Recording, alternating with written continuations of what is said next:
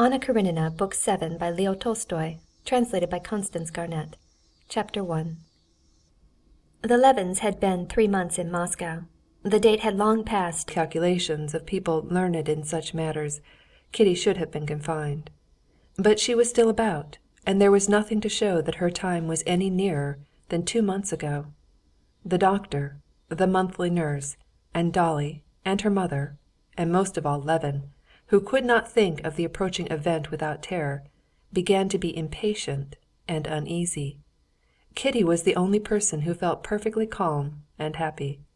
She was distinctly conscious now of the birth of a new feeling of love for the future child, for her to some extent actually already existing, and she brooded blissfully over this feeling. He was not by now altogether a part of herself, but sometimes he lived his own life independently of her. Often this separate being gave her pain, but at the same time she wanted to laugh with a strange new joy. All the people she loved were with her, and all were so good to her, so attentively caring for her, so entirely pleasant was everything presented to her, that if she had not known and felt that it must all soon be over, she could not have wished for a better and pleasanter life. The only thing that spoiled the charm of this manner of life was that her husband was not here as she loved him to be, and as he was in the country. She liked his serene, friendly, and hospitable manner in the country. In town he seemed continually uneasy and on his guard, as though he were afraid someone would be rude to him, and still more to her. At home in the country, knowing himself distinctly to be in his right place, he was never in haste to be off elsewhere. He was never unoccupied. Here, in town, he was in a continual hurry, as though afraid of missing something, and yet he had nothing to do. And she felt sorry for him. To others, she knew, he did not appear an object of pity. On the contrary, when Kitty looked at him in society, as one sometimes looks at those one loves, trying to see him as if he were a stranger, so as to catch the impression he must make on others, she saw with a panic even of jealous fear that he was far indeed from being a pitiable figure, that he was very attractive with his fine breeding, his rather old-fashioned, reserved courtesy with women, his powerful figure, and striking, as she thought, and expressing face. But she saw him not from without, but from within. She saw that here he was not himself. That was the only way she could define his condition to herself. Sometimes she inwardly reproached him for his inability to live in the town. Sometimes he recognized that it was really hard for him to order his life here so that he could be satisfied with it. What had he to do, indeed? He did not care for cards. He did not go to a club. Spending the time with jovial gentlemen of Oblonsky's type. She knew now what that meant. It meant drinking and going somewhere after drinking. She could not think without horror of where men went on such occasions. Was he to go into society? But she knew he could only find satisfaction in that if he took pleasure in the society of young women, and that she could not wish for. Should he stay at home with her, her mother, and her sisters? But as much as she liked and enjoyed their conversations forever on the same subjects, Aline Nadine, as the old prince called the sisters' talks, she knew it must bore him. What was there left for him to do? To go on writing his book he had indeed attempted, and at first he used to go to the library and make extracts and look up references for his book, but, as he told her, the more he did nothing, the less time he had to do anything. And besides, he complained that he had talked too much about his book here, and that consequently all his ideas about it were muddled and had lost their interest for him. One advantage in this town life was that quarrels hardly ever happened between them here in town. Whether it was that their conditions were different, or that they had both become more careful and sensible in that respect, they had no quarrels in Moscow from jealousy, which they had so dreaded when they moved from the country. One event, an event of great importance to both from that point of view, did indeed happen. That was Kitty's meeting with Vronsky.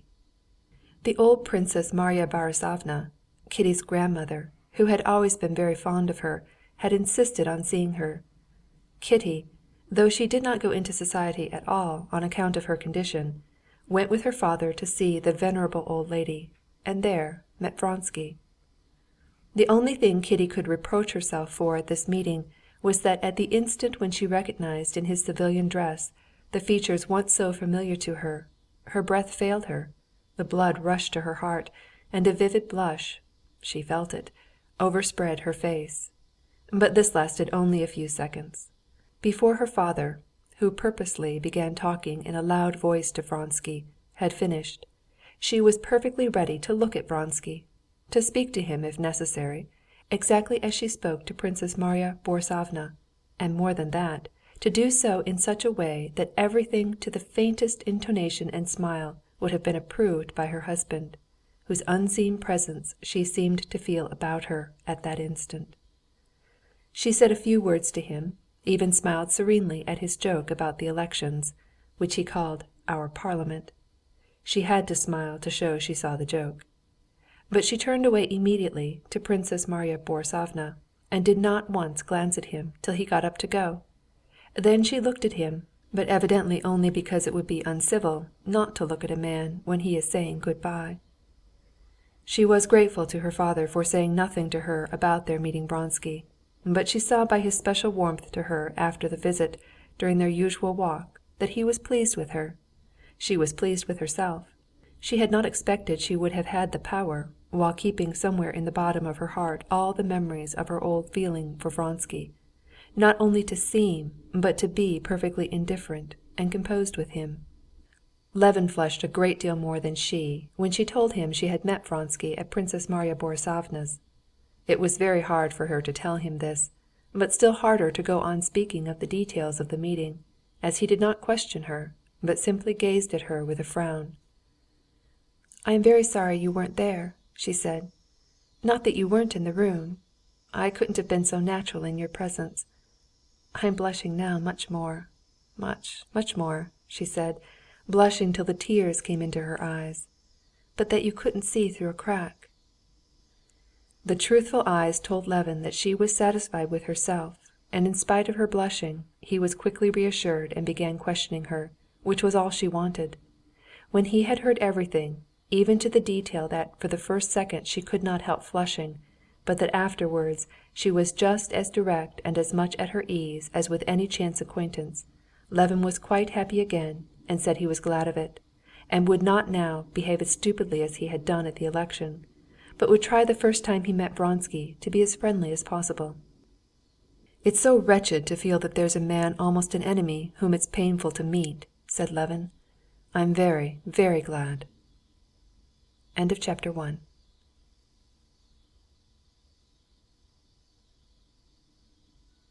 "Go, please, go then and call on the Bowles," Kitty said to her husband, when he came in to see her at 11 o'clock before going out. "I know you are dining at the club. Papa put down your name. But what are you going to do in the morning?" "I'm only going to Katavasov," answered Levin. "Why so early?" "He promised to introduce me to Metrov. I wanted to talk to him about my work. He's a distinguished scientific man from Petersburg," said Levin. "Yes, wasn't it his article you were praising so? Well, and after that?" said Kitty. "I shall go to the court, perhaps, about my sister's business." "And the concert?" she queried. "I shan't go there all alone." "No, do go. There are going to be some new things. That interested you so. I should certainly go." "Well, anyway, I shall come home before dinner," he said, looking at his watch. "Put on your frock coat so that you can go straight to call on Countess Bola." "But is it absolutely necessary?" "Oh, absolutely. He has been to see us. Come, what is it? You go in, sit down, talk for 5 minutes of the weather, get up and go away." "Oh, you wouldn't believe it. I've got so out of the way of all this that it makes me feel positively ashamed. It's such a horrible thing to do. A complete outsider walks in, sits down, stays on with nothing to do, wastes their time and worries himself, and walks away." Kitty laughed. "Why, I suppose you used to pay calls before you were married, didn't you?" "Yes, I did, but I always felt ashamed. And now I'm so out of the way of it that, by Jove, I'd sooner go 2 days running without my dinner than pay this call. One's so ashamed. I feel all the while that they're annoyed, that they're saying, 'What has he come for?'" "No, they won't. I'll answer for that," said Kitty, looking into his face with a laugh. She took his hand. "Well, good‐bye. Do go, please." He was just going out after kissing his wife's hand, when she stopped him. "Kostya, do you know I've only 50 roubles left?" "Oh, all right. I'll go to the bank and get some. How much?" he said, with the expression of dissatisfaction she knew so well. "No, wait a minute." She held his hand. "Let's talk about it. It worries me. I seem to spend nothing unnecessary, but money seems to fly away simply. We don't manage well, somehow." "Oh, it's all right," he said with a little cough, looking at her from under his brows. That cough she knew well. It was a sign of intense dissatisfaction, not with her, but with himself. He certainly was displeased, not at so much money being spent, but at being reminded of what he, knowing something was unsatisfactory, wanted to forget. "I have told Sokolov to sell the wheat and to borrow an advance on the mill. We shall have money enough in any case." "Yes, but I'm afraid that altogether—" "Oh, it's all right," he repeated. "Well, good‐bye, darling." "No, I'm really sorry sometimes that I listened to mamma. How nice it would have been in the country! As it is, I'm worrying you all, and we're wasting our money." "Not at all, not at all. Not once since I've married have I said that things could have been better than they are." "Truly?" she said, looking into his eyes. He had said it without thinking, simply to console her. But when he glanced at her and saw those sweet, truthful eyes fastened questioningly on him, he repeated it with his whole heart. I was positively forgetting her, he thought, and he remembered what was before them, so soon to come. "Will it be soon? How do you feel?" he whispered, taking her two hands. "I have so often thought so, that now I don't think about it, or know anything about it." "And you're not frightened?" She smiled contemptuously. "Not the least little bit," she said. "Well, if anything happens, I shall be at Katavasov's." "No, nothing will happen, and don't think about it. I'm going for a walk on the boulevard with papa. We're going to see Dolly. I shall expect you before dinner. Oh yes, do you know that Dolly's position is becoming utterly impossible? She's in debt all around. She hasn't a penny. We were talking yesterday with mamma and Arseny" (this was her sister's husband, Lvov), "and we determined to send you with him to talk to Stiva. It's really unbearable. One can't speak to papa about it. But if you and he—" "Why, what can we do?" said Levin. "You'll be at Arseny's, anyway. Talk to him. He will tell what we decided." "Oh, I agree to everything Arseny thinks beforehand. I shall go and see him. By the way, if I do go to the concert, I'll go with Natalia. Well, good‐bye." On the steps Levin was stopped by his old servant, Kouzma, who had been with him before his marriage, and now looked after their household in town. "Beauty," that was the left shank horse brought up from the country, "has been badly shod and is quite lame," he said. "What does your honor wish to be done?" During the first part of their stay in Moscow, Levin had used his own horses brought up from the country.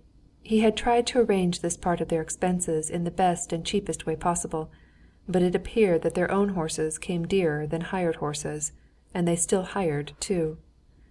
"Send for the veterinary. There may be a bruise." "And for Katerina Alexandrovna?" asked Kouzma. Levin was not now struck as he had been at first by the fact that to get from one end of Moscow to the other he had to have two powerful horses put into a heavy carriage, to take the carriage 3 miles through the snowy slush, and to keep it standing there 4 hours, paying 5 roubles every time. Now it seemed quite natural. "Hire a pair for our carriage from the job-master," said he. "Yes, sir."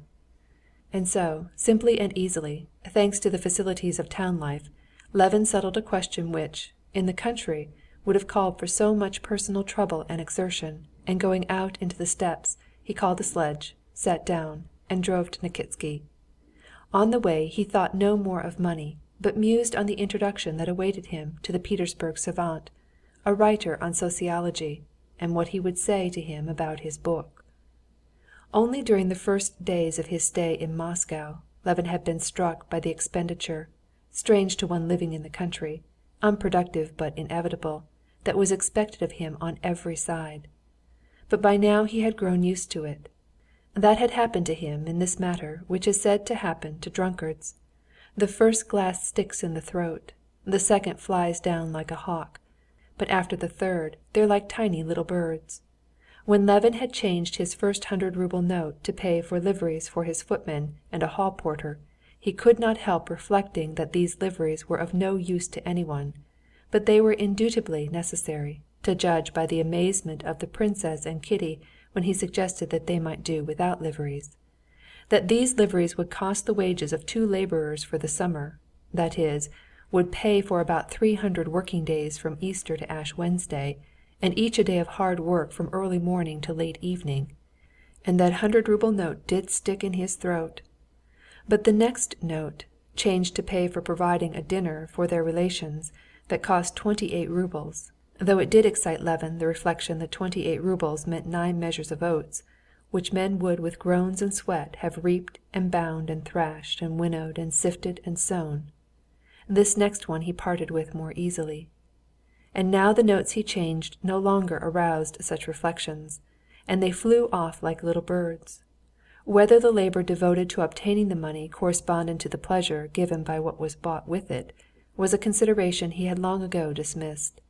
His business calculation that there was a certain price below which he could not sell certain grain was forgotten too.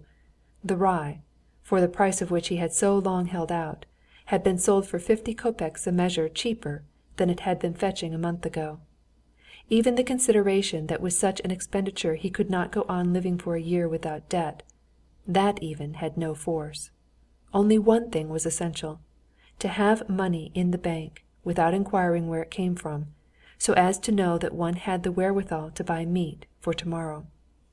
And this condition had hitherto been fulfilled. He had always had money in the bank. But now the money in the bank had gone, and he could not quite tell where to get the next installment. And this it was which, at the moment when Kitty had mentioned money, had disturbed him. But he had no time to think about it. He drove off, thinking of Katavasov and the meeting with Metrov that was before him. End of chapter 2.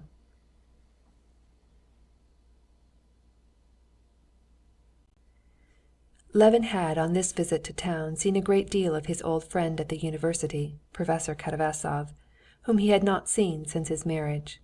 He liked in Katavasov the clearness and simplicity of his conception of life.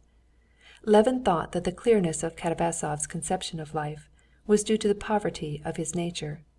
Katavasov thought that the disconnectedness of Levin's ideas was due to his lack of intellectual discipline. But Levin enjoyed Katavasov's clearness, and Katavasov enjoyed the abundance of Levin's untrained ideas, and they liked to meet and to discuss. Levin had read Katavasov some parts of his book, and he had liked them. On the previous day Katavasov had met Levin at a public lecture, and told him that the celebrated Metrov, whose article Levin had so much liked, was in Moscow, that he had been much interested by what Katavasov had told him about Levin's work, and that he was coming to see him tomorrow at 11, and would be very glad to make Levin's acquaintance. "You're positively a reformed character, I'm glad to see," said Katavasov, meeting Levin in the little drawing-room. "I heard the bell and thought, impossible that he can be here at the exact time. Well, what do you say to the Montenegrins now? They're a race of warriors." "Why, what's happened?" asked Levin.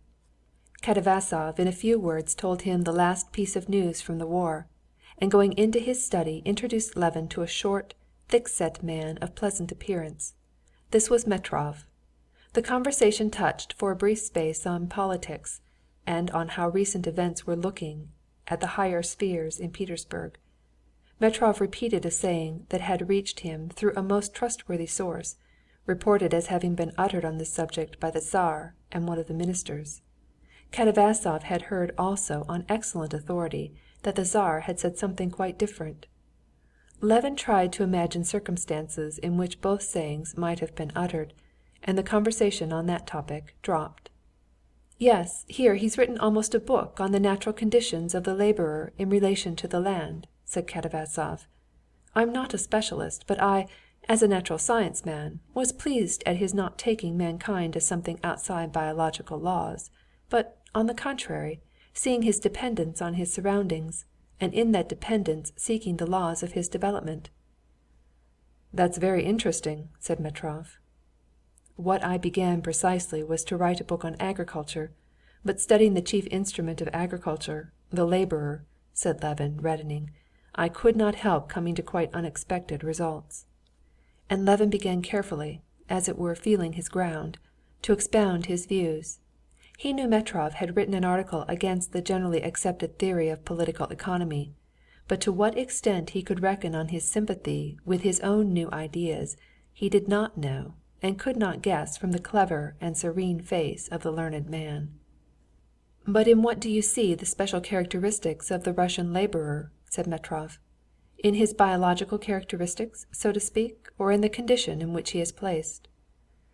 Levin saw that there was an idea underlying this question with which he did not agree, but he went on explaining his own idea that the Russian laborer has a quite special view of the land, different from that of other people, and to support this proposition he made haste to add that in his opinion this attitude of the Russian peasant was due to the consciousness of his vocation to people vast unoccupied expanses in the East.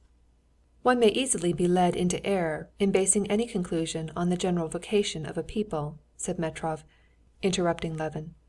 "The condition of the laborer will always depend on his relation to the land and to capital."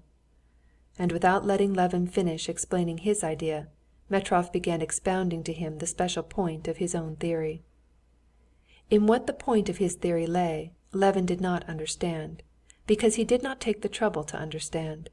He saw that Metrov, like other people, in spite of his own article, in which he had attacked the current theory of political economy, looked at the position of the Russian peasant simply from the point of view of capital, wages, and rent.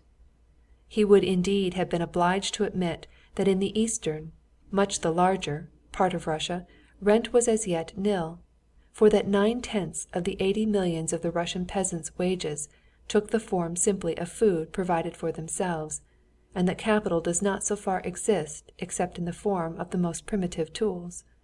Yet it was only from that point of view that he considered every laborer, though in many points he differed from the economists and had his own theory of the wage fund, which he expounded to Levin.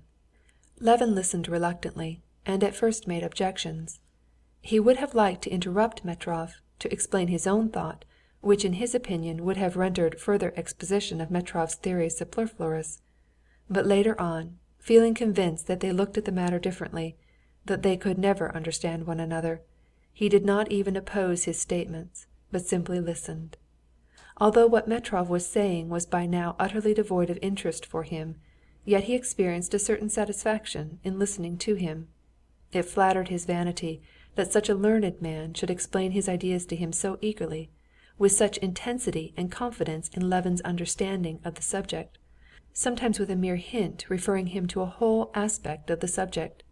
He put this down to his own credit, unaware that Metrov, who had already discussed his theory over and over again with all his intimate friends, talked of it with special eagerness to every new person, and in general was eager to talk to anyone of any subject that interested him, even if still obscure to himself.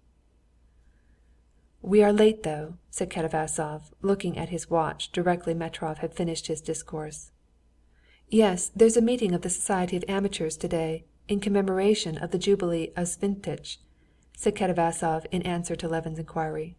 "Pyotr Ivanovitch and I are going.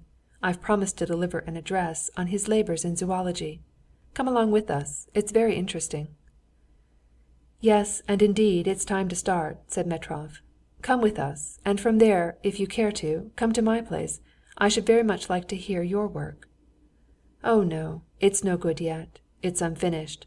But I shall be very glad to go to the meeting." "I say, friends, have you heard? He has handed in the separate report," Katavasov called from the other room, where he was putting on his frock coat. and a conversation sprang up upon the university question, which was a very important event that winter in Moscow. 3 old professors in the council had not accepted the opinion of the younger professors. The young ones had registered a separate resolution. This, in the judgment of some people, was monstrous. In the judgment of others, it was the simplest and most just thing to do, and the professors were split up into 2 parties. One party, to which Katavasov belonged, saw in the opposite party a scoundrelly betrayal and treachery, while the opposite party saw in them childishness and a lack of respect for the authorities. Levin, though he did not belong to the university, had several times already during his stay in Moscow heard and talked about this matter, and had his own opinion on the subject. He took part in the conversation that was continued in the street, as they all 3 walked to the buildings of the old university. The meeting had already begun. Round the cloth-covered table, at which Katavasov and Metrov seated themselves, there were some half-dozen persons, and one of these was bending close over a manuscript, reading something aloud. Levin sat down in one of the empty chairs that were standing round the table, and in a whisper asked a student sitting near what was being read. The student, eyeing Levin with displeasure, said, "Biography." Though Levin was not interested in the biography, he could not help listening, and learned some new and interesting facts about the life of the distinguished man of science. When the reader had finished, the chairman thanked him and read some verses of the poet Ment sent him on the Jubilee, and said a few words by way of thanks to the poet. Then Katavasov, in his loud, ringing voice, read his address on the scientific labors of the man whose Jubilee was being kept. When Katavasov had finished, Levin looked at his watch, saw it was past 1, and thought that there would not be time before the concert to read Metrov his book, and indeed, he did not now care to do so. During the reading he had thought over their conversation. He saw distinctly now that though Metrov's ideas might perhaps have value, his own ideas had a value too, and their ideas could only be made clear and lead to something if each worked separately in his chosen path, and that nothing would be gained by putting their ideas together. And having made up his mind to refuse Metrov's invitation, Levin went up to him at the end of the meeting. Metrov introduced Levin to the chairman, with whom he was talking of the political news. Metrov told the chairman what he had already told Levin, and Levin made the same remark on his news that he had already made that morning, but for the sake of variety he expressed also a new opinion which had only just struck him. After that the conversation turned again to the university question. As Levin had already heard it all, he made haste to tell Metrov that he was sorry he could not take advantage of his invitation, took leave, and drove to Lvov's. End of chapter 3.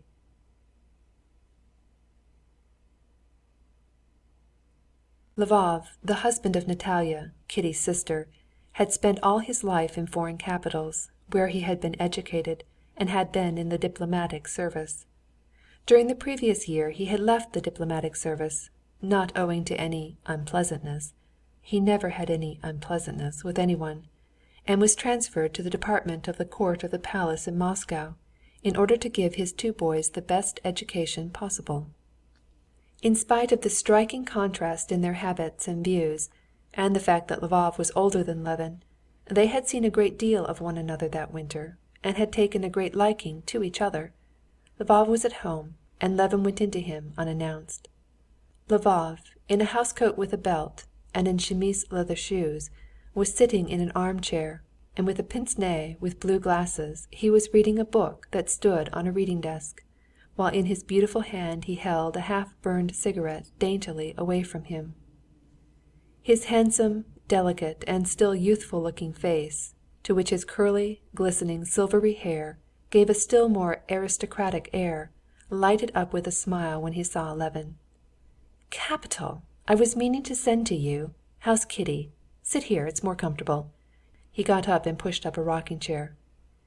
"Have you read the latest circular in the Journal de St. Petersburg? I think it's excellent," he said with a slight French accent. Levin told him what he had heard from Katavasov was being said in Petersburg, and after talking a little about politics, he told him of his interview with Metrov and the learned society's meeting. To Lvov it was very interesting. "That's what I envy you. that you are able to mix in these interesting scientific circles," he said, and as he talked he passed as usual into French, which was easier to him. "It's true I haven't had the time for it. My official work and the children leave me no time, and then I'm not ashamed to own that my education has been too defective." "That I don't believe," said Levin with a smile, feeling, as he always did, touched at Lvov's low opinion of himself, which was not in the least put on from a desire to seem or to be modest, but was absolutely sincere. "Oh, yes, indeed. I feel now how badly educated I am. To educate my children I positively have to look up a great deal, and in fact simply to study myself, for it's not enough to have teachers, there must be someone to look after them, just as on your land you want laborers and an overseer. See what I'm reading." He pointed to Borisov's Grammar on the desk. "It's expected of Misha, and it's so difficult. Come, explain to me. Here it says...." Levin tried to explain to him that it couldn't be understood, but that it had to be taught, but Lvov would not agree with him. "Oh, you're laughing at it!" "On the contrary, you can't imagine how, when I look at you, I'm always learning the task that lies before me, that is the education of one's children."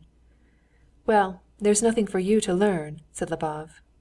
"All I know," said Levin, "is that I have never seen better brought up children than yours, and I wouldn't wish for children better than yours." Lvov visibly tried to restrain the expression of his delight, but he was positively radiant with smiles. "If only they're better than I, that's all I desire. You don't know yet all the work," he said, "with boys who've been left like mine to run wild abroad." "You'll catch all that up. They're such clever children. The great thing is the education of character. That's what I learn when I look at your children." "You talk of the education of character. You can't imagine how difficult that is. You have hardly succeeded in combating one tendency when others crop up, and the struggle begins again. If one had not a support in religion—you remember we talked about that—no father could bring children up relying on his own strength alone without that help." This subject, which always interested Levin, was cut short by the entrance of the beauty Natalia Alexandrovna, dressed to go out. "I didn't know you were here," she said, unmistakably feeling no regret, but a positive pleasure in interrupting this conversation on a topic she had heard so much of that she was by now weary of it.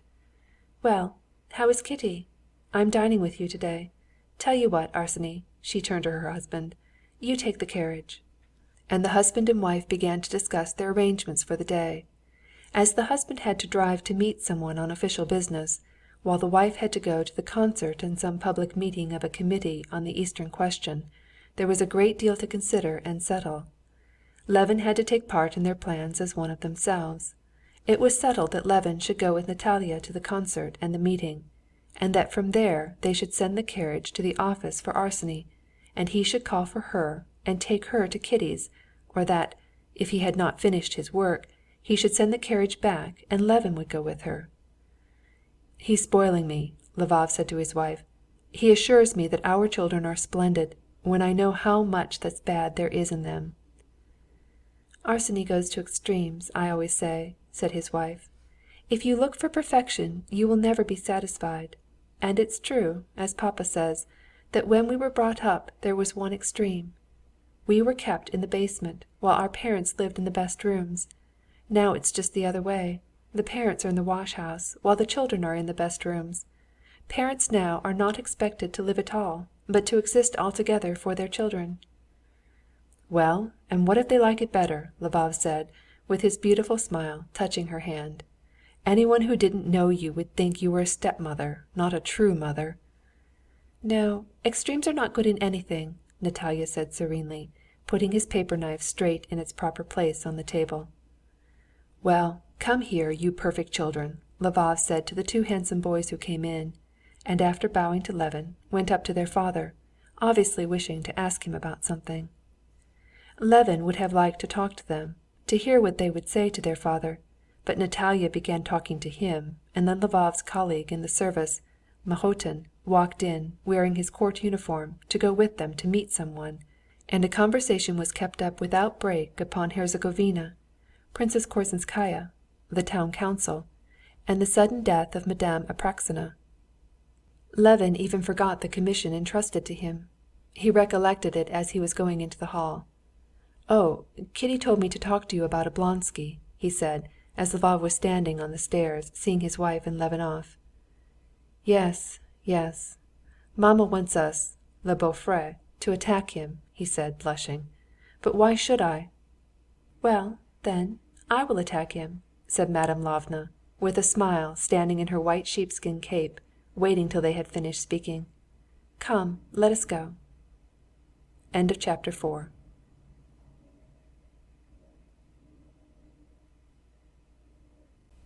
At the concert in the afternoon 2 very interesting things were performed. One was a fantasia, King Lear. The other was a quartet dedicated to the memory of Bach. Both were new and in the new style, and Levin was eager to form an opinion of them.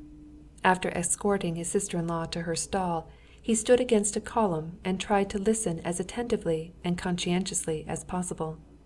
He tried not to let his attention be distracted, and not to spoil his impression by looking at the conductor in a white tie waving his arms, which always disturbed his enjoyment of music so much, or the ladies in bonnets with strings carefully tied over their ears, and all these people either thinking of nothing at all, or thinking of all sorts of things except the music. He tried to avoid meeting musical connoisseurs or talkative acquaintances, and stood looking at the floor straight before him, listening.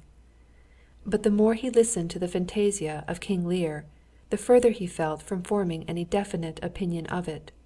There was, as it were, a continual beginning, a preparation of the musical expression of some feeling, but it fell to pieces again directly, breaking into new musical motives, or simply nothing but the whims of the composer, exceedingly complex but disconnected sounds.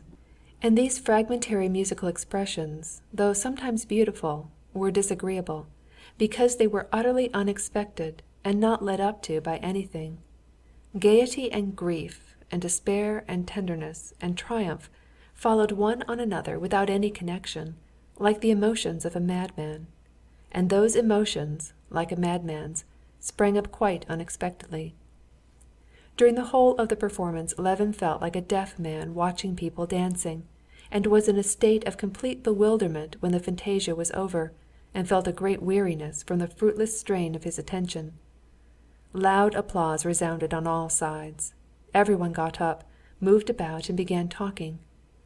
Anxious to throw some light on his own perplexity from the impressions of others, Levin began to walk about, looking for connoisseurs, and was glad to see a well-known musical amateur in conversation with Pestsov, whom he knew. "Marvelous," Pestsov was saying in his mellow bass. "How are you, Konstantin Dmitrievitch? Particularly sculpturesque and plastic, so to say, and richly colored is that passage where you feel Cordelia's approach, where woman, das ewig Weibliche, enters into conflict with fate, isn't it?" "You mean, what has Cordelia to do with it?" Levin asked timidly, forgetting that the fantasia was supposed to represent King Lear. "Cordelia comes in. See here," said Pestsov, tapping his finger on the satiny surface of the program he held in his hand and passing it to Levin. Only then Levin recollected the title of the fantasia, and made haste to read in the Russian translation the lines from Shakespeare that were printed on the back of the program. "You can't follow it without that," said Pestsov, addressing Levin, as the person he had been speaking to had gone away, and he had no one to talk to. In the entr'acte, Levin and Pestsov fell into an argument upon the merits and defects of music of the Wagner school. Levin maintained that the mistake of Wagner and all his followers lay in their trying to take music into the sphere of another art, just as poetry goes wrong when it tries to paint a face as the art of painting ought to do. And as an instance of this mistake he cited the sculptor who carved in marble certain poetic phantasms flitting around the figure of the poet on the pedestal. These phantoms were so far from being phantoms that they were positively clinging on the ladder, said Levin. The comparison pleased him, but he could not remember whether he had not used the same phrase before, and to Pestsov too, and as he said it he felt confused. Pestsov maintained that art is one, and that it can attain its highest manifestations only by conjunction with all kinds of art. The second piece that was performed Levin could not hear. Pestsov, who was standing beside him, was talking to him almost all the time, condemning the music for its excessive affected assumption of simplicity, and comparing it with the simplicity of the pre-Raphaelites in painting. As he went out, Levin met many more acquaintances, with whom he talked of politics, of music, and of common acquaintances. Among others he met Count Ball, whom he had utterly forgotten to call upon. "Well, go at once then," Madame Lvovna said when he told her. "Perhaps they'll not be at home, and then you can come to the meeting to fetch me. You'll find me still there." Chapter 6.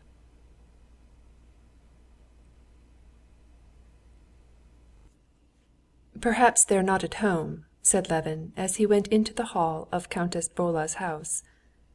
"At home. Please walk in," said the porter, resolutely removing his overcoat. "How annoying!" thought Levin, with a sigh, taking off one glove and stroking his hat. "What did I come for? What have I to say to them?" As he passed through the first drawing-room, Levin met in the doorway Countess Bola, giving some order to a servant with a careworn and severe face. On seeing Levin, she smiled, and asked him to come into the little drawing-room, where he heard voices. In this room there were sitting in armchairs the two daughters of the countess, and a Moscow colonel whom Levin knew. Levin went up, greeted them, and sat down beside the sofa with his hat on his knees. "How is your wife? Have you been at the concert? We couldn't go. Mamma had to be at the funeral service." "Yes, I heard. What a sudden death," said Levin. The countess came in, sat down on the sofa, and she too asked for his wife and inquired about the concert. Levin answered and repeated an inquiry about Madame Apraksina's sudden death. "But she was always in weak health. Were you at the opera yesterday?" "Yes, I was." "Lucia was very good." "Yes, very good," he said, and it was utterly of no consequence to him what they thought of him. He began repeating what they had heard 100 times about the characteristics of the singer's talent. Countess Bola pretended to be listening. Then, when he had said enough and paused, the colonel, who had been silent till then, began to talk. The colonel too talked of the opera and about culture. At last, after speaking of the proposed faux journée at Turin's, the colonel laughed, got up noisily, and went away. Levin too rose, but he saw by the face of the countess that it was not yet time for him to go. He must stay 2 minutes longer. He sat down. But as he was thinking all the while how stupid it was, he could not find a subject for conversation, and sat silent. "You are not going to the public meeting? They say it will be very interesting," began the countess. "No, I promised my belle-sœur to fetch her from it," said Levin. A silence followed. The mother once more exchanged glances with the daughter. "Well, now I think the time has come," thought Levin, and he got up. The lady shook hands with him and begged him to say mille choses to his wife for them. The porter asked him, as he gave him his coat, "Where's your honor staying?" and immediately wrote down his address in a big, handsomely bound book. "Of course I don't care, but still I feel ashamed and awfully stupid," thought Levin, consoling himself with the reflection that everyone does it. He drove to the public meeting, where he was to find his sister-in-law, so as to drive home with her. At the public meeting of the committee there were a great many people, and almost all the highest society. Levin was in time for the report which, as everyone said, was very interesting.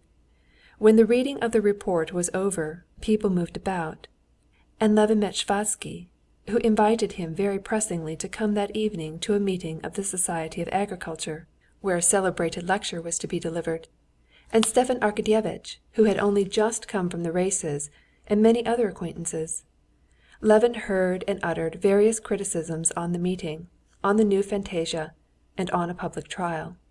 But, probably from the mental fatigue he was beginning to feel, he made a blunder of speaking of the trial, and this blunder he recalled several times with vexation.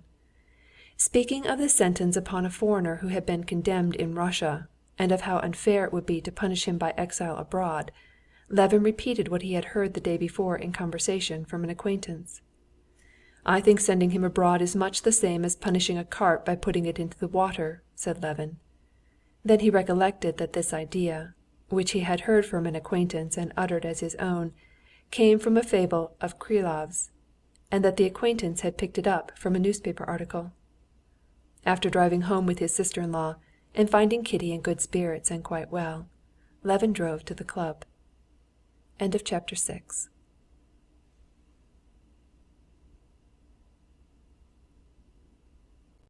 Levin reached the club at just the right time. Members and visitors were driving up as he arrived. Levin had not been at the club for a very long while, not since he lived in Moscow, when he was leaving the university and going into society. He remembered the club, the external details of its arrangement, but he had completely forgotten the impression it had made on him in old days. But as soon as, driving into the wide semicircular court and getting out of the sledge, he mounted the steps, and the hall porter, adorned with a crossways scarf, noiselessly opened the door for him with a bow. As soon as he saw in the porter's room the cloaks and galoshes of members who thought it less trouble to take them off downstairs, as soon as he heard the mysterious ringing bell that preceded him as he ascended the easy, carpeted staircase, and saw the statue on the landing, and the third porter at the top doors, a familiar figure grown older, in the club livery, opening the door without haste or delay, and scanning the visitors as they passed in, Levin felt the old impression of the club come back in a rush, an impression of repose, comfort, and propriety. "Your hat, please," the porter said to Levin, who forgot the club rule to leave his hat in the porter's room. "Long time since you've been. The prince put your name down yesterday. Prince Stepan Arkadyevitch is not here yet." The porter did not only know Levin, but also all his ties and relationships, and so immediately mentioned his intimate friends. Passing through the outer hall, divided up by screens, and the room partitioned on the right, where a man sits at a fruit buffet, Levin overtook an old man walking slowly in, and entered the dining room full of noise and people. He walked along the tables, almost all full, and looked at the visitors. He saw people of all sorts, old and young. Some he knew a little, some intimate friends. There was not a single cross or worried-looking face. All seemed to have left their cares and anxieties in the porter's room with their hats, and were all deliberately getting ready to enjoy the material blessings of life. Sviazhsky was here, and Shtcherbatsky, Nevyedovsky and the old prince, and Vronsky and Sergey Ivanovitch. "Ah, why are you late?" the prince said, smiling, and giving him his hand over his own shoulder. "How's Kitty?" he added, smoothing out the napkin he had tucked in at his waistcoat buttons. "All right. They are dining at home, all three of them." "Ah, Aline Nadine, to be sure. There's no room for us. Go to that table, and make haste and take a seat," said the prince, and turning away he carefully took a plate of eel soup. "Levin, this way!" a good-natured voice shouted a little further on. It was Turovtsin. He was sitting with a young officer, and beside them were two chairs turned upside down. Levin gladly went up to them. He had always liked the good-hearted rake, Turovtsin. He was associated in his mind with memories of his courtship, and at that moment, after the strain of intellectual conversation, the sight of Turovtsin's good-natured face was particularly welcome. "For you and Oblonsky. He'll be here directly." The young man, holding himself very erect, with eyes forever twinkling with enjoyment, was an officer from Petersburg, Gagin. Turovtsin introduced them. "Oblonsky's always late. Ah, here he is." "Have you only just come?" said Oblonsky, coming quickly towards them. "Good day. Had some vodka? Well, come along then." Levin got up and went with him to the big table spread with spirits and appetizers of the most various kinds. One would have thought that out of 24 delicacies one might find something to one's taste, but Stepan Arkadyevitch asked for something special, and one of the liveried waiters standing by immediately brought what was required. They drank a wine glassful and returned to their table. At once, while they were still at the soup, Gagin was served with champagne, and told the waiter to fill 4 glasses. Levin did not refuse the wine, and asked for a second bottle. He was very hungry, and ate and drank with great enjoyment, and with still greater enjoyment took part in the lively and simple conversation of his companions. Gagin, dropping his voice, told the last good story from Petersburg, and the story, though improper and stupid, was so ludicrous that Levin broke into roars of laughter so loud that those near looked round. "That's in the same style as 'That's a thing I can't endure.' You know the story?" said Stepan Arkadyevitch. "Ah, that's exquisite. Another bottle," he said to the waiter, and he began to relate his good story. "Pyotr Ilyitch Vinovsky invites you to drink with him," a little old waiter interrupted Stepan Arkadyevitch, bringing two delicate glasses of sparkling champagne, and addressing Stepan Arkadyevitch and Levin. Stepan Arkadyevitch took the glass, and looking towards a bald man with red mustaches at the other end of the table, he nodded to him, smiling. "Who's that?" asked Levin. "You met him once at my place, don't you remember? A good-natured fellow." Levin did the same as Stepan Arkadyevitch and took the glass. Stepan Arkadyevitch's anecdote, too, was very amusing. Levin told his story, and that too was successful. Then they talked of horses, of the races, of what they had been doing that day, and of how smartly Vronsky's Atlas had won the first prize. Levin did not notice how the time passed at dinner. "Ah, and here they are!" Stepan Arkadyevitch said toward the end of dinner, leaning over the back of his chair and holding out his hand to Vronsky, who came up with a tall officer of the Guards. Vronsky's face, too, beamed with a look of good-humored enjoyment that was general in the club. He propped his elbow playfully on Stepan Arkadyevitch's shoulder, whispering something to him, and he held out his hand to Levin with the same good-humored smile. "Very glad to meet you," he said. "I looked out for you at the election, but I was told you had gone away." "Yes, I left the same day. We've just been talking of your horse. I congratulate you," said Levin. "It was very rapidly run." "Yes, you've raced horses too, haven't you?" "No, my father had, but I remember and know something about it." "Where have you dined?" asked Stepan Arkadyevitch. "We were at the second table, behind the columns." "We've been celebrating his success," said the tall colonel. "It's his second imperial prize. I wish I might have the luck at cards he has with horses. Well, why waste the precious time? I'm going to the infernal regions," added the colonel, and he walked away. "That's Yashvin," Vronsky said in answer to Turovtsin, and he sat down in the vacated seat beside them. He drank the glass offered him, and ordered a bottle of wine. Under the influence of the club atmosphere, or the wine he had drunk, Levin chatted away to Vronsky of the best breeds of cattle, and was very glad not to feel the slightest hostility to this man. He even told him, among other things, that he had heard from his wife that she had met him at Princess Marya Borissovna's. "Ah, Princess Marya Borissovna, she's exquisite," said Stepan Arkadyevitch, and he told an anecdote about her which set them all laughing. Vronsky particularly laughed with such simple-hearted amusement that Levin felt quite reconciled to him. "Well, have we finished?" said Stepan Arkadyevitch, getting up with a smile. "Let us go." Chapter 7.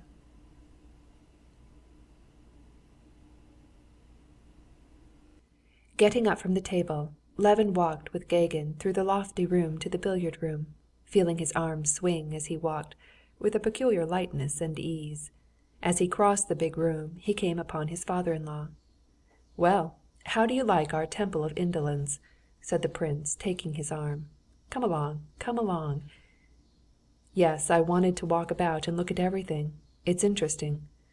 "Yes, it's interesting for you, but its interest for me is quite different. You look at those little old men now," he said, pointing to a club member with bent back and projecting lip, shuffling towards them in his soft boots, "and imagine they were schleppicks like that from their birth up." "How schleppicks?" "I see you don't know the name. That's our club designation. You know the game of rolling eggs? When one's rolled a long while, it becomes a schleppik. So it is with us. One goes on coming and coming to the club, and ends up by becoming a schleppik. Ah, you laugh. But we look out, for fear of dropping into it ourselves. You know Prince Tchetchensky?" inquired the prince, and Levin saw by his face that he was just going to relate something funny. "No, I don't know him." "You don't say so! Well, Prince Tchetchensky is a well-known figure. No matter, though. He's always playing billiards here. Only 3 years ago he was not a shlupik, and kept up his spirits and even used to call other people shlupiks. But one day he turns up, and our porter, you know Vassily? Why, that fat one, he's famous for his bon mots. And so Prince Tchetchensky asks him, 'Come, Vassily, who's here? Any shlupiks here yet?' And he says, 'You're the third.' Yes, my dear boy, that he did." Talking and greeting the friends they met, Levin and the prince walked through all the rooms. The great room where the tables had already been set, and the usual partners were playing for small stakes. The divan room, where they were playing chess, and Sergey Ivanovitch was sitting talking to somebody. The billiard room, where, about a sofa in a recess, there was a lively party drinking champagne. Gagin was one of them.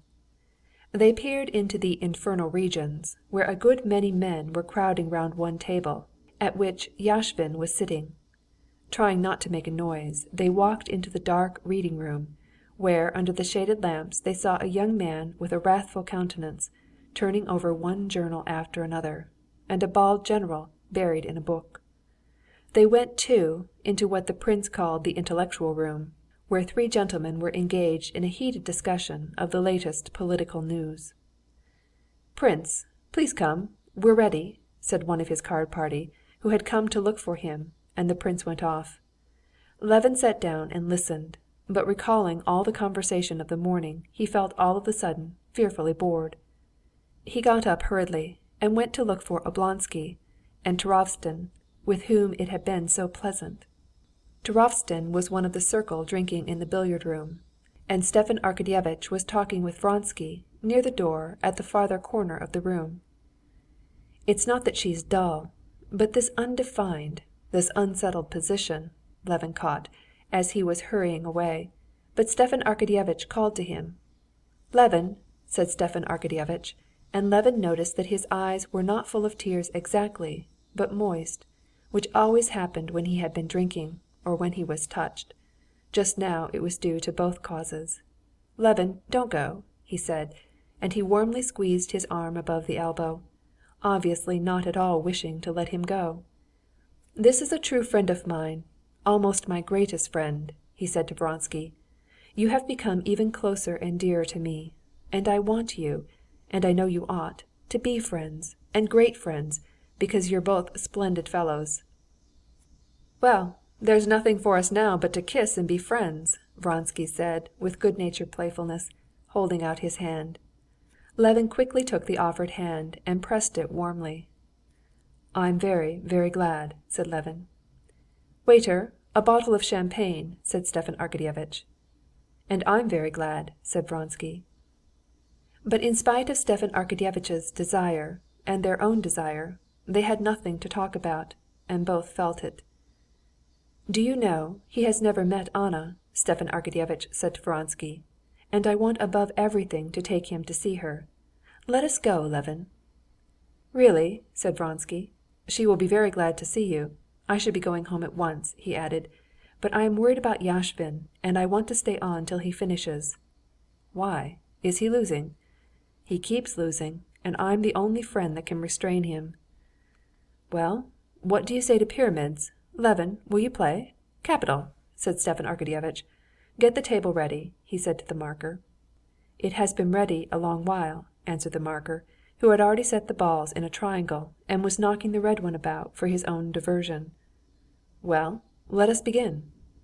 After the game, Vronsky and Levin sat down at Gagin's table, and at Stepan Arkadyevitch's suggestion, Levin took a hand in the game.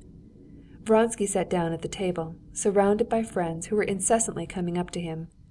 Every now and then he went to the infernal to keep an eye on Yashvin. Levin was enjoying a delightful sense of repose after the mental fatigue of the morning. He was glad that all hostility was at an end with Vronsky, and the sense of peace, decorum, and comfort never left him. When the game was over, Stepan Arkadyevitch took Levin's arm. "Well, let's go to Anna's then. At once, eh? She is at home. I promised her long ago to bring you. Where were you meaning to spend the evening?" "Oh, nowhere specially. I promised Svatsky to go to the Society of Agriculture. By all means, let us go," said Levin. "Very good. Come along. Find out if my carriage is here," Stepan Arkadyevitch said to the waiter. Levin went up to the table, paid the 40 roubles he had lost, paid his bill, the amount of which was in some mysterious way ascertained by the little old waiter who stood at the counter, and swinging his arms he walked through all the rooms to the way out. Chapter 8.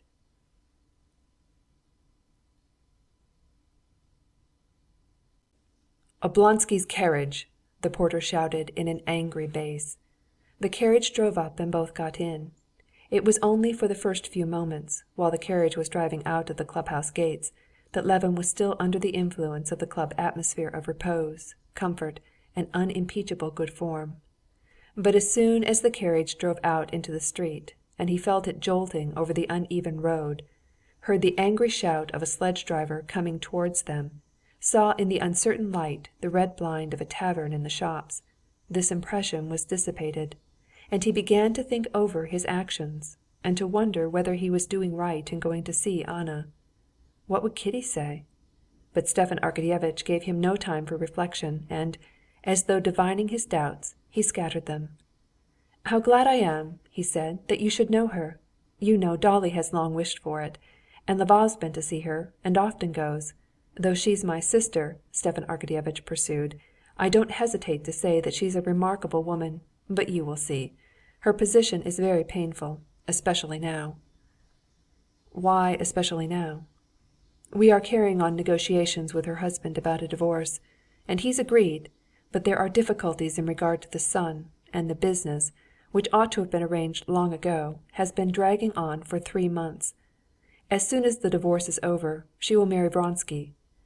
How stupid these old ceremonies are, that no one believes in, and which only prevent people being comfortable." Stepan Arkadyevitch put in, "Well, then their position will be as regular as mine, as yours." "What is the difficulty?" said Levin. "Oh, it's a long and tedious story. The whole business is in such an anomalous position with us. But the point is she has been for 3 months in Moscow, where everyone knows her, waiting for the divorce. She goes out nowhere, sees no women except Dolly, because, you understand, she doesn't care to have people come as a favor.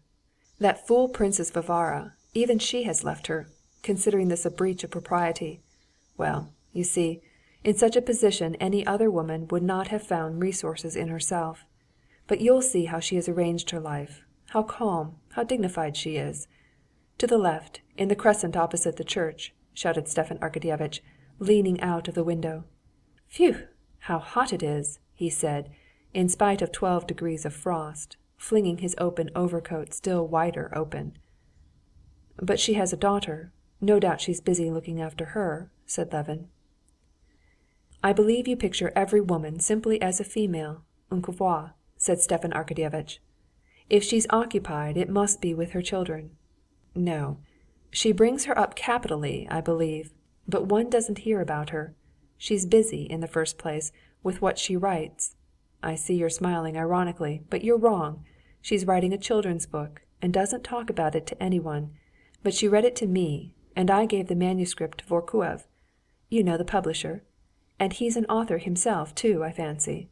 He understands those things, and he says it's a remarkable piece of work. But are you fancying she's an authoress? Not a bit of it. She's a woman with a heart, before everything. But you'll see. Now she has a little English girl with her, and a whole family she's looking after." "Oh, something in a philanthropic way?" "Why, you will look at everything in the worst light. It's not from philanthropy, it's from the heart. That is, Vronsky, had a trainer, an Englishman, first rate in his own line, but a drunkard. He's completely given up to drink, delirium tremens, and the family were cast on the world. She saw them, helped to them, got more and more interested in them, and now the whole family is on her hands. But not by way of patronage, you know, helping with money. She's herself preparing the boys in Russian for the high school, and she's taken the little girl to live with her. But you'll see her for yourself." The carriage drove into the courtyard, and Stepan Arkadyevitch rang loudly at the entrance where sledges were standing. And without asking the servant who opened the door whether the lady were at home, Stepan Arkadyevitch walked into the hall. Levin followed him, more and more doubtful whether he was doing right or wrong. Looking at himself in the glass, Levin noticed that he was red in the face, but he felt certain he was not drunk, and he followed Stepan Arkadyevitch up the carpeted stairs. At the top, Stepan Arkadyevitch inquired of the footman, who bowed to him as an intimate friend, who was with Anna Arkadyevna, and received the answer that it was Monsieur Vorkuev. "Where are they?" "In the study."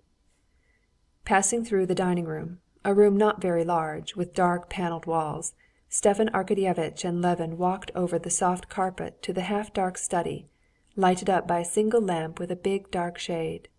Another lamp with a reflector was hanging on the wall, lighting up a big full-length portrait of a woman, which Levin could not help looking at. It was the portrait of Anna, painted in Italy by Mihailov. While Stepan Arkadyevitch went behind the treillage, and the man's voice which had been speaking paused, Levin gazed at the portrait, which stood out from the frame in the brilliant light thrown on it, and he could not tear himself away from it. He positively forgot where he was, and not even hearing what was said, he could not take his eyes off the marvelous portrait. It was not a picture, but a living, charming woman, with black curling hair, with bare arms and shoulders, with a pensive smile on the lips, covered with soft down. Triumphantly and softly she looked at him with eyes that baffled him. She was not living only because she was more beautiful than a living woman can be. "I am delighted."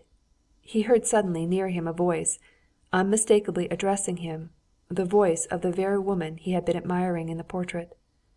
Anna had come from behind the treillage to meet him, and Levin saw in the dim light of the study the very woman of the portrait, in a dark blue shot gown, not in the same position nor with the same expression, but with the same perfection of beauty which the artist had caught in the portrait. She was less dazzling in reality, but, on the other hand, there was something fresh and seductive in the living woman which was not in the portrait. End of chapter 9.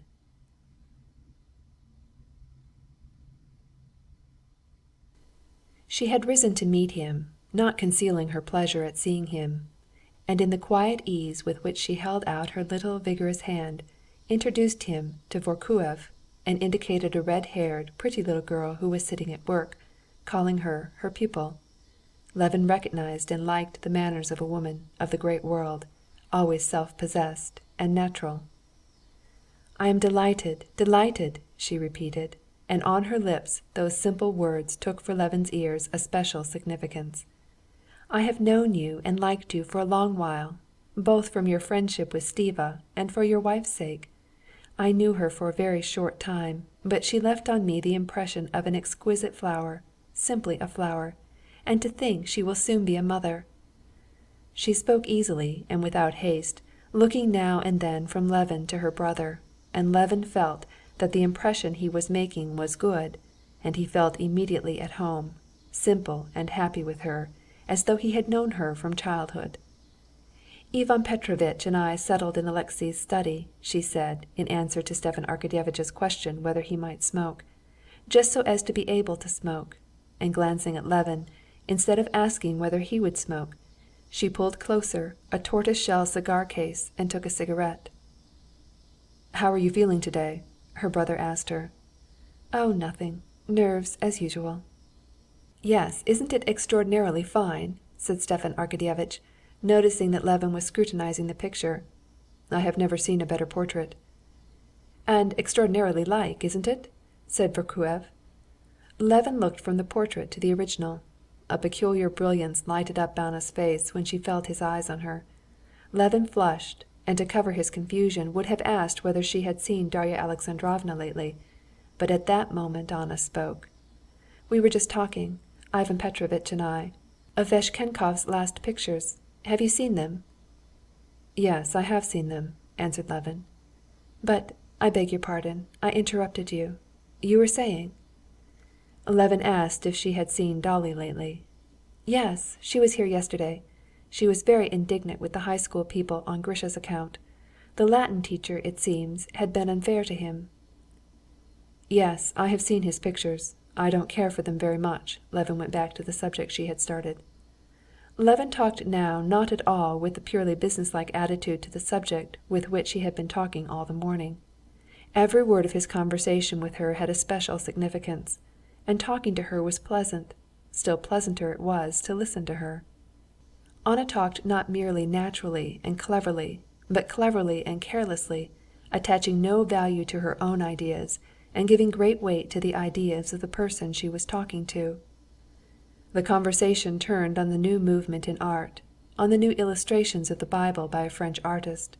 Vorkuev attacked the artist for a realism carried to the point of coarseness. Levin said that the French had carried conventionality further than anyone, and that consequently they see a great merit in the return to realism. In the fact of not lying they see poetry. Never had anything clever said by Levin given him so much pleasure as this remark. Anna's face lighted up at once, as at once she appreciated the thought. She laughed. "I laugh," she said, "as one laughs when one sees a very true portrait. What you said so perfectly hits off French art now, painting and literature too. Indeed, Zola, Daudet.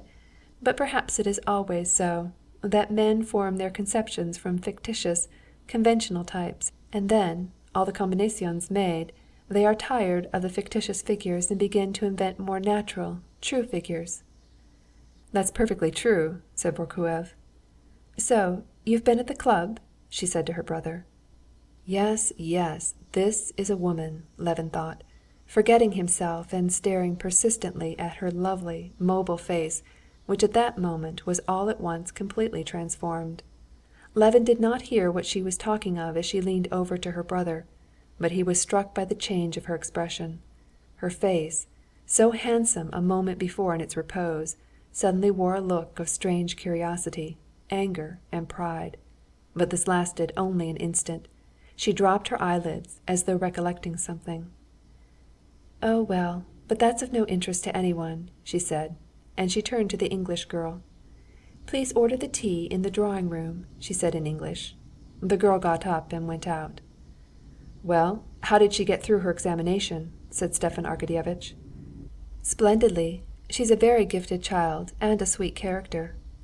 "It will end in your loving her more than your own." "There a man speaks. In love there's no more nor less. I love my daughter with one love, and her with another." "I was just telling Anna Arkadyevna," said Vorkuev, "that if she were to put 100th part of the energy she devotes to this English girl to the public question of the education of Russian children, she would be doing a great and useful work." "Yes, but I can't help it. I couldn't do it. Count Alexey Kirillovitch urged me very much." As she uttered the words Count Alexey Kirillovitch, she glanced with an appealing timidity at Levin, and he unconsciously responded with a respectful and reassuring look. "He urged me to take up the school in the village. I visited it several times. The children were very nice, but I could not feel drawn to the work. You speak of energy. Energy rests upon love. And come as it will, there's no forcing it. I took to this child. I could not myself say why." And she glanced again at Levin, and her smile and her glance all told him that it was to him only she was addressing her words, valuing his good opinion, and at the same time sure beforehand that they understood each other. "I quite understand that," Levin answered. "It's impossible to give one's heart to a school or such institutions in general, and I believe that's why philanthropic institutions always give such poor results." She was silent for a while. Then she smiled. "Yes, yes," she agreed. "I never could. Je n'ai pas le cœur assez large to love a whole asylum of horrid little girls.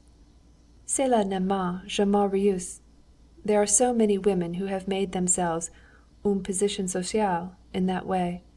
And now more than ever," she said with a mournful, confiding expression, ostensibly addressing her brother, but unmistakably intending her words only for Levin, "now when I have need of some occupation, I cannot."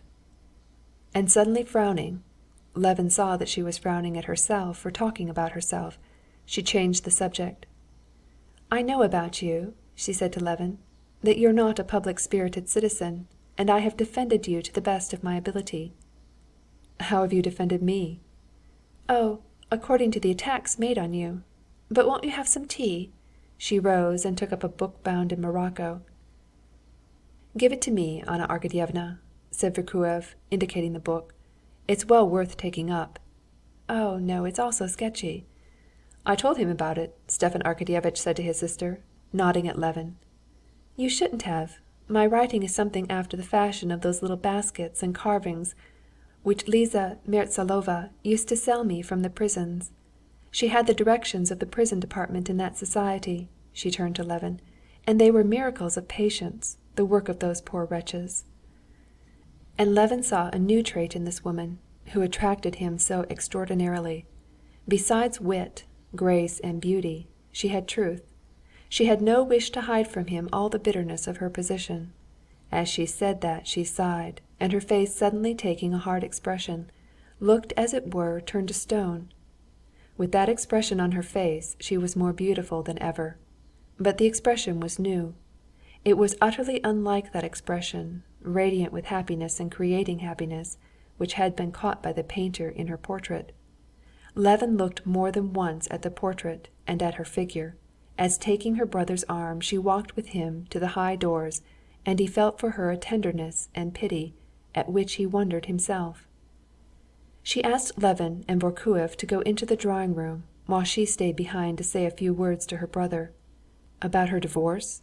About Vronsky and what he's doing at the club? About me?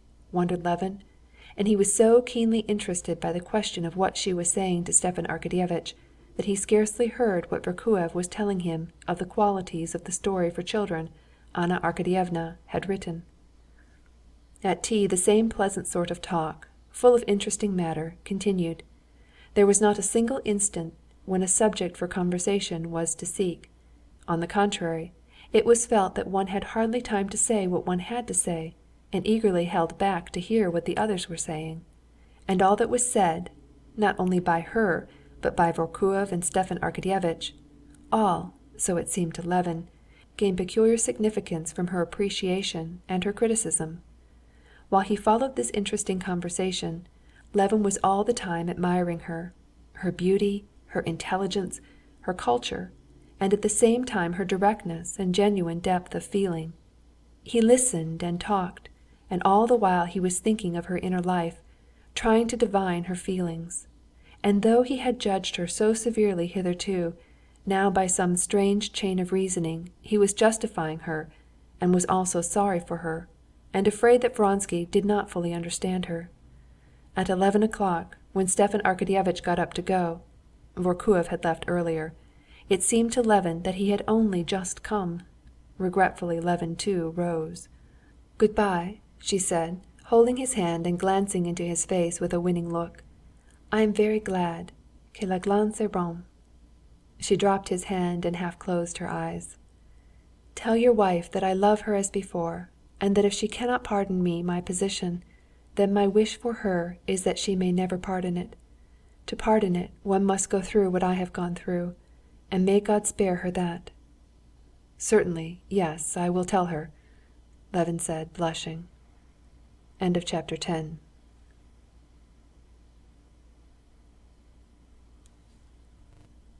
What a marvelous, sweet, and unhappy woman, he was thinking, as he stepped out into the frosty air with Stepan Arkadyevitch.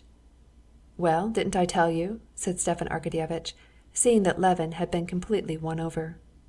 "Yes," said Levin dreamily, "an extraordinary woman. It's not her cleverness, but she has such wonderful depth of feeling. I'm awfully sorry for her. Now, please God, everything will soon be settled." Well, don't be hard on people in future," said Stepan Arkadyevitch, opening the carriage door. "Good-bye, we don't go the same way."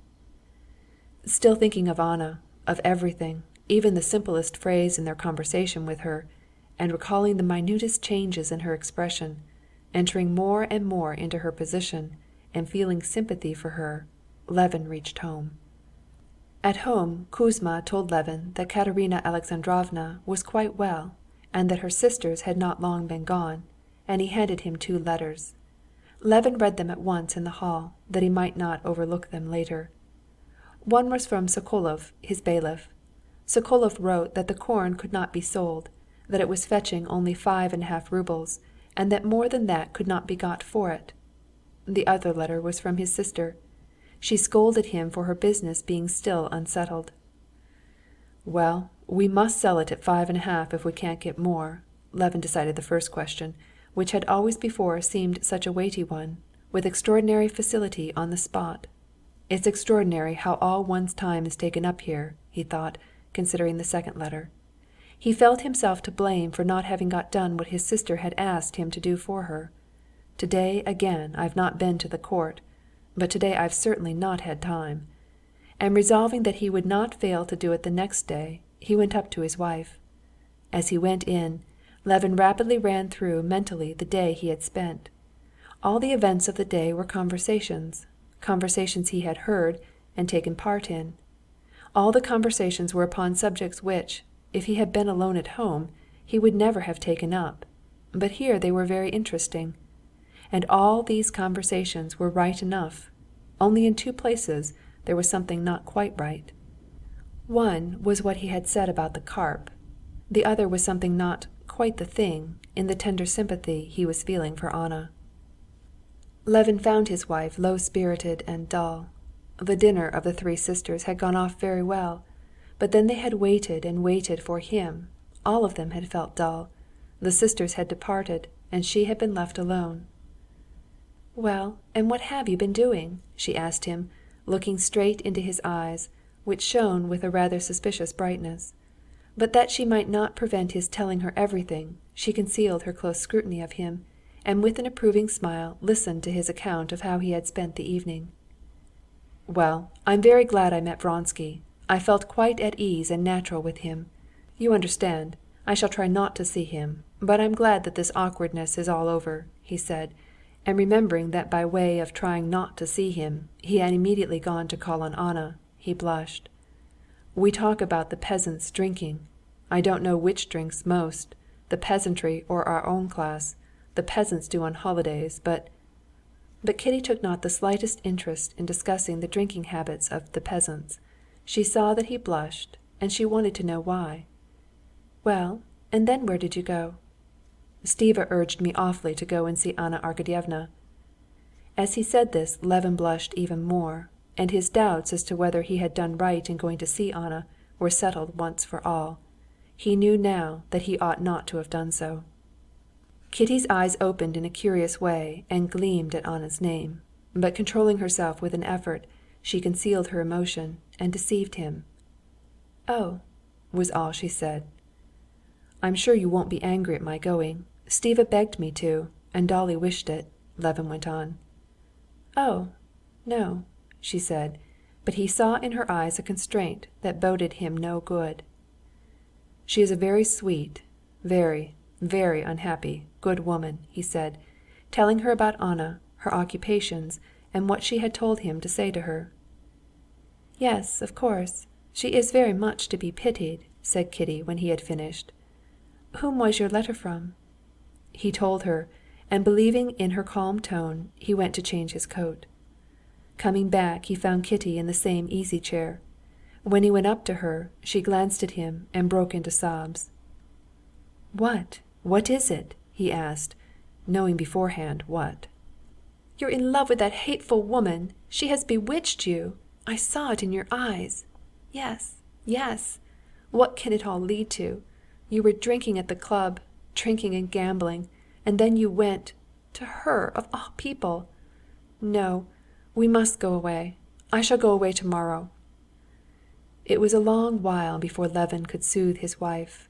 At last he succeeded in calming her only by confessing that a feeling of pity in conjunction with the wine he had drunk had been too much for him, that he had succumbed to Anna's artful influence, and that he would avoid her.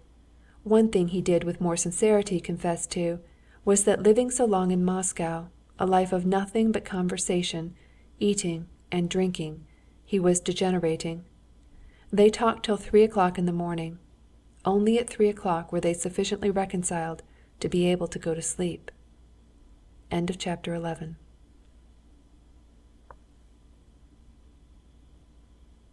After taking leave of her guests, Anna did not sit down, but began walking up and down the room. She had unconsciously the whole evening done her utmost to arouse in Levin a feeling of love, as of late she had fallen into doing with all young men. And she knew she had attained her aim, as far as was possible in one evening, with a married and conscientious man.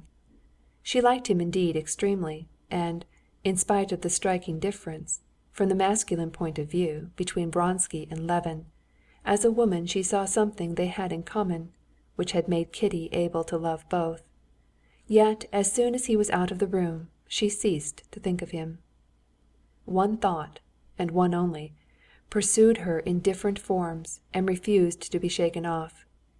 If I have so much effect on others, on this man who loves his home and his wife, why is it he is so cold to me? Not cold exactly. He loves me, I know that. But something new is drawing us apart now. Why wasn't he here all the evening? He told Stiva to say he could not leave Yashvin and must watch over his play. Is Yashvin a child? But supposing it's true, he never tells a lie. But there's something else in it if it's true. He is glad of an opportunity of showing me that he has other duties. I know that. I submit to that. But why prove that to me? He wants to show me that his love for me is not to interfere with his freedom. But I need no proofs. I need love. He ought to understand all the bitterness of this life for me here in Moscow. Is this life? I am not living, but waiting for an event, which is continually put off and put off. No answer again. And Stiva says he cannot go to Alexey Alexandrovitch, and I cannot write again. I can do nothing, can begin nothing, can alter nothing. I hold myself in. I wait, inventing amusements for myself. The English family, writing, reading. But it's all nothing but a sham. It's all the same as morphine. He ought to feel for me, she said, feeling tears of self-pity coming into her eyes. She heard Vronsky's abrupt ring and hurriedly dried her tears. Not only dried her tears, but sat down by a lamp and opened a book, affecting composure. She wanted to show him that she was displeased that he had not come home as he had promised, displeased only, and not on any account to let him see her distress, and least of all her self-pity. She might pity herself, but he must not pity her. She did not want strife. She blamed him for wanting to quarrel, but unconsciously put herself into an attitude of antagonism. "Well, you've not been dull?" he said, eagerly and good-humoredly, going up to her. "What a terrible passion it is, gambling." "No, I've not been dull. I've learned long ago not to be dull. Stiva has been here, and Levin." "Yes, they meant to come and see you. Well, how did you like Levin?" he said, sitting down beside her. "Very much. They have not long been gone. What was Yashvin doing?"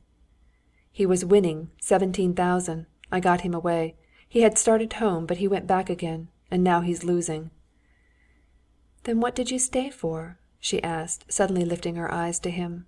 The expression of her face was cold and ungracious. "You told Stiva you were staying on to get Yashvin away, and you have left him there."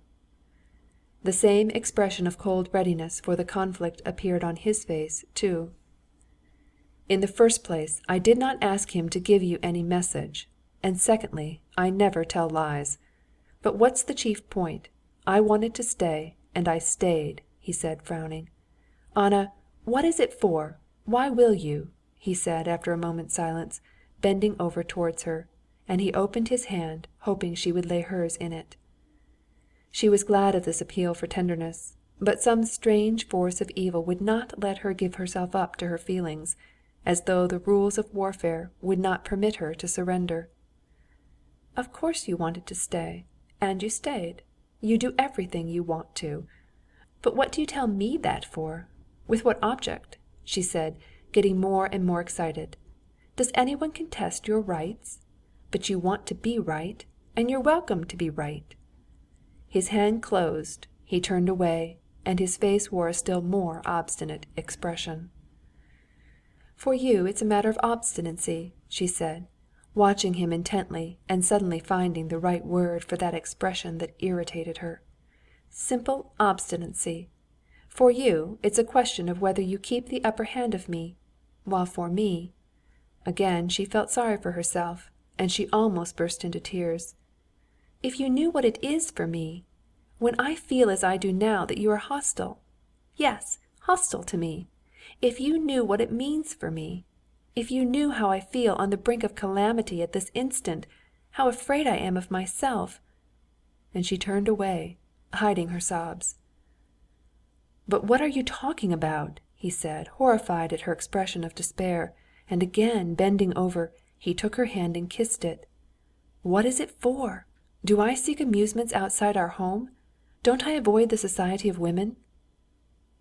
"Well, yes, if that were all," she said. "Come, tell me what I ought to do to give you peace of mind. I am ready to do anything to make you happy," he said, touched by her expression of despair. "What wouldn't I do to save you from distress of any sort, as now, Anna?" he said. "It's nothing, nothing," she said. "I don't know myself whether it's the solitary life, my nerves...." "Come, don't let us talk of it. What about the race? You haven't told me," she inquired, trying to conceal her triumph at the victory, which had anyway been on her side. He asked for supper, and began telling her about the races, but in his tone, in his eyes, which became more and more cold, she saw that he did not forgive her for her victory, that the feeling of obstinacy with which she had been struggling had asserted itself again in him. He was colder to her than before, as though he were regretting his surrender. And she, remembering the words that had given her the victory, "How I feel on the brink of calamity, how afraid I am of myself," saw that this weapon was a dangerous one, and that it could not be used a second time. And she felt that beside the love that bound them together, there had grown up between them some sort of evil spirit of strife, which she could not exorcise from his, and still less from her own heart. End of chapter 12.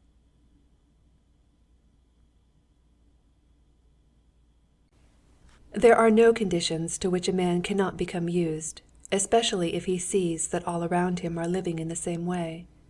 Levin could not have believed 3 months before that he could have gone quietly to sleep in the condition in which he was that day, that leading an aimless, irrational life, living too beyond his means, after drinking to excess (he could not call what happened at the club anything else), forming inappropriately friendly relations with a man with whom his wife had once been in love, and a still more inappropriate call upon a woman who could only be called a lost woman.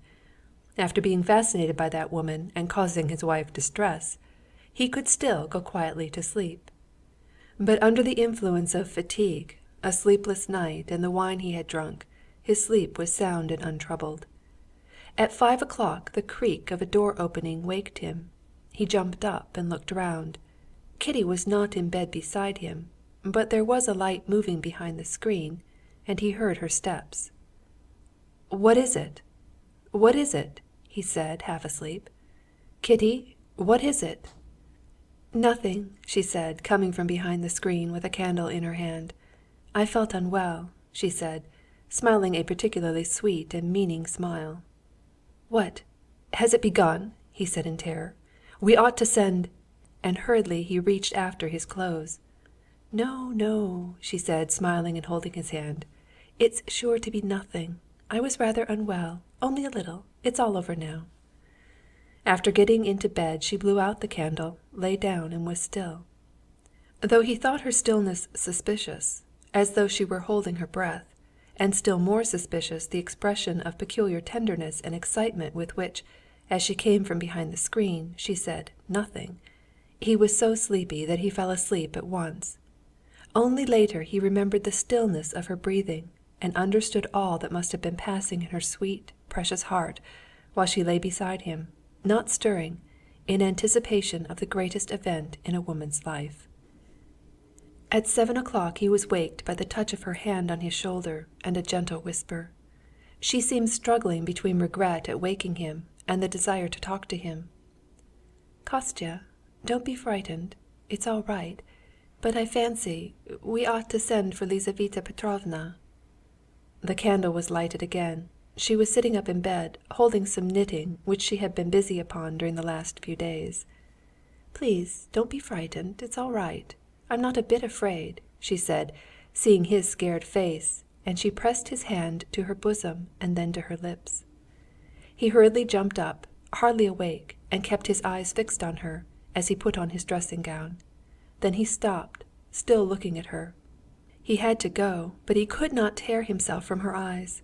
He thought he loved her face, knew her expression, her eyes, but never had he seen it like this.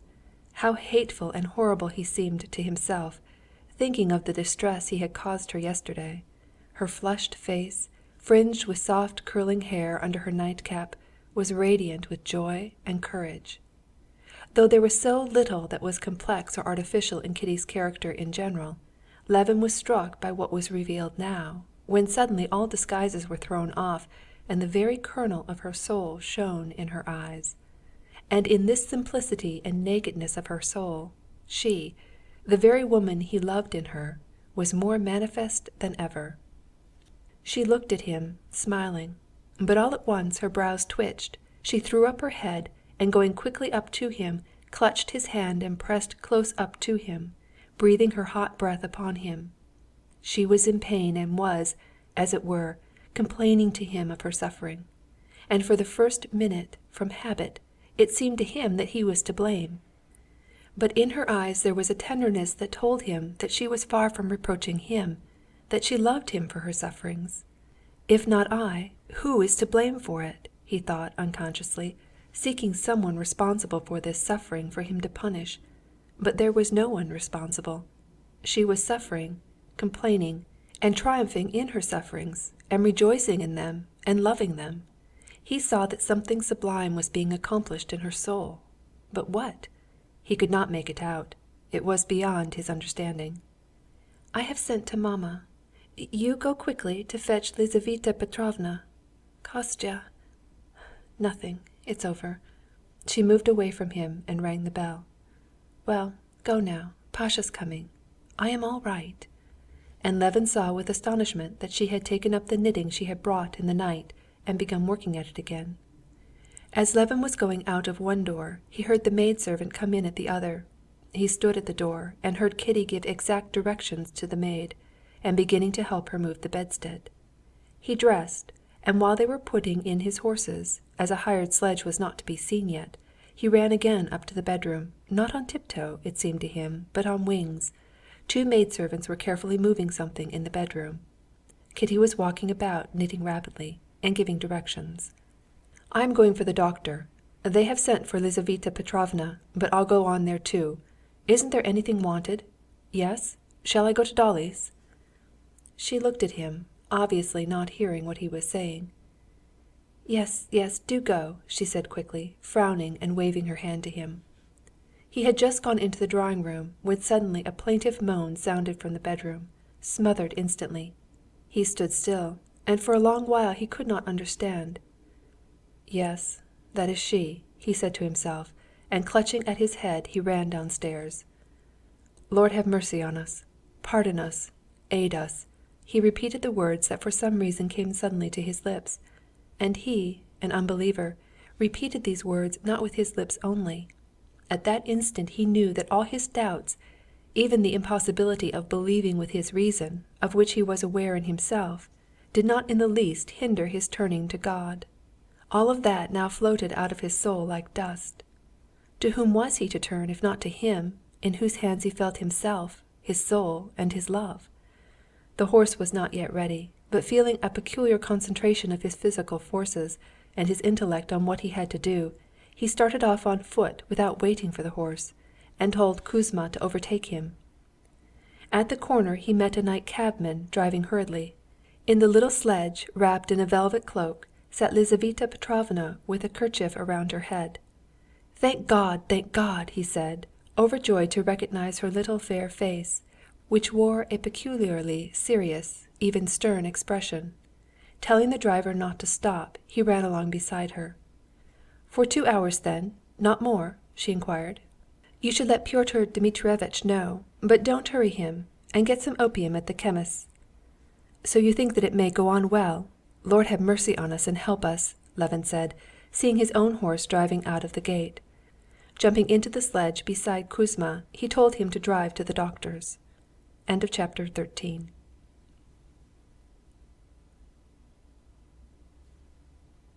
The doctor was not yet up, and the footman said that he had been up late and had given orders not to be waked, but would get up soon. The footman was cleaning the lamp chimneys, and seemed very busy about them. This concentration of the footman upon his lamps, and his indifference to what was passing in Levin, at first astounded him, but immediately on considering the question he realized that no one knew or was bound to know his feelings, and that it was all the more necessary to act calmly, sensibly, and resolutely to get through this wall of indifference and attain his aim. "Don't be in a hurry or let anything slip," Levin said to himself, feeling a greater and greater flow of physical energy and attention to all that lay before him to do. Having ascertained that the doctor was not getting up, Levin considered various plans, and decided on the following one: that Kouzma should go for another doctor, while he himself would go to the chemist's for opium, and if when he came back the doctor had not yet begun to get up, he would either by tipping the footman or by force wake the doctor at all hazards. At the chemist's, the lank shopman sealed up a packet of powders for a coachman who stood waiting, and refused him opium with the same callousness with which the doctor's footman had cleaned his lamp chimneys. Trying not to get flurried or out of temper, Levin mentioned the names of the doctor and midwife, and explaining what the opium was needed for, tried to persuade him. The assistant inquired in German whether he should give it, and receiving an affirmative reply from behind the partition, he took out a bottle and a funnel, deliberately poured the opium from a bigger bottle into a little one, stuck on a label, sealed it up, in spite of Levin's request that he would not do so, and was about to wrap it up too. This was more than Levin could stand. He took the bottle firmly out of his hands and ran to the big glass doors. The doctor was not even now getting up, and the footman, busy now in putting down the rugs, refused to wake him. Levin deliberately took out a 10-rouble note, and, careful to speak slowly, though losing no time over the business, he handed him the note, and explained that Pyotr Dmitrievitch, what a great and important personage he seemed to Levin now, this Pyotr Dmitrievitch, who had been of so little consequence in his eyes before, had promised to come at any time, that he would certainly not be angry, and that he must therefore wake him at once. The footman agreed, and went upstairs, taking Levin into the waiting-room. Levin could hear through the door the doctor coughing, moving about, washing, and saying something. 3 minutes passed. It seemed to Levin that more than an hour had gone by. He could not wait any longer. "Pyotr Dmitrievitch! Pyotr Dmitrievitch!" he said in an imploring voice at the open door. "For God's sake, forgive me! See me as you are! It's been going on for more than 2 hours already." "In a minute," answered a voice, and to his amazement Levin heard that the doctor was smiling as he spoke. "For 1 instant." "In a minute." 2 minutes more passed while the doctor was putting on his boots, and 2 minutes more while the doctor put on his coat and combed his hair.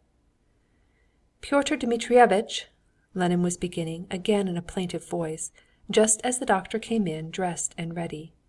"These people have no conscience," thought Levin, "combing his hair while we're dying." "Good morning," the doctor said to him, shaking hands and, as it were, teasing him with his composure. "There's no hurry. Well now?" Trying to be as accurate as possible, Levin began to tell him every unnecessary detail of his wife's condition, interrupting his account repeatedly with entreaties that the doctor would come with him at once. "Oh, you needn't be in any hurry. You don't understand, you know. I'm certain I'm not wanted. Still, I've promised, and if you like, I'll come. But there's no hurry. Please sit down. Won't you have some coffee?" Levin stared at him with eyes that asked whether he was laughing at him, but the doctor had no notion of making fun of him. I know," the doctor said smiling. "I'm a married man myself, and at these moments we husbands are very much to be pitied. I've a patient whose husband always takes refuge in the stables on such occasions." "But what do you think, Pyotr Dmitrievitch? Do you suppose it may go all right?" "Everything points to a favorable issue." "So you'll come immediately?" said Levin, looking wrathfully at the servant who was bringing in the coffee. "In an hour's time." "Oh, for mercy's sake!" "Well, let me drink my coffee, anyway." The doctor started upon his coffee. Both were silent. "The Turks are really getting beaten, though. Did you read yesterday's telegrams?" said the doctor, munching some roll. "No, I can't stand it," said Levin, jumping up. "So you'll be with us in a quarter of an hour?" "In half an hour." "On your honor?"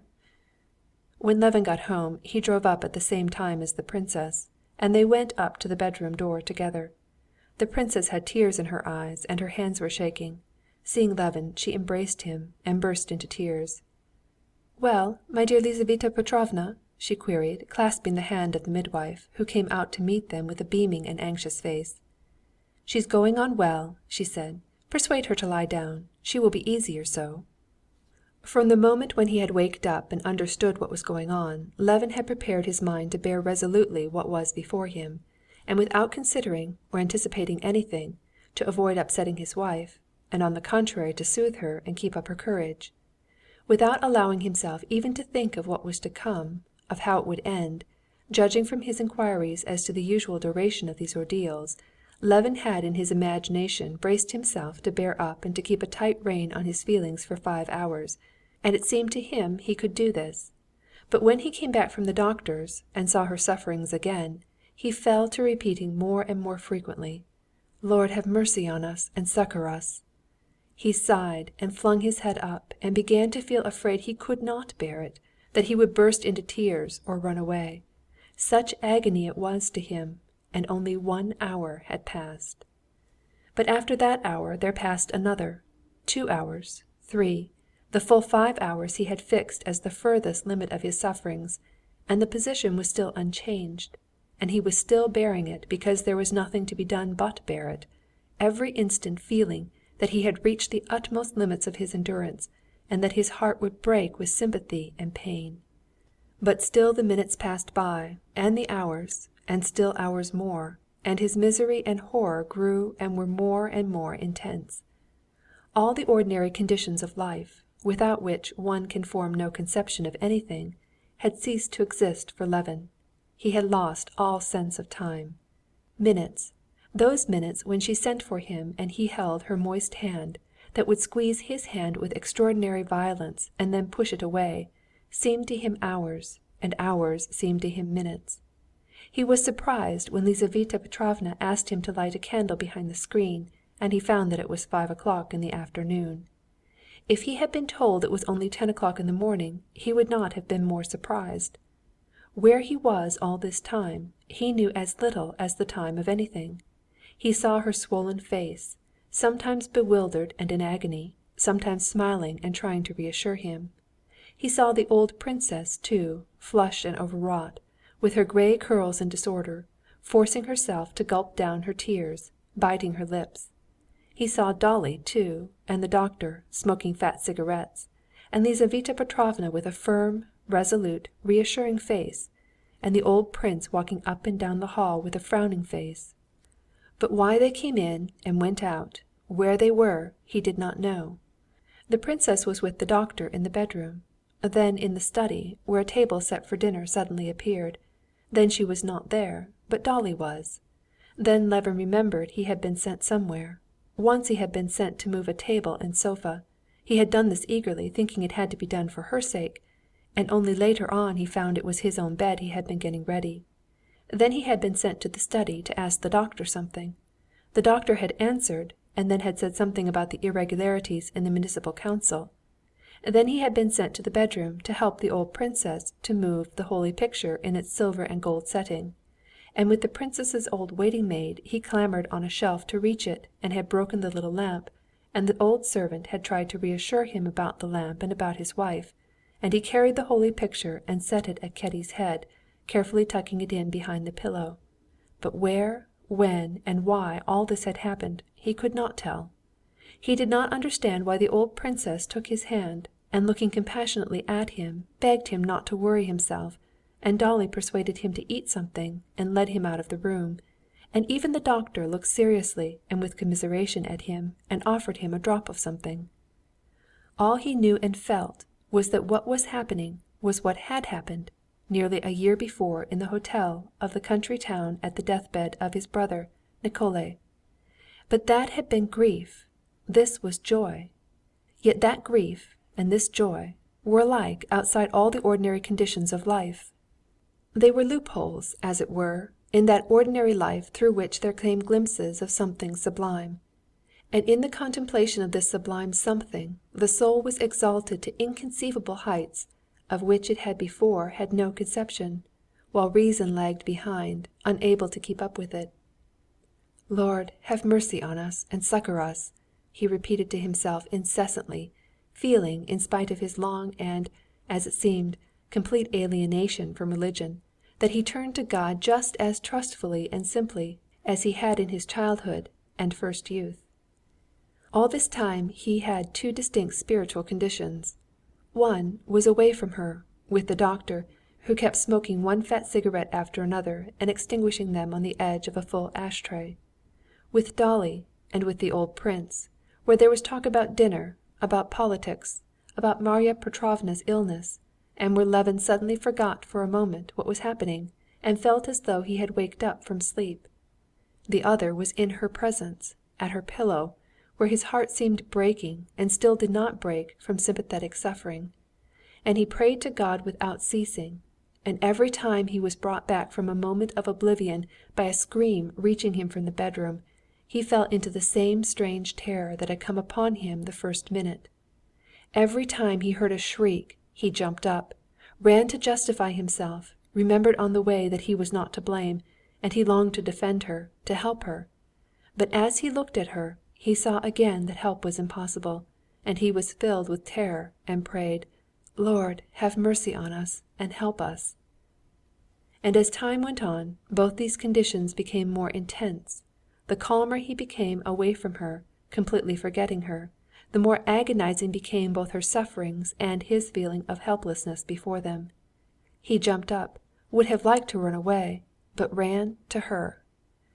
Sometimes, when again and again she called upon him, he blamed her, but seeing her patient, smiling face, and hearing the words, "I am worrying you," he threw the blame on God, but thinking of God, at once he fell to beseeching God to forgive him and have mercy. End of chapter 14.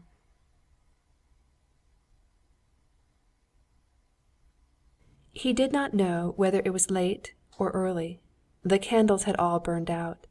Dolly had just been in the study and had suggested to the doctor that he should lie down. Levin sat listening to the doctor's stories of a quack mesmerizer and looking at the ashes of his cigarette. There had been a period of repose, and he had sunk into oblivion. He had completely forgotten what was going on now. He heard the doctor's chat and understood it. Suddenly there came an unearthly shriek. The shriek was so awful that Levin did not even jump up, but holding his breath, gazed in a terrified inquiry at the doctor. The doctor put his head on one side, listened, and smiled approvingly. Everything was so extraordinary that nothing could strike Levin as strange.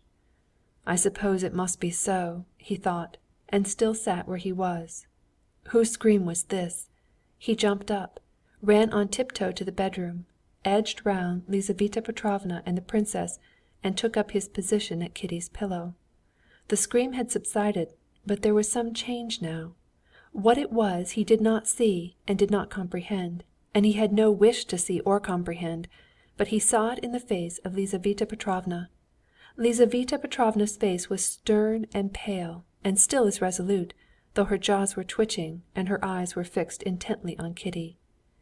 Kitty's swollen and agonized face, a tress of hair clinging to her moist brow, was turned to him and sought his eyes. Her lifted hands asked for his hands. Clutching his chill hands in her moist ones, she began squeezing them to her face. "Don't go, don't go. I'm not afraid, I'm not afraid," she said rapidly. "Mamma, take my earrings, they bother me. You're not afraid? Quick, quick, Lizaveta Petrovna!" She spoke quickly, very quickly, and tried to smile. But suddenly her face was drawn, she pushed him away. "Oh, this is awful! I'm dying, I'm dying! Go away!" she shrieked, and again he heard that unearthly scream. Levin clutched at his head and ran out of the room. It's nothing, it's all right," Dolly called after him. But they might say what they liked, he knew now that all was over. He stood in the next room, his head leaning against the doorpost, and heard shrieks, howls such as he had never heard before, and he knew that what had been Kitty was uttering those shrieks. He had long ago ceased to wish for the child. By now he loathed this child. He did not even wish for her life now. All that he longed for was the end of this awful anguish. "Doctor, what is it? What is it? By God!" he said, snatching at the doctor's hand as he came up. "It's the end," said the doctor, and the doctor's face was so grave as he said it that Levin took "the end" as meaning her death. Beside him, he ran into the bedroom. The first thing he saw was the face of Lizaveta Petrovna. It was even more frowning and stern. Kitty's face he did not know. In the place where it had been was something that was fearful in its strained distortion and in the sound that came from it. He fell down with his head on the wooden framework of the bed, feeling that his heart was bursting. The awful scream never paused. It became still more awful, and as though it had reached the utmost limit of terror, suddenly it ceased. Levin could not believe his ears, but there could be no doubt. The scream had ceased, and he heard a subdued stir and bustle, and hurried breathing, and her voice, gasping, alive, tender, and blissful, uttered softly, "It's over." He lifted his head, with her hands hanging exhausted on the quilt, looking extraordinarily lovely and serene. She looked at him in silence and tried to smile, and could not. And suddenly, from the mysterious and awful far-away world in which he had been living for the last 22 hours, Levin felt himself all in an instant borne back to the old everyday world, glorified though now, by such a radiance of happiness that he could not bear it. The strained chords snapped. Sobs and tears of joy which he had never foreseen rose up with such violence that his whole body shook, that for long they prevented him from speaking. Falling on his knees before the bed, he held his wife's hand before his lips and kissed it, and the hand, with a weak movement of the fingers, responded to his kiss. And meanwhile, there at the foot of the bed, in the deft hands of Lizaveta Petrovna, like a flickering light in a lamp, lay the life of a human creature, which had never existed before, and which would now, with the same right, with the same importance to itself, live and create in its own image. "Alive, alive, and a boy too! Set your mind at rest," Levin heard Lizaveta Petrovna saying as she slapped the baby's back with a shaking hand. "Mamma, is it true?" said Kitty's voice. The princess's sobs were all the answers she could make. And in the midst of the silence there came, in unmistakable reply to the mother's question, a voice quite unlike the subdued voices speaking in the room. It was the bold, clamorous, self-assertive squall of the new human being, who had so incomprehensibly appeared. If Levin had been told before that Kitty was dead, and that he had died with her, and that their children were angels, and that God was standing before him, he would have been surprised at nothing. But now, coming back to the world of reality, he had to make great mental efforts to take in that she was alive and well, and that the creature squalling so desperately was his son. Kitty was alive, her agony was over, and he was unutterably happy. That he understood. He was completely happy in it. But the baby? Whence? Why? Who was he? He could not get used to the idea. It seemed to him something extraneous, superfluous, to which he could not accustom himself. End of chapter 15.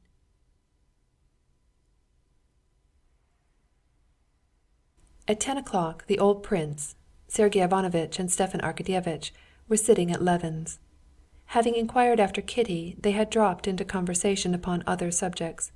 Levin heard them, and unconsciously, as they talked, going over the past, over what had been up to that morning, he thought of himself as he had been yesterday till that point. It was as though 100 years had passed since then. He felt himself exalted to unattainable heights, from which he studiously lowered himself so as not to wound the people he was talking to. He talked, and was all the time thinking of his wife, of her condition now, of his son, in whose existence he tried to school himself into believing. The whole world of woman, which had taken for him since his marriage a new value he had never suspected before, was now so exalted that he could not take it in with his imagination. He heard them talk of yesterday's dinner at the club and thought, what is happening with her now? Is she asleep? How is she? What is she thinking? Is he crying, my son Dmitri? And in the middle of the conversation, in the middle of a sentence, he jumped up and went out of the room. "Send me word if I can see her," said the prince. "Very well, in a minute," answered Levin, and without stopping he went to her room. She was not asleep.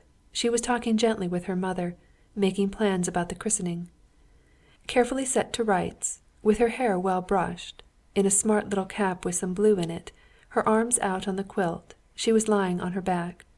Meeting his eyes, her eyes drew him to her.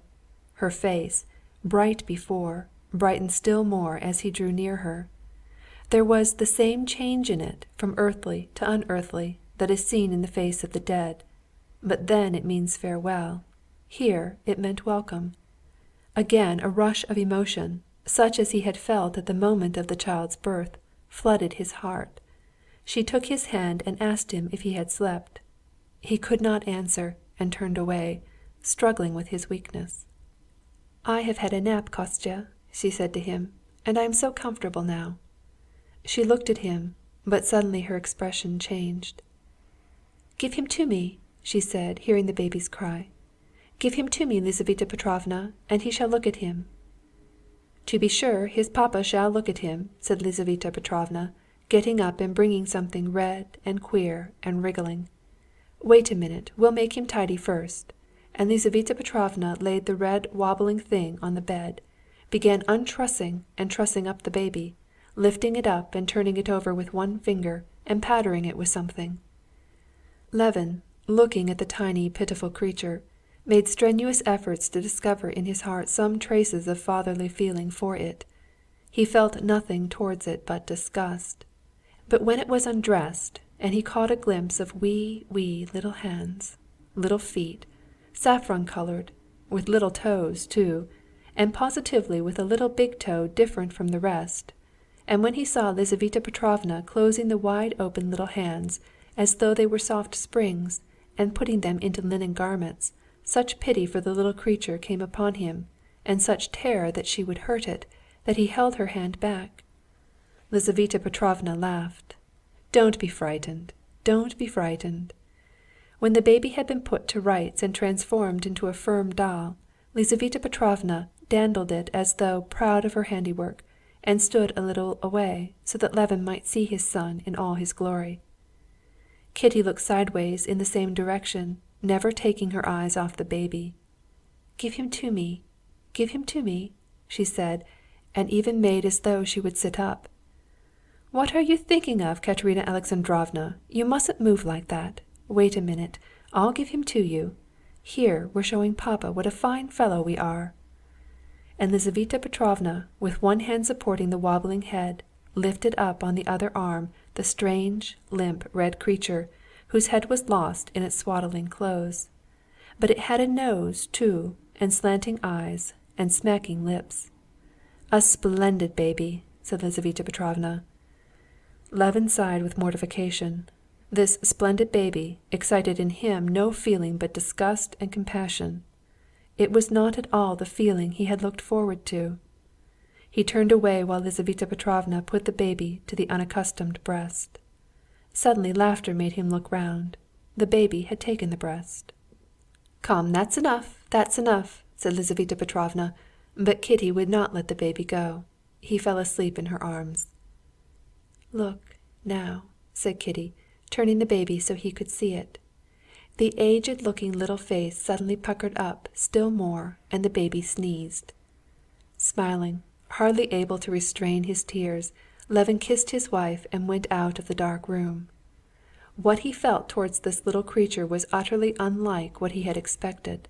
There was nothing cheerful and joyous in the feeling. On the contrary, it was a new torture of apprehension. It was the consciousness of a new sphere of liability to pain. And this sense was so painful at first, the apprehension lest this helpless creature should suffer was so intense, that it prevented him from noticing the strange thrill of senseless joy and even pride that he had felt when the baby sneezed. End of chapter 16.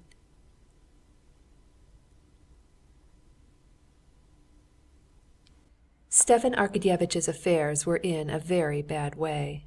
The money for 2/3 of the forest had all been spent already, and he had borrowed from the merchant in advance, at 10% discount, almost all the remaining third. The merchant would not give more, especially as Darya Alexandrovna, for the first time that winter insisting on her right to her own property, had refused to sign the receipt for the payment of the last third of the forest. All his salary went on household expenses and in payment of petty debts that could not be put off. There was positively no money. This was unpleasant and awkward, and in Stepan Arkadyevitch's opinion things could not go on like this. The explanation of the position was, in his view, to be found in the fact that his salary was too small. The post he filled had been unmistakably very good 5 years ago, but it was so no longer. Petrov, the bank director, had 12,000. Sventitsky, a company director, had 17,000. Mitin, who had founded a bank, received 50,000. "Clearly I've been napping, and they've overlooked me," Stepan Arkadyevitch thought about himself. And he began keeping his eyes and ears open, and towards the end of the winter he had discovered a very good berth and had formed a plan of attack upon it, at first from Moscow, through aunts, uncles, and friends, and then, when the matter was well advanced, in the spring, he went himself to Petersburg. It was one of those snug, lucrative berths of which there are so many more nowadays than there used to be, with incomes ranging from 1,000 to 50,000 roubles. It was the post of secretary of the committee of the amalgamated agency of the Southern Railways, and of certain banking companies. This position, like all such appointments, called for such immense energy and such varied qualifications that it was difficult for them to be found united in any one man. And since a man combining all the qualifications was not to be found, it was at least better that the post be filled by an honest than by a dishonest man. And Stepan Arkadyevitch was not merely an honest man, unemphatically.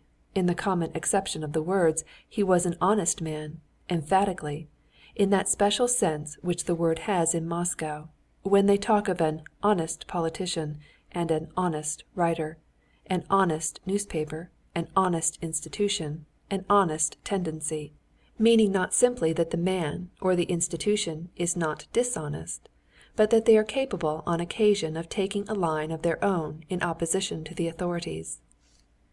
Stepan Arkadyevitch moved in those circles in Moscow in which that expression had come into use, was regarded there as an honest man, and so had more right to this appointment than others. The appointment yielded an income from 7,000 to 10,000 a year, and Oblonsky could fill it without giving up his government position. It was in the hands of 2 ministers, 1 lady, and 2 Jews, and all these people, though the way had been paved already with them, Stepan Arkadyevitch had to see in Petersburg. Besides this business, Stepan Arkadyevitch had promised his sister Anna to obtain from Karenin a definite answer on the question of divorce, and begging 50 roubles from Dolly, he set off for Petersburg.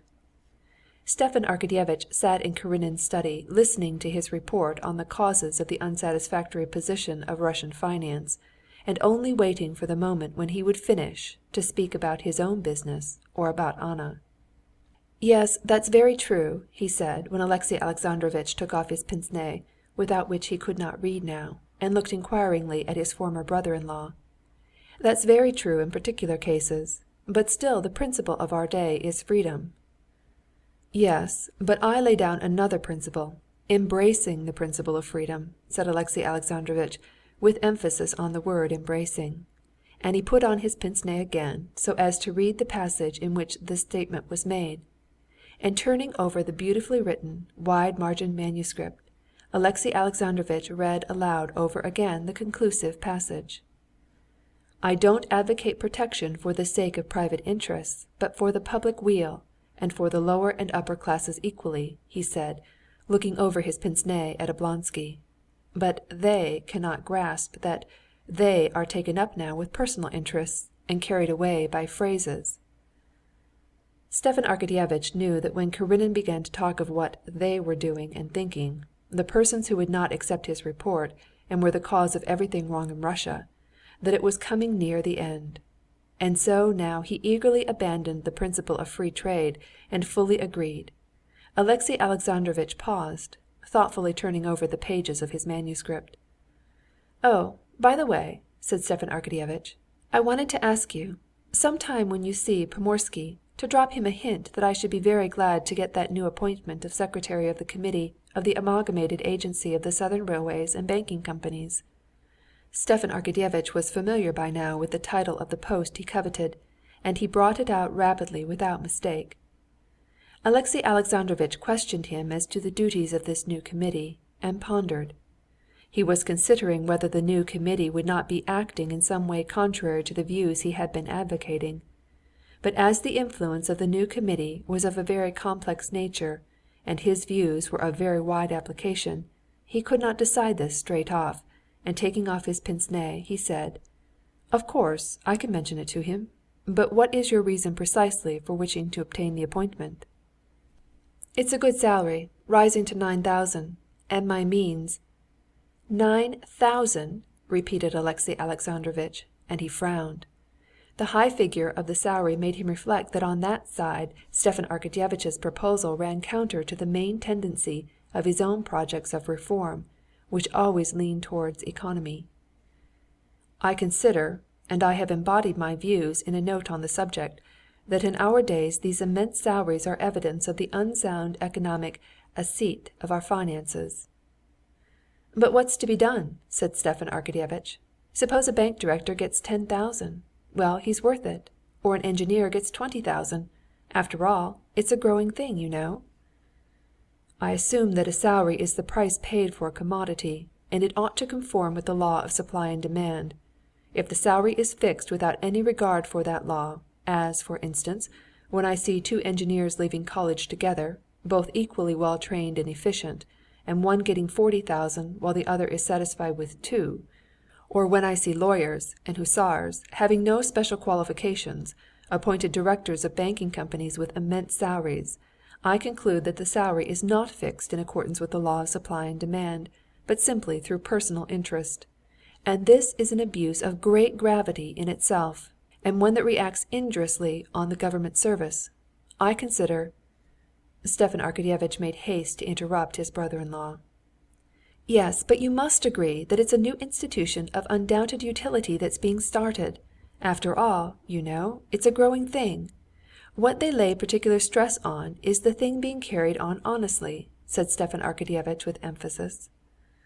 But the Moscow significance of the word honest was lost on Alexey Alexandrovitch.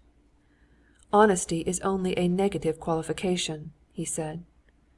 "Well, you'll do me a great service anyway," said Stepan Arkadyevitch, "by putting in a word to Pomorsky, just in the way of conversation." "But I fancy it's more in Volgarinov's hands," said Alexey Alexandrovitch. "Volgarinov has fully assented, as far as he's concerned," said Stepan Arkadyevitch, turning red. Stepan Arkadyevitch reddened at the mention of that name, because he had been that morning at the Jew Volgarinov's, and the visit had left an unpleasant recollection. Stepan Arkadyevitch believed most positively that the committee in which he was trying to get an appointment was a new, genuine, and honest public body. But that morning, when Volgarinov had, intentionally beyond doubt, kept him 2 hours waiting with other petitioners in his waiting-room, he had suddenly felt uneasy. Whether he was uncomfortable that he, a descendant of Rurik, Prince Oblonsky, had been kept for 2 hours waiting to see a Jew, or that for the first time in his life he was not following the example of his ancestors in serving the government, but was turning off into a new career. Anyway, he was very uncomfortable.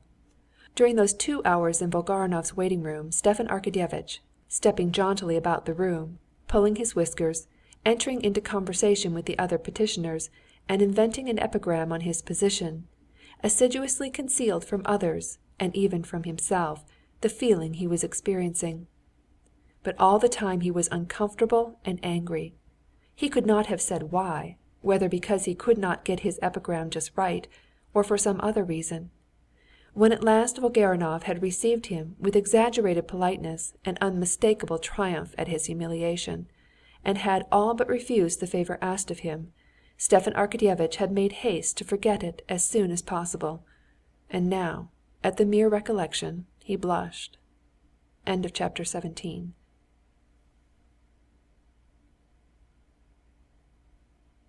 "Now there is something I want to talk to you about, and you know what it is. About Anna," Stepan Arkadyevitch said, pausing for a brief space and shaking off the unpleasant impression.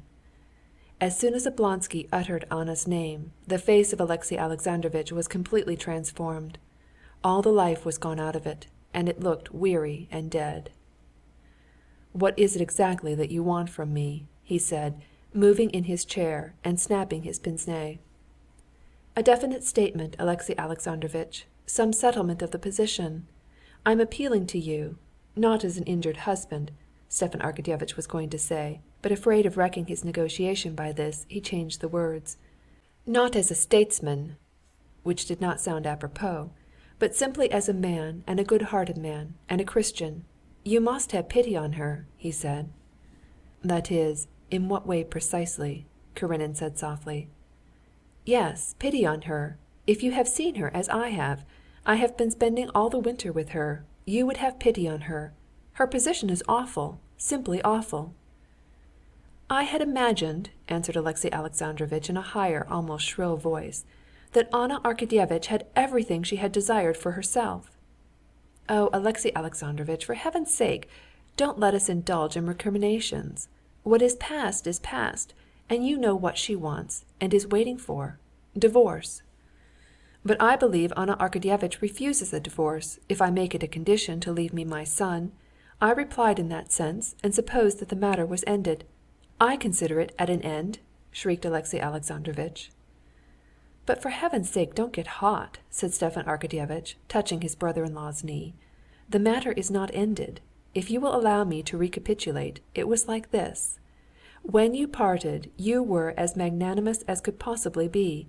You were ready to give her everything, freedom, divorce even. She appreciated that. No, don't think that. She did appreciate it. To such a degree that at the first moment, feeling how she had wronged you, she did not consider and could not consider everything. She gave up everything, but experience, time, have shown that her position is unbearable, impossible."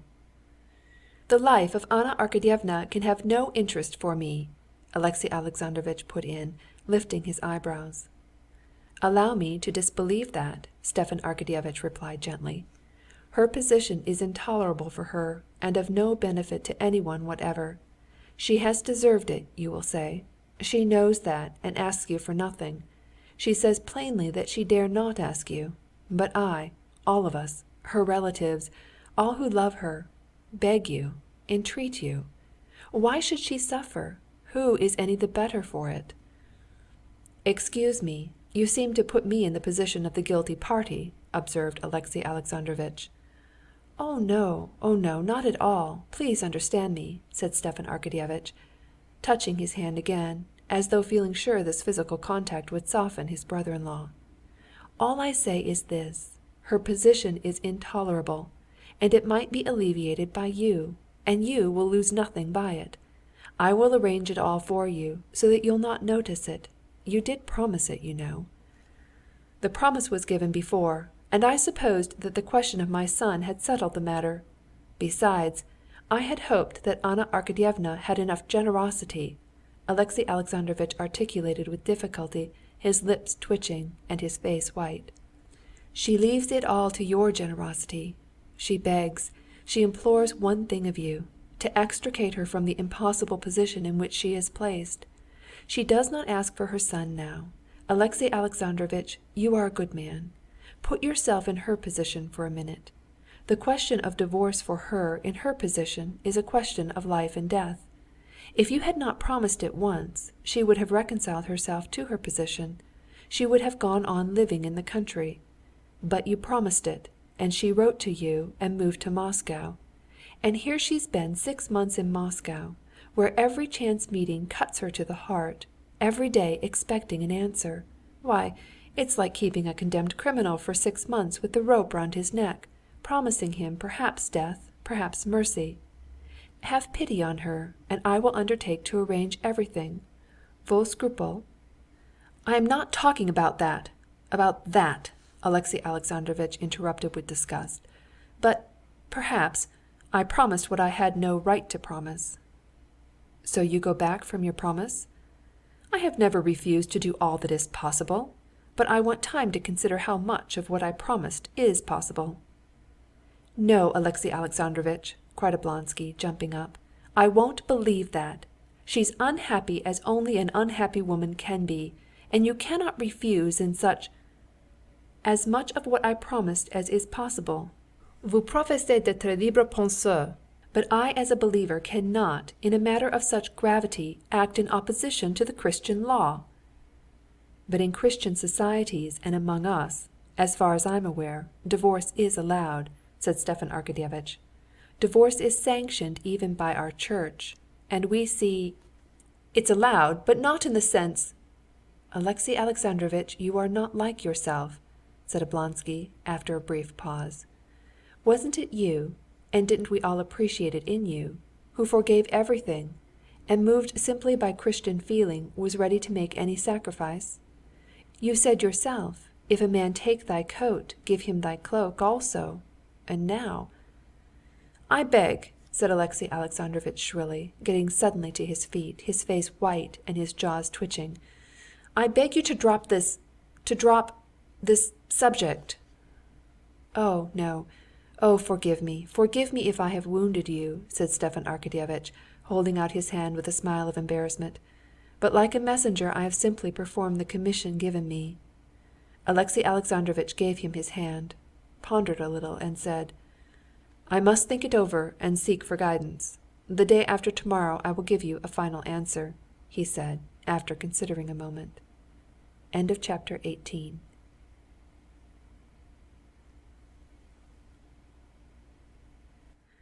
Stepan Arkadyevitch was about to go away when Korney came in to announce, "Sergey Alexeyevitch." "Who is Sergey Alexeyevitch?" Stepan Arkadyevitch was beginning, but he remembered immediately. "Ah, Seryozha!" he said aloud. "Sergey Alexeyevitch. I thought it was the director of a department. Anna asked me to see him too," he thought. As he recalled the timid, piteous expression with which Anna had said to him at parting, "Anyway, you will see him. Find out exactly where he is and who is looking after him. And Stiva, if it were possible, could it be possible?" Stepan Arkadyevitch knew what was meant by that, "if it were possible." If it were possible to arrange the divorce so as to let her have her son, Stepan Arkadyevitch saw now that it was no good to dream of that, but still he was glad to see his nephew. Alexey Alexandrovitch reminded his brother-in-law that they never spoke to the boy of his mother, and he begged him not to mention a single word about her. "He was very ill after that interview with his mother, which we had not foreseen," said Alexey Alexandrovitch. "Indeed, we feared for his life. But with rational treatment and sea-bathing in the summer, he regained his strength, and now, by the doctor's advice, I have let him go to school. And certainly the companionship of school has had a good effect on him, and he is perfectly well, and making good progress." "What a fine fellow he's grown! He's not Seryozha now, but quite full-fledged Sergey Alexeyevitch," said Stepan Arkadyevitch, smiling, as he looked at the handsome, broad-shouldered lad in a blue coat and long trousers, who walked in alertly and confidently. The boy looked healthy and good-humored. He bowed to his uncle as to a stranger, but recognizing him, he blushed and turned hurriedly away from him, as though offended and irritated at something. The boy went up to his father and handed him a note of the marks he had gained in school. "Well, that's very fair," said his father. "You can go." "He's thinner and taller, and has grown out of being a child into a boy. I like that," said Stepan Arkadyevitch. "Do you remember me?" The boy looked back quickly at his uncle. "Yes, mon uncle," he answered, glancing at his father, and again he looked downcast. His uncle called him to him and took his hand. "Well, and how are you getting on?" he said, wanting to talk to him, and not knowing what to say. The boy, blushing and making no answer, cautiously drew his hand away. As soon as Stepan Arkadyevitch let go his hand, he glanced doubtfully at his father, and like a bird set free, he darted out of the room. A year had passed since the last time Seryozha had seen his mother. Since then he had heard nothing more of her, and in the course of that year he had gone to school and made friends among his schoolfellows. The dreams and memories of his mother, which had made him ill after seeing her, did not occupy his thoughts now. When they came back to him, he studiously drove them away, regarding them as shameful and girlish, below the dignity of a boy and a schoolboy. He knew that his father and mother were separated by some quarrel. He knew that he had to remain with his father, and he tried to get used to that idea. He disliked seeing his uncle, so like his mother, for it called up those memories of which he was ashamed. He disliked it all the more as from some words he had caught as he waited at the study door, and still more from the faces of his father and uncle. He guessed that they must have been talking of his mother, and to avoid condemning the father with whom he lived and on whom he was dependent, and, above all, to avoid giving way to sentimentality, which he considered so degrading, Seryozha tried not to look at his uncle who had come to disturb his peace of mind, and not to think of what he recalled to him. But when Stepan Arkadyevitch, going out after him, saw him on the stairs, and calling to him, asked how he spent his playtime at school, Seryozha talked more freely to him away from his father's presence. "We have a railway now," he said in answer to his uncle's question. "It's like this, do you see? Two sit on a bench, they're the passengers, and one stands up straight on the bench, and all are harnessed in by their arms or by their belts, and they run through all the rooms, the doors are left open beforehand. Well, and it's pretty hard work being the conductor." "That's the one that stands?" Stepan Arkadyevitch inquired, smiling. "Yes, you want pluck for it, and cleverness too, especially when they stop all of a sudden, or someone falls down." "Yes, that must be a serious matter," said Stepan Arkadyevitch, watching with mournful interest the eager eyes, like his mother's, not childish now, no longer fully innocent. And though he had promised Alexey Alexandrovitch not to speak of Anna, he could not restrain himself. "Do you remember your mother?" he asked suddenly. "No, I don't," Seryozha said quickly. He blushed crimson, and his face clouded over, and his uncle could get nothing more out of him. His tutor found his pupil on the staircase half an hour later, and for a long while he could not make out whether he was ill-tempered or crying. "What is it? I expect you hurt yourself when you fell down," said the tutor. "I told you it was a dangerous game, and we shall have to speak to the director." "If I had hurt myself nobody should have found out, that's certain." "Well, what is it then?" "Leave me alone. If I remember, or if I don't remember, what business is it of his? Why should I remember? Leave me in peace," he said, addressing not his tutor, but the whole world. End of chapter 19.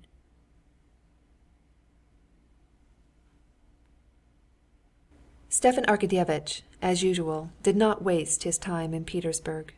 In Petersburg, besides business, his sister's divorce, and his coveted appointment, he wanted, as he always did, to freshen himself up, as he said, after the mustiness of Moscow.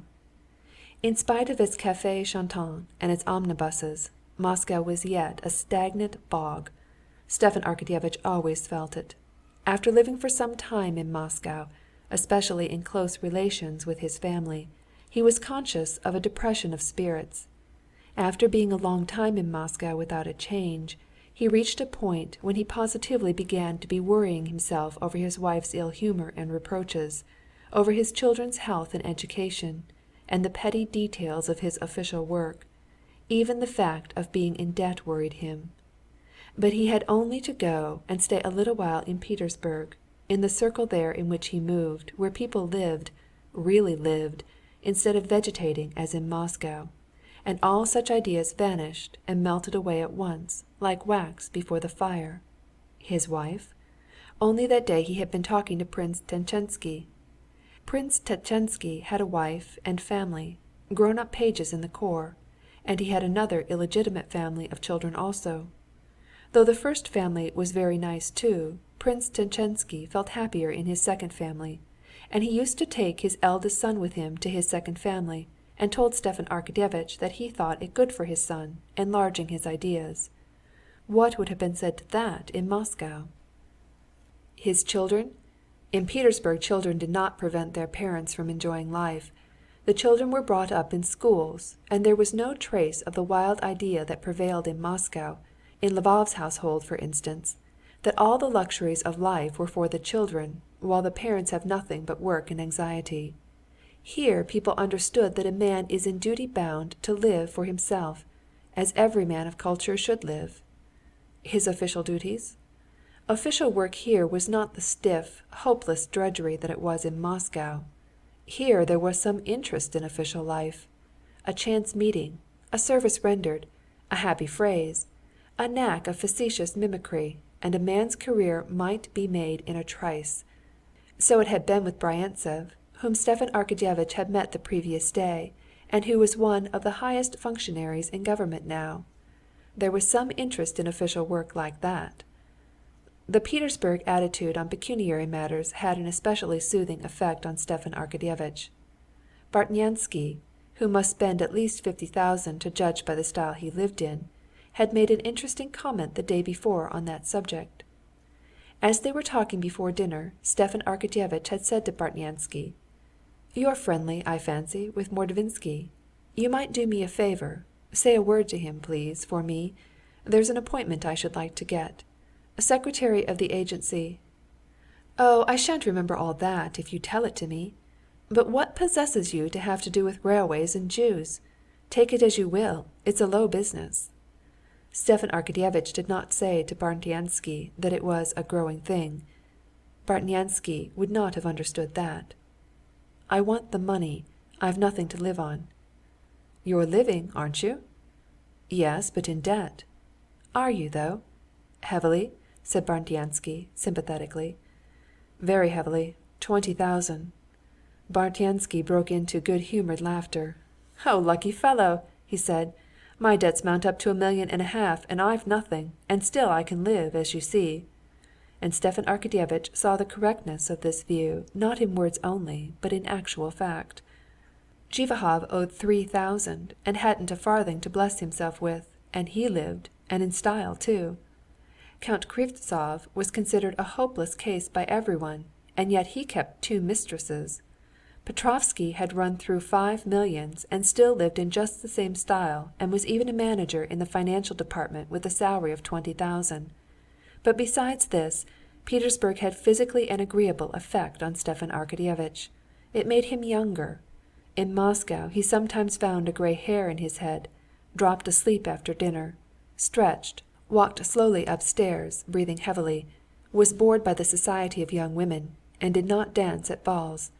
In Petersburg he always felt 10 years younger. His experience in Petersburg was exactly what had been described to him on a previous day by Prince Pyotr Oblonsky, a man of 60, who had just come back from abroad. "We don't know the way to live here," said Pyotr Oblonsky. "I spent the summer in Baden, and you wouldn't believe it, I felt quite a young man. At a glimpse of a pretty woman, my thoughts... One dines and drinks a glass of wine, and feels strong and ready for anything. I came home to Russia, had to see my wife, and, what's more, go to my country place. And there, you'd hardly believe it, in a fortnight I'd got into a dressing gown and giving up dressing for dinner. Needn't say I had no thoughts left for pretty women. I became quite an old gentleman. There was nothing left for me but to think of my eternal salvation. I went off to Paris. I was as right as could be at once." Stepan Arkadyevitch felt exactly the difference that Pyotr Oblonsky described. In Moscow he degenerated so much that if he had had to be there for long together, he might in good earnest have come to considering his salvation. In Petersburg he felt himself a man of the world again. Between Princess Betsy Tverskaya and Stepan Arkadyevitch there had long existed rather curious relations. Stepan Arkadyevitch always flirted with her in jest, and used to say to her, also in jest, the most unseemly things, knowing that nothing delighted her so much. The day after his conversation with Karenin, Stepan Arkadyevitch went to see her, and felt so youthful that in this jesting flirtation and nonsense He recklessly went so far that he did not know how to extricate himself, as unluckily he was so far from being attracted by her that he thought her positively disagreeable. What made it hard to change the conversation was the fact that he was very attractive to her, so that he was considerably relieved at the arrival of Princess Myakaya, which cut short their tête-à-tête. "Ah, so you're here," she said when she saw him. "Well, and what news of your poor sister? You needn't look at me like that," she added. "Ever since they've all turned against her, all those who are 1,000 times worse than she, I've thought she did a very fine thing. I can't forgive Vronsky for not letting me know when she was in Petersburg. I'd have gone to see her, and gone about with her everywhere. Please give her my love. Come, tell me about her." "Yes, her position is very difficult. She," began Stepan Arkadyevitch, in the simplicity of his heart accepting as sterling coin Princess Myakaya's words, "tell me about her." Princess Myakaya interrupted him immediately, as she always did, and began talking herself. "She's done what they all do, except me, only they hide it. But she wouldn't be deceitful, and she did a fine thing. She did better still in throwing up that crazy brother-in-law of yours. You must excuse me. Everybody used to say he was so clever, so very clever. I was the only one that said he was a fool. Now that he's so thick with Lidia Ivanovna and Landau, they all say he's crazy, and I should prefer not to agree with everybody, but this time I can't help it." "Oh, do please explain," said Stepan Arkadyevitch. "What does it mean? Yesterday I was seeing him on my sister's behalf, and I asked him to give me a final answer. He gave me no answer, and said he would think it over. But this morning, instead of an answer, I received an invitation from Countess Lidia Ivanovna for this evening." "Ah, so that's it, said Princess Myakaya gleefully. "They're going to ask Landau what he's to say." "Ask Landau? What for? Who or what's Landau?" "What? You don't know Jules Landau? Le fameux Jules Landau, le clairvoyant? He's crazy too, but on him your sister's fate depends. See what comes of living in the provinces. You know nothing about anything. Landau, do you see, was a commis in a shop in Paris, and he went to a doctor's. And in the doctor's waiting room he fell asleep, and in his sleep he began giving advice to all the patients. And wonderful advice it was. Then the wife of Yuri Melodinsky, you know, the invalid, heard of this Landau and had him to see her husband. And he cured her husband, though I can't say that I see he did him much good, for he's just as feeble a creature as ever he was, but they believed in him, and took him along with them, and brought him to Russia. Here there's been a general rush to him, and he's begun doctoring everyone. He cured Countess Bezubova, and she took such a fancy to him that she adopted him." "Adopted him?"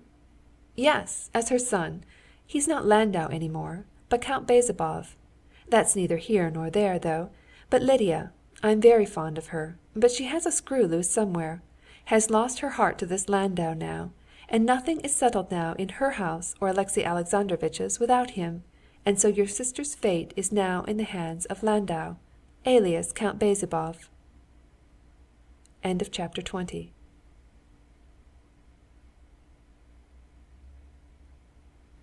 After a capital dinner and a great deal of cognac drunk at Bartnyansky's, Stepan Arkadyevitch, only a little later than the appointed time, went in to Countess Lidia Ivanovna's.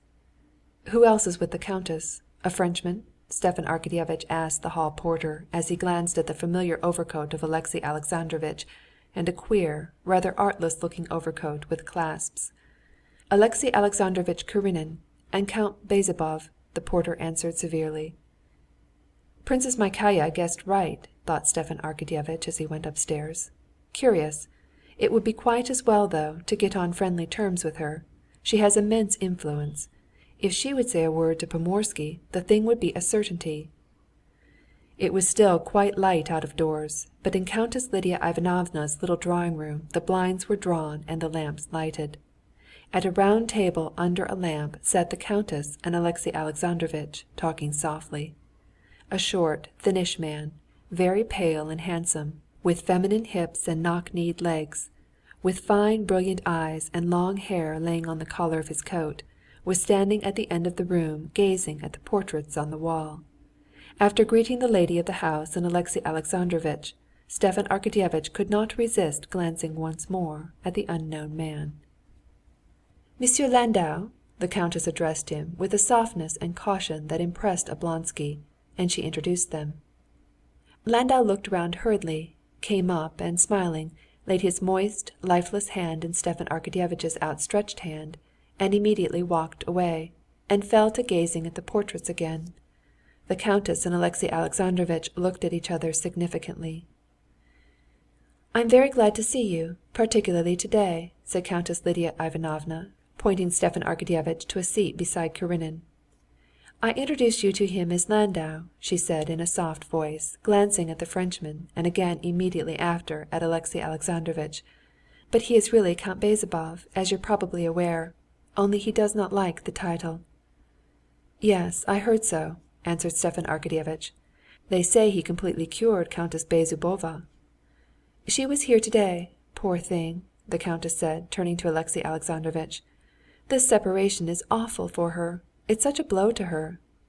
"And he positively is going?" queried Alexey Alexandrovitch. "Yes, he's going to Paris. He heard a voice yesterday," said Countess Lidia Ivanovna, looking at Stepan Arkadyevitch. "Ah, a voice," repeated Oblonsky, feeling that he must be as circumspect as he possibly could in this society, where something peculiar was going on, or was to go on, to which he had not the key.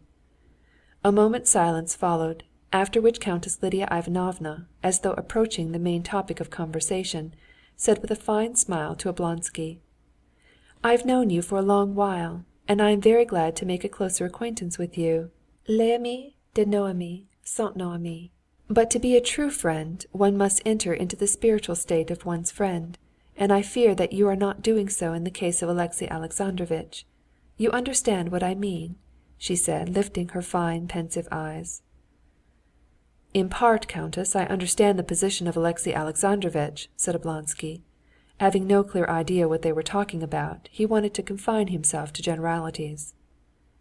"The change is not in his external position," Countess Lidia Ivanovna said sternly, following with her eyes of love the figure of Alexey Alexandrovitch as he got up and crossed over to Landau. "His heart is changed. A new heart has been vouchsafed him, and I fear you don't fully appreciate the change that has taken place in him." "Oh, well, in general outlines I can conceive the change. We have always been friendly, and now," said Stepan Arkadyevitch, responding with a sympathetic glance to the expression of the countess, and mentally balancing the question with which of the two ministers she was most intimate, so as to know about which to ask her to speak for him. "The change that has taken place in him cannot lessen his love for his neighbors. On the contrary, that change can only intensify love in his heart. But I am afraid you do not understand me." "Won't you have some tea?" she said, with her eyes indicating the footman, who was handing round tea on a tray. "Not quite, countess. Of course his misfortune—" "Yes, a misfortune which has proved the highest happiness, when his heart was made new, was filled full of it," she said, gazing with eyes full of love at Stepan Arkadyevitch.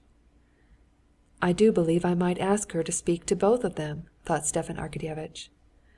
"Oh, of course, countess," he said, "but I imagine such changes are a matter so private that no one, even the most intimate friend, would care to speak of them."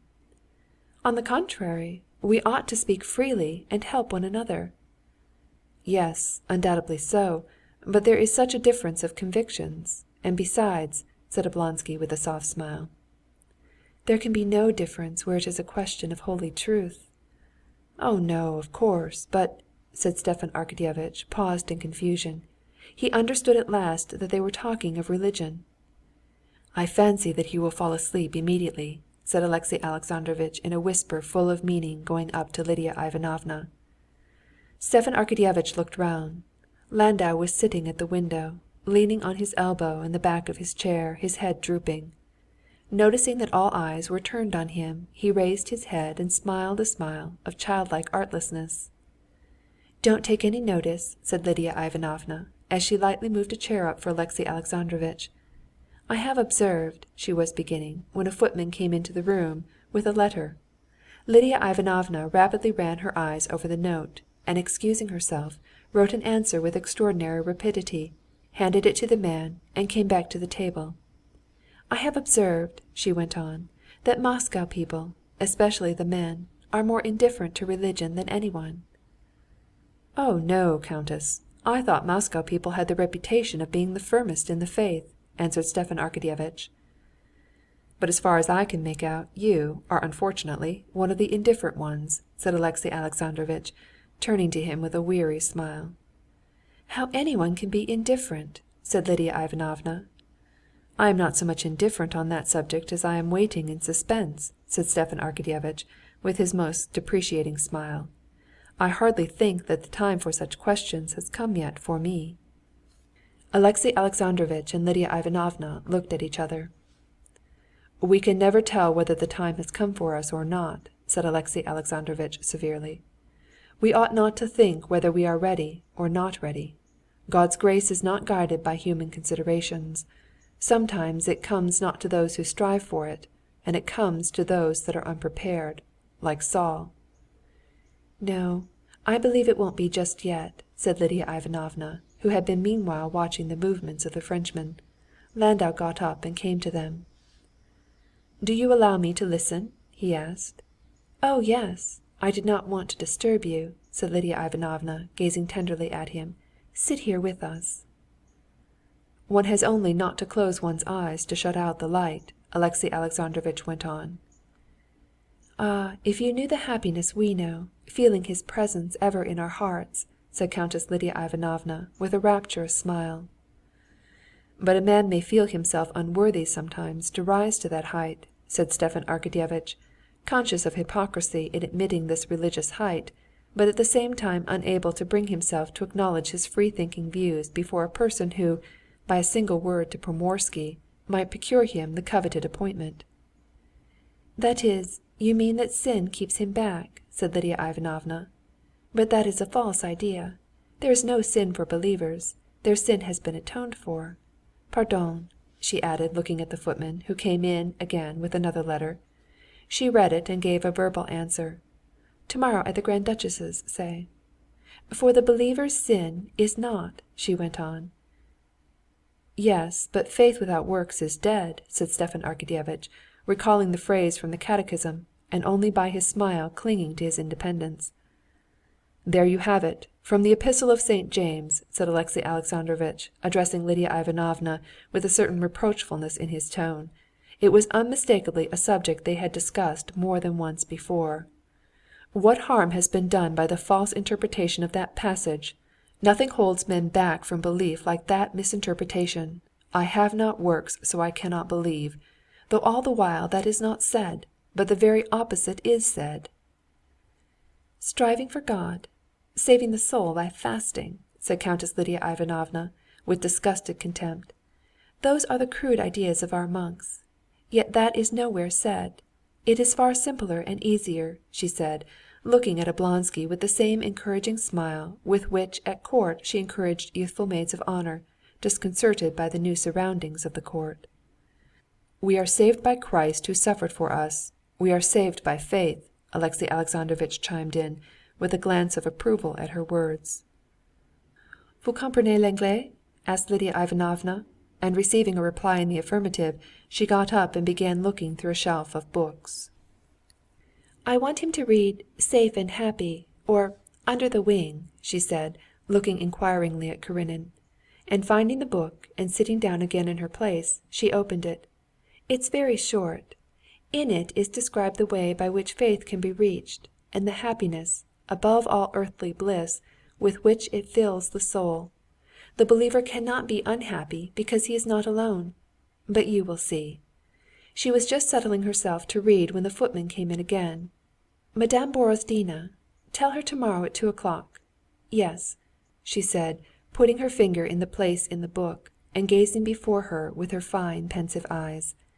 "That is how true faith acts. You know Marie Sanina? You know about her trouble? She lost her only child. She was in despair. And what happened? She found this comforter, and she thanks God now for the death of her child. Such is the happiness faith brings."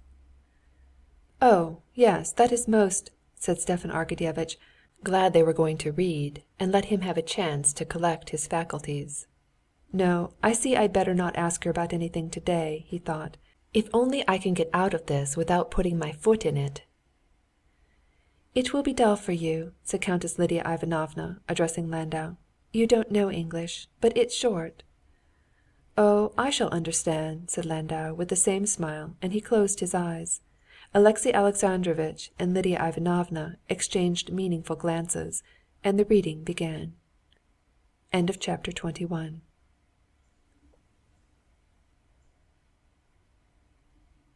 Stepan Arkadyevitch felt completely nonplussed by the strange talk which he was hearing for the first time.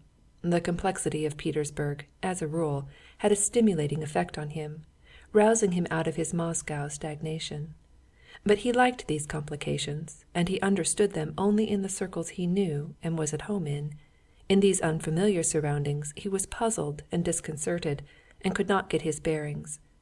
As he listened to Countess Lidia Ivanovna, aware of the beautiful, artless, or perhaps artful, he could not decide which, eyes of Landau fixed upon him, Stepan Arkadyevitch began to be conscious of a peculiar heaviness in his head. The most incongruous ideas were in confusion in his head. Marie Sanina is glad her child's dead. How good a smoke would be now! To be saved one only needs to believe, and the monks don't know how the thing's to be done, but Countess Lidia Ivanovna does know. And why is my head so heavy? Is it the cognac or all this being so queer?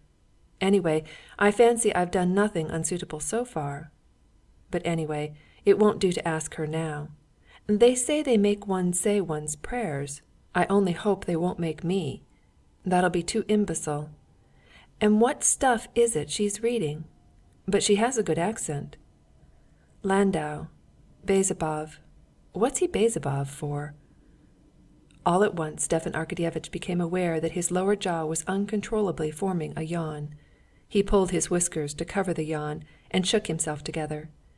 But soon after he became aware that he was dropping asleep and on the very point of snoring. He recovered himself at the very moment when the voice of Countess Lidia Ivanovna was saying, "He's asleep." Stepan Arkadyevitch started with dismay, feeling guilty and caught, but he was reassured at once by seeing that the words, "He's asleep," referred not to him, but to Landau. The Frenchman was asleep, as well as Stepan Arkadyevitch, but Stepan Arkadyevitch's being asleep would have offended them, as he thought, though even this he thought might not be so, as everything seemed so queer, while Landau's being asleep delighted them extremely, especially Countess Lidia Ivanovna. "Mon ami," said Lidia Ivanovna, carefully holding the folds of her silk gown so as not to rustle, and in her excitement calling Karenin not Alexey Alexandrovitch, but mon ami. "Donnez-lui la main, vous voyez?" "Shh!" she hissed at the footman as he came in again. "Not at home." The Frenchman was asleep, or pretending to be asleep, with his head on the back of his chair, and his moist hand, as it lay on his knee, made faint movements, as though trying to catch something. Alexey Alexandrovitch got up, tried to move carefully, but stumbled against the table, went up and laid his hand on the Frenchman's hand. Stepan Arkadyevitch got up too, and opening his eyes wide, trying to wake himself up as if he were asleep, he looked first at one and then at the other. It was all real. Stepan Arkadyevitch felt that his head was getting worse and worse.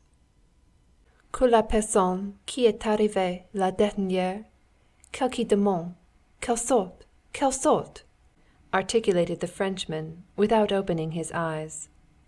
"Vous m'excuserez, mais vous voyez, revenez vers 10 heures, encore mieux demain." "Qu'elle sorte," repeated the Frenchman impatiently. "C'est moi, n'est-ce pas?" And receiving an answer in the affirmative, Stepan Arkadyevitch, forgetting the favor he had meant to ask of Lidia Ivanovna, and forgetting his sister's affairs, caring for nothing, but filled with the sole desire to get away as soon as possible, went out on tiptoe and ran out into the street as though from a plague-stricken house. For a long while he chatted and joked with his cab driver, trying to recover his spirits. At the French theater where he arrived for the last act, and afterwards at the Tartar restaurant, after his champagne, Stepan Arkadyevitch felt a little refreshed in the atmosphere he was used to, but still he felt quite unlike himself all that evening. On getting home to Pyotr Oblonsky's, where he was staying, Stepan Arkadyevitch found a note from Betsy. She wrote to him that she was very anxious to finish their interrupted conversation and begged him to come next day. He had scarcely read this note and frowned at its contents when he heard below the ponderous tramp of the servants, carrying something heavy. Stepan Arkadyevitch went out to look. It was the rejuvenated Pyotr Oblonsky.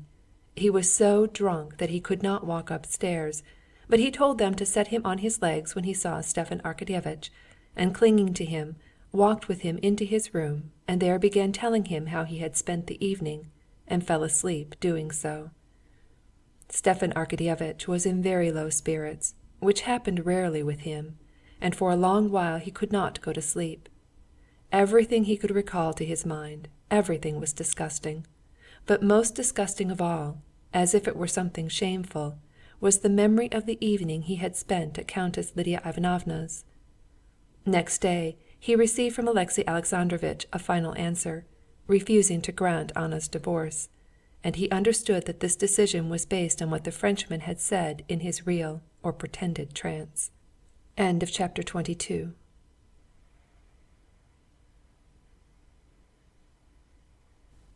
In order to carry through any undertaking in family life, there must necessarily be either complete division between husband and wife, or loving agreement. When the relations of a couple are vacillating, and neither one thing nor the other, no sort of enterprise can be undertaken. Many families remain for years in the same place, though both husband and wife are sick of it, simply because there is neither complete division nor agreement between them. Both Vronsky and Anna felt life in Moscow insupportable in the heat and dust, when the spring sunshine was followed by the glare of summer, and all the trees in the boulevards had long since been in full leaf, and the leaves were covered with dust. But they did not go back to Vozdvizhenskoe, as they had arranged to do long before. They went on staying in Moscow, though they both loathed it, because of late there had been no agreement between them. The irritability that kept them apart had no external cause, and all efforts to come to an understanding intensified it instead of removing it.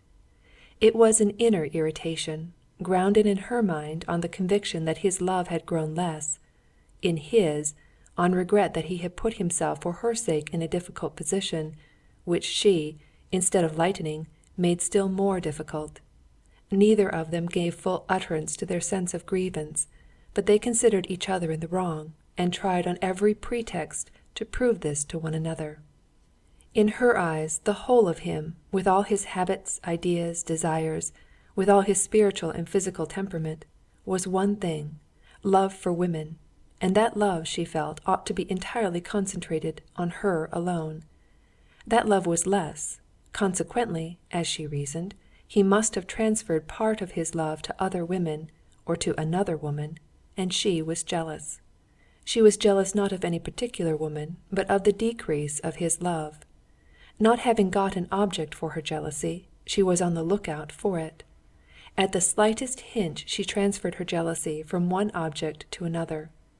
At one time she was jealous of those low women with which he might so easily renew his old bachelor ties. Then she was jealous of the society women he might meet. Then she was jealous of the imaginary girl whom he might want to marry, for whose sake he would break with her. And this last form of jealousy tortured her most of all, especially as he had unwarily told her, in a moment of frankness, that his mother knew him so little that she had had the audacity to try and persuade him to marry the young Princess Sorokina. And being jealous of him, Anna was indignant against him and found grounds for indignation in everything. For everything that was difficult in her position, she blamed him.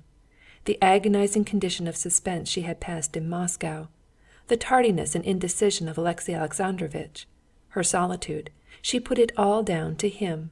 If he had loved her, he would have seen all the bitterness of her position and would have rescued her from it. For her being in Moscow and not in the country, he was to blame too. He could not live buried in the country as she would have liked to do. He must have society, and he put her in this awful position, the bitterness of which he would not see. And again it was his fault that she was forever separated from her son. Even the rare moments of tenderness that came from time to time did not soothe her.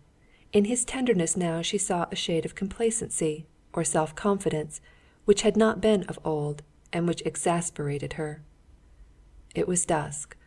Anna was alone and waiting for him to come back from a bachelor dinner. She walked up and down in his study, the room where the noise from the street was least heard, and thought over every detail of their yesterday's quarrel. Going back from the well-remembered, offensive words of the quarrel to what had been the ground of it, she arrived at last at its origin. For a long while she could hardly believe that their dissension had arisen from a conversation so inoffensive, of so little moment to either. But so it actually had been. It all arose from his laughing at the girls' high schools, declaring they were useless, while she defended them. He had spoken slightingly of women's education in general, and had said that Hannah, Anna's English protégée, had not the slightest need to know anything of physics. This irritated Anna. She saw in this a contemptuous reference to her own occupations, and she bethought her of a phrase to pay him back for the pain he had given her. "I don't expect you to understand me, my feelings, as anyone who loved me might, but simple delicacy I did expect," she said. And he had actually flushed with vexation and had said something unpleasant. She could not recall her answer, but at that point, with an unmistakable desire to wound her too, he had said, "I feel no interest in your infatuation over this girl, that's true, because I see it's unnatural."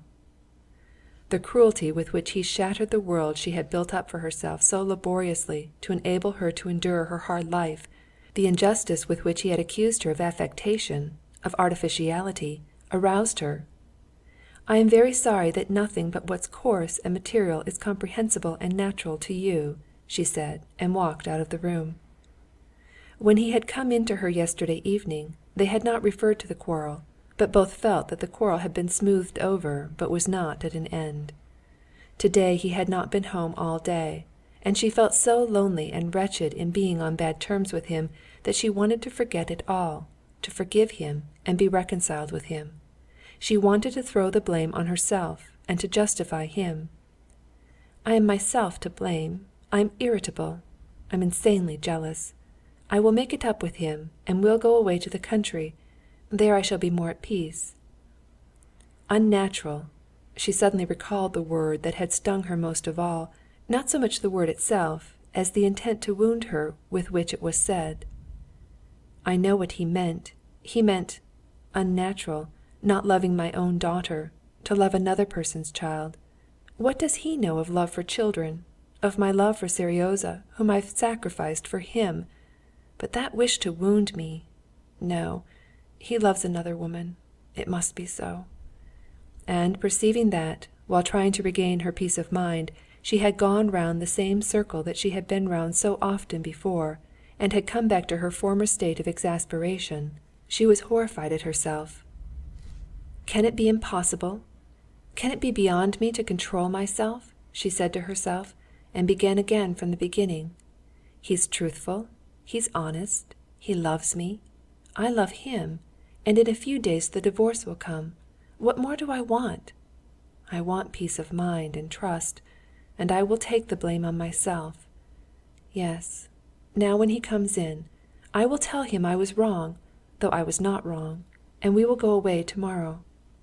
And to escape thinking any more and being overcome by irritability, she rang and ordered the boxes to be brought up for packing their things for the country.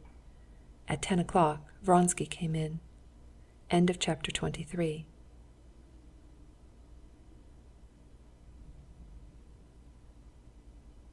"Well, was it nice?" she asked, coming out to meet him with a penitent and meek expression. "Just as usual," he answered, seeing at a glance that she was in one of her good moods.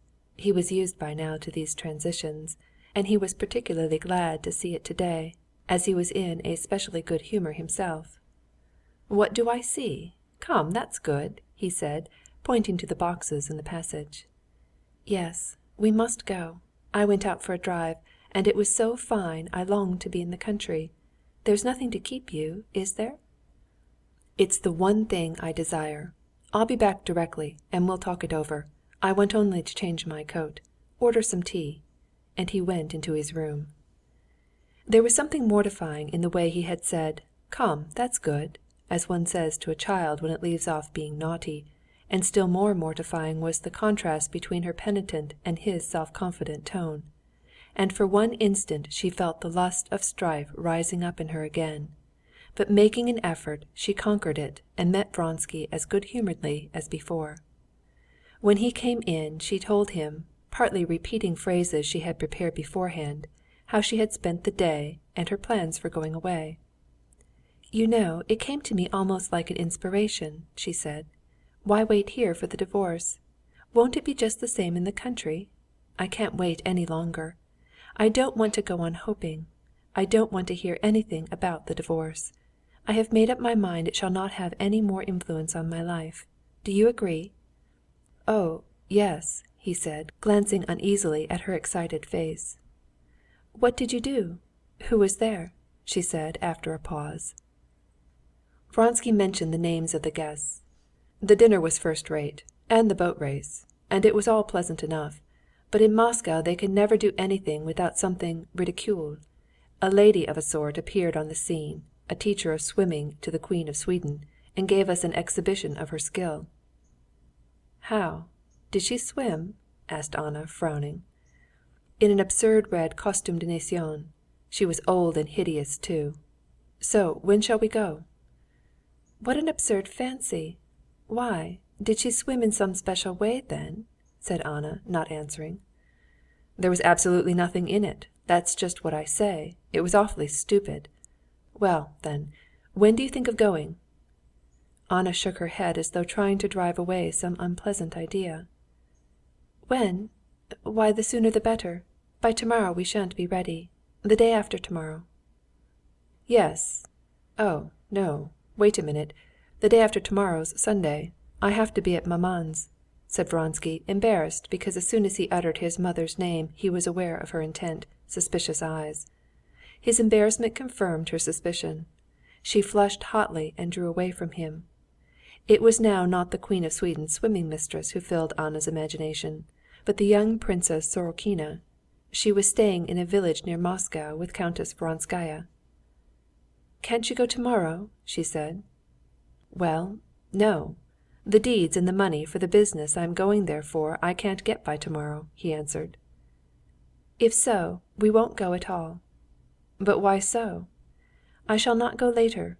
Monday or never." "What for?" said Vronsky, as though in amazement. "Why, there's no meaning in it." "There's no meaning in it to you, because you care nothing for me. You don't care to understand my life. The one thing that I cared for here was Hannah. You say it's affectation.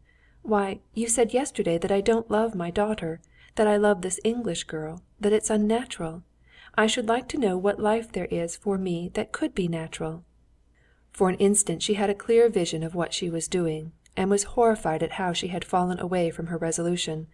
But even though she knew it was her own ruin, she could not restrain herself, could not keep herself from proving to him that he was wrong, could not give way to him. "I never said that. I said I did not sympathize with this sudden passion." "How is it, though you boast of your straightforwardness, you don't tell the truth?" "I never boast, and I never tell lies," he said slowly, restraining his rising anger. "It's a great pity if you can't respect. Respect was invented to cover the empty place where love should be. And if you don't love me any more, it would be better and more honest to say so." "No, this is becoming unbearable!" cried Vronsky, getting up from his chair and stopping short. Facing her, he said deliberately, "What do you try my patience for?" looking as though he might have said much more, but was restraining himself. "It has limits."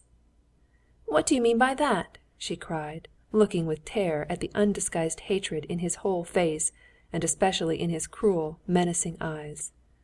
"I mean to say," he was beginning, but he checked himself. "I must ask what it is you want of me." "What can I want? All I can want is that you should not desert me, as you think of doing," she said, understanding all he had not uttered. But that I don't want, that's secondary. I want love, and there is none. So then all is over." She turned towards the door. "Stop, stop!" said Vronsky, with no change in the gloomy lines of his brows, though he held her by the hand. "What is it all about? I said that we must put off going for 3 days, and on that you told me I was lying, that I was not an honorable man." "Yes, and I repeat that the man who reproaches me with having sacrificed everything for me," she said, recalling the words of a still earlier quarrel, "that he's worse than a dishonorable man. He's a heartless man." "Oh, there are limits to endurance!" he cried, and hastily let go her hand. "He hates me, that's clear," she thought, and in silence, without looking round, she walked with faltering steps out of the room. "He loves another woman, that's even clearer," she said to herself as she went into her own room. "I want love, and there is none. So, then, all is over." She repeated the words she had said, "and it must be ended." But how? She asked herself, and she sat down in a low chair before the looking-glass. Thoughts of where she would go now, whether to the aunt who had brought her up, to Dolly, or simply alone abroad, and of what he was doing now alone in his study, whether this was the final quarrel, or whether reconciliation were still possible, and of what her old friends at Petersburg would say of her now, and how Alexey Alexandrovitch would look at it, and many other ideas of what would happen now after this rupture, came into her head, but she did not give herself up to them with all her heart. At the bottom of her heart was some obscure idea that alone interested her, but she could not get clear sight of it. Thinking once more of Alexey Alexandrovitch, she recalled the time of her illness after her confinement, and the feeling which never left her at that time. "Why didn't I die?" And the words and the feeling of that time came back to her. And all at once she knew what was in her soul. Yes, it was that idea which alone solved all. "Yes, to die. And the shame and disgrace of Alexey Alexandrovitch and of Seryozha, and my awful shame, it will all be saved by death. To die. And he will feel remorse, will be sorry, will love me. He will suffer on my account." With a trace of a smile of commiseration for herself, she sat down in the armchair, taking off and putting on the rings on her left hand, vividly picturing from different sides his feelings after her death. Approaching footsteps, his footsteps, distracted her attention. As though absorbed in the arrangement of her rings, she did not even turn to him. He went up to her, and taking her by the hand, said softly, "Anna, we'll go the day after tomorrow, if you like. I agree to everything." She did not speak. "What is it?" he urged. "You know," she said, and at the same instant, unable to restrain herself any longer, burst into sobs. "Cast me off," she articulated between her sobs. "I'll go away tomorrow. I'll do more. What am I? An immoral woman, a stone round your neck. I don't want to make you wretched. I don't want to. I'll set you free. You don't love me. You love someone else." Vronsky besought her to be calm, and declared that there was no trace of foundation for her jealousy, that he had never ceased and never would cease to love her, that he loved her more than ever. "Anna, why distress yourself and me so?" he said to her, kissing her hands. There was tenderness now in his face, and she fancied she caught the sound of tears in his voice, and she felt them wet on her hand. And instantly Anna's despairing jealousy changed into a despairing passion of tenderness. She put her arms round him and covered with kisses his head, his neck, his hands. End of chapter 24. Feeling that the reconciliation was complete, Anna set eagerly to work in the morning preparing for their departure. Though it was not settled whether they should go on Monday or Tuesday, as they had each given way to the other, Anna packed busily, feeling absolutely indifferent whether they went a day earlier or later. She was standing in her room over an open box, taking things out of it, when he came in to see her earlier than usual, dressed to go out. "I'm going off at once to see maman. She can send me the money by Yegorov, and I shall be ready to go tomorrow," he said. Though she was in such a good mood, the thought of his visit to his mother's gave her a pang. "No, I shan't be ready by then myself," she said, and at once reflected. So then it was possible to arrange to do as I wished. "No, do as you meant to do. Go into the dining room. I'm coming there directly. It's only to turn out these things that aren't wanted," she said, putting something more on the heap of frippery that lay in Annushka's arms. Vronsky was eating his beefsteak when she came into the dining room. "You wouldn't believe how distasteful these rooms have become to me," she said, sitting down beside him to her coffee. "There's nothing more awful than these chambres garnies. There's no individuality in them, no soul. These clocks and curtains, and worst of all the wallpapers, they're a nightmare. I think of Vozdvizhenskoe as the promised land. You're not sending the horses off yet?" "No, they will come after us. Where are you going to?" "I wanted to go to Wilson's to take some dresses to her. So it's really to be tomorrow," she said in a cheerful voice, but suddenly her face changed. Vronsky's valet came in to ask him to sign a receipt for a telegram from Petersburg. There was nothing out of the way in Vronsky's getting a telegram, but he said, as though anxious to conceal something for her, that the receipt was in his study, and he turned hurriedly to her. "By tomorrow, without fail, I will finish it all." "But from whom is the telegram?" she asked, not hearing him. "From Stiva," he answered reluctantly. "Why didn't you show it to me? What secret can there be between Stiva and me?" Vronsky called the valet back and told him to bring the telegram. "I didn't want to show it to you because Stiva has such a passion for telegraphing. Why telegraph when nothing's settled?" "About the divorce?" "Yes, but he says he has not been able to come to anything yet. He has promised a decisive answer in a day or two. But here it is. Read it." With trembling hands Anna took the telegram and read what Vronsky had told her. At the end was added, "Little hope, but I will do everything possible and impossible."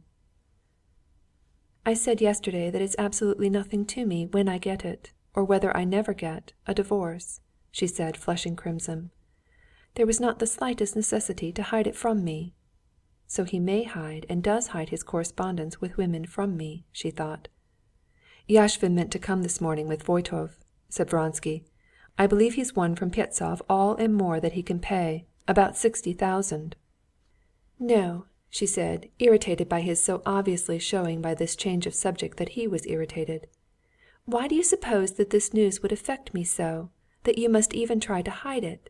I said I did not want to consider it, and I should have liked you to care as little about it as I do." "I care about it because I like definiteness," he said. "Definiteness is not in the form, but the love," she said, more and more irritated, not by his words, but by the tone of cool composure in which he spoke. "What do you want it for?" "My God, love again!" he thought, frowning. "Oh, you know what for your sake and your children's in the future." "There won't be any children in the future." "That's a great pity," he said. "You want it for the children's sake, but you don't think of me," she said, quite forgetting or not having heard that he said "for your sake" and the children's. The question of the possibility of having children had long been a subject of dispute and irritation to her. His desire to have children she interpreted as proof he did not prize her beauty. "Oh, I said for your sake. Above all for your sake," he repeated, frowning as though in pain, "because I am certain that the greater part of your irritability comes from the indefiniteness of the position." "Yes, now he has laid aside all pretense, and all his cold hatred for me is apparent," she thought, not hearing his words, but watching with terror the cold, cruel judge who looked mocking her out of his eyes. "The cause is not that," she said, "and, indeed, I don't see how the cause of my irritability, as you call it, can be that I am completely in your power. What indefiniteness is there in the position? On the contrary...."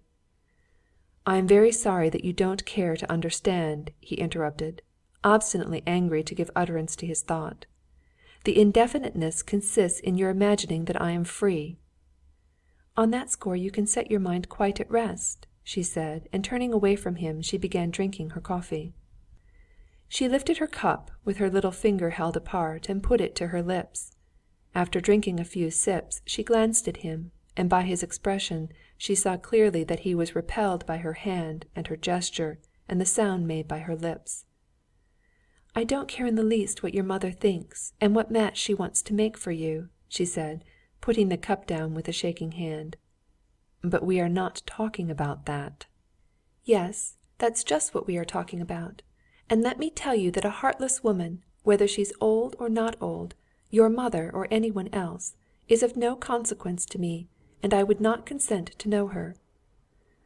"Anna, I beg you not to speak disrespectfully of my mother." "A woman whose heart does not tell her where her son's happiness and honor lie has no heart."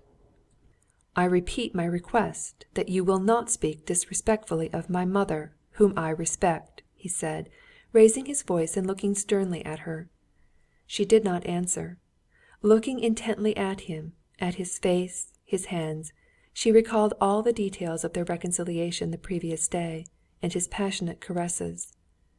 There, just such caresses he has lavished, and will lavish, and longs to lavish on other women, she thought. "You don't love your mother, that's all talk and talk and talk," she said, looking at him with hatred in her eyes. "Even so, you must decide, and I have decided," she said, and she would have gone away, but at that moment Yashvin walked into the room. Anna greeted him and remained. Why, when there was a tempest in her soul, and she felt she was standing at a turning point in her life, which might have fearful consequences, why, at that minute, she had to keep up appearances before an outsider, who sooner or later must know it all, she did not know. But at once quelling the storm within her, she sat down and began talking to their guest. "Well, and how are you getting on? Has your debt been paid you?" she asked Yashvin. "Oh, pretty fair. I fancy I shan't get it all, but I shall get a good half. And when are you off?" said Yashvin, looking at Vronsky, and unmistakably guessing at a quarrel. "The day after tomorrow, I think," said Vronsky. "You've been meaning to go so long, though."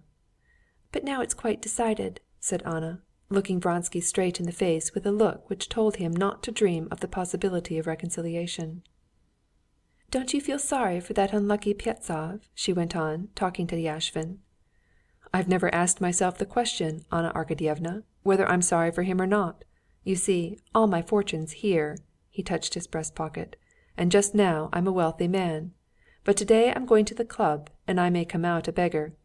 You see, whoever sits down to play with me, he wants to leave me without a shirt to my back, and so do I him. And so we fight it out, and that's the pleasure of it." "Well, but suppose you were married," said Anna. "How would it be for your wife?" Yashvin laughed. "That's why I'm not married, and never mean to be." "And Helsingfors?" said Vronsky, entering into the conversation and glancing at Anna's smiling face. Meeting his eyes, Anna's face instantly took a coldly severe expression, as though she were saying to him, "It's not forgotten. It's all the same." "Were you really in love?" she said to Yashvin. "Oh, heavens, ever so many times. But you see, some men come to play, but only so that they can always lay down their cards when the hour of a rendezvous comes, while I take up love only so as to not be late for my cards in the evening. That's how I manage things." "No, I didn't mean that, but the real thing," she would have said Helsingfors, but would not repeat the word used by Vronsky. Voytov, who was buying the horse, came in. Anna got up and went out of the room. Before leaving the house, Vronsky went into her room. She would have pretended to be looking for something on the table, but ashamed of making a pretense, she looked straight in his face with cold eyes. "What do you want?" she asked in French. "To get the guarantee for Gambetta. I've sold him," he said in a tone which said more clearly than words, "I've no time for discussing things, and it would lead to nothing." "I'm not to blame in any way," he thought. "If she will punish herself, tant pis pour elle." But as he was going, he fancied that she said something, and his heart suddenly ached with pity for her. "Eh, Anna?" he queried. "I said nothing," she answered just as coldly and calmly. "Oh, nothing. Tant pis then," he thought, feeling cold again, and he turned and went out. As he was going out he caught a glimpse in the looking-glass of her face, white with quivering lips. He even wanted to stop and say some comforting word to her, but his legs carried him out of the room before he could think what to say. The whole of that day he spent away from home, and when he came late in the evening the maid told him that Anna Arkadyevna had a headache and begged him not to go in to her. Chapter 25.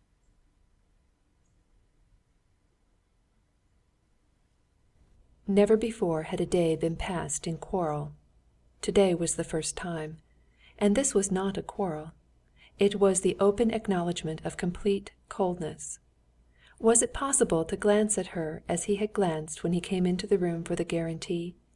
To look at her, see her heart was breaking with despair, and go out without a word with that face of callous composure?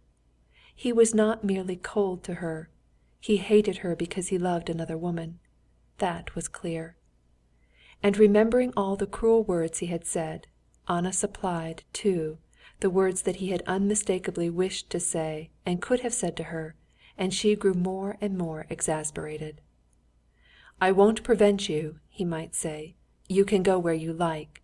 You were unwilling to be divorced from your husband, no doubt so that you might go back to him.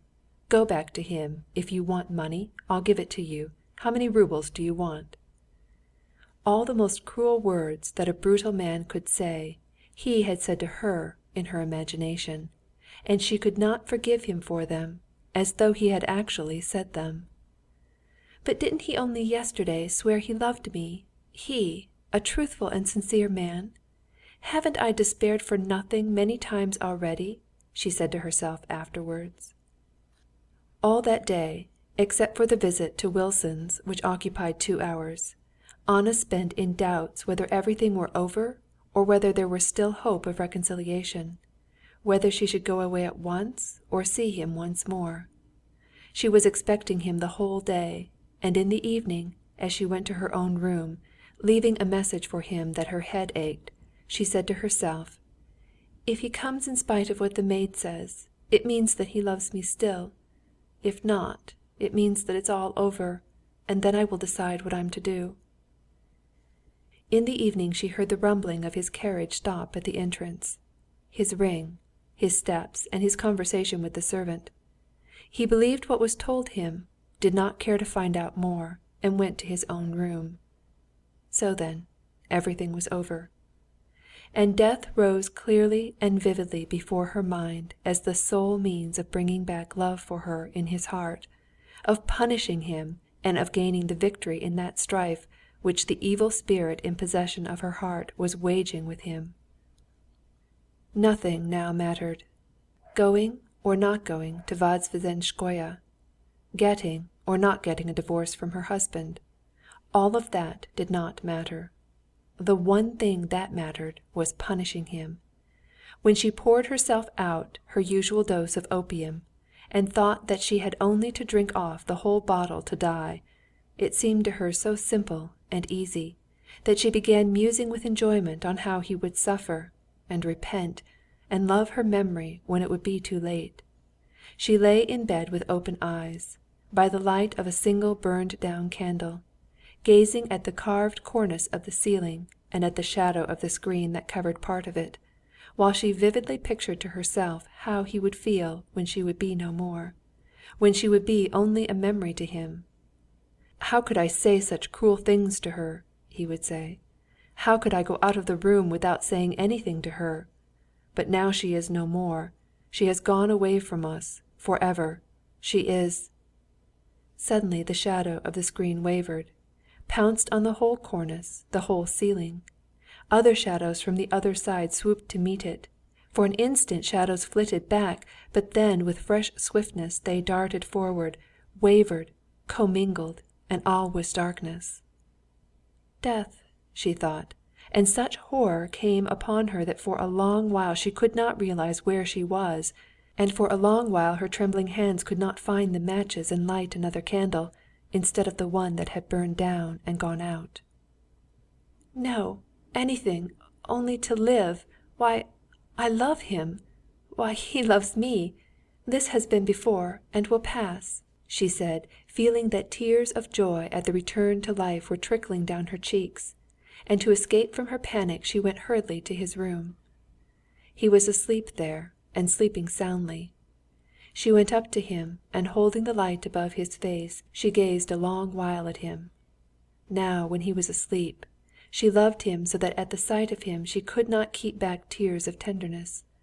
But she knew that if he waked up he would look at her with cold eyes, convinced that he was right, and that before telling him of her love, she would have to prove to him that he had been wrong in his treatment of her. Without waking him, she went back, and after a second dose of opium she fell towards morning into a heavy, incomplete sleep, during which she never quite lost consciousness. In the morning she was waked by a horrible nightmare, which had recurred several times in her dreams, even before her connection with Vronsky.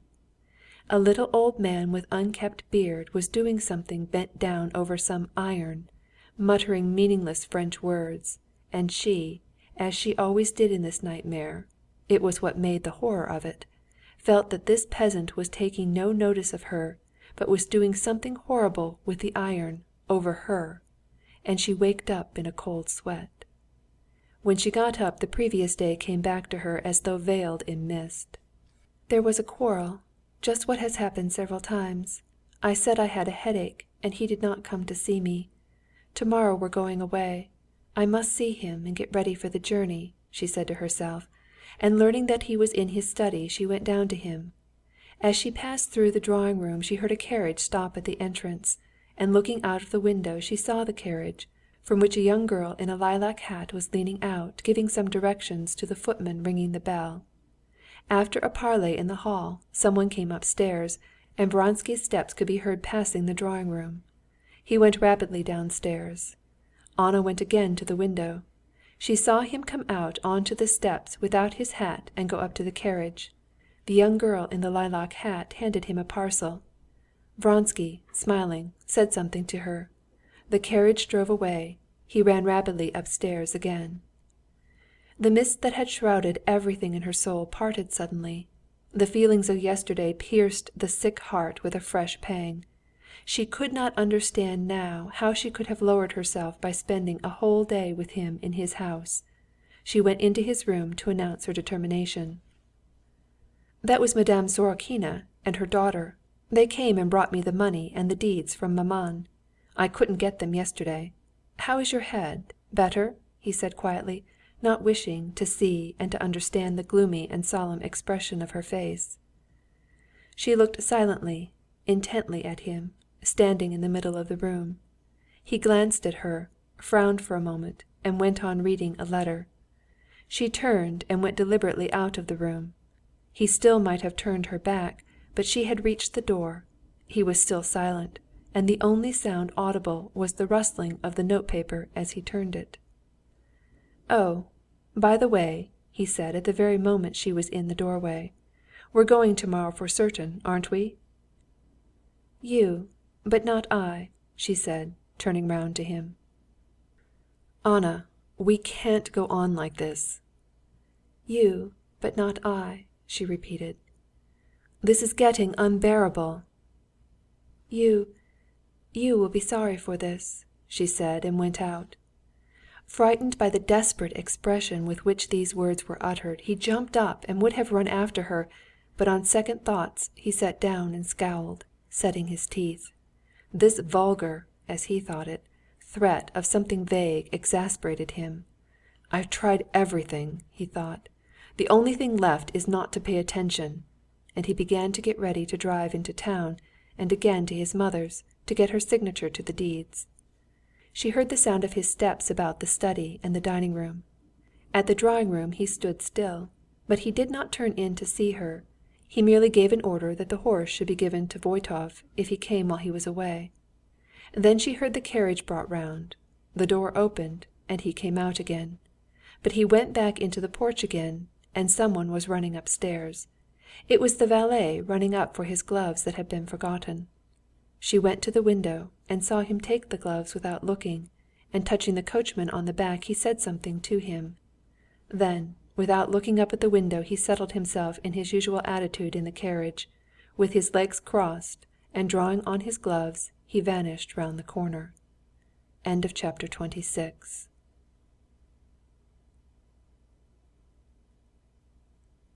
He is gone. It is over, Anna said to herself, standing at the window, and in answer to this statement the impression of the darkness when the candle had flickered out, and of her fearful dream mingling into one, filled her heart with cold terror. "No, that cannot be!" she cried. Crossing the room she rang the bell. She was so afraid now of being alone that without waiting for the servant to come in, she went out to meet him. "Inquire where the count has gone," she said. The servant answered that the count had gone to the stable. "His honor left word that if you cared to drive out, the carriage would be back immediately." "Very good. Wait a minute. I'll write a note at once. Send Mihail with the note to the stables. Make haste." She sat down and wrote, "I was wrong. Come back home. I must explain. For God's sake come. I'm afraid." She sealed it up and gave it to the servant. She was afraid of being left alone now. She followed the servant out of the room and went to the nursery. "Why, this isn't it. This isn't he. Where are his blue eyes, his sweet, shy smile?" was her first thought when she saw her chubby, rosy little girl with the black, curly hair instead of Seryozha, whom in the tangle of her ideas she had expected to see in the nursery.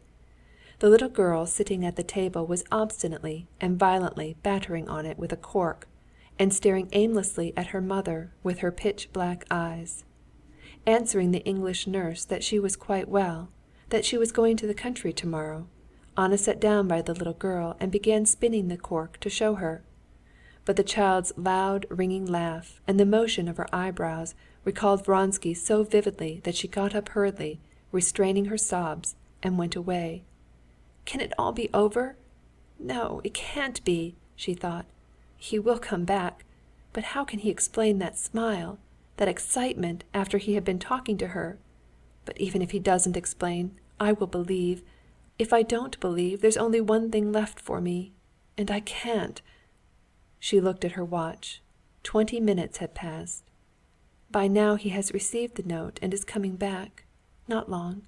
10 minutes more. But what if he doesn't come?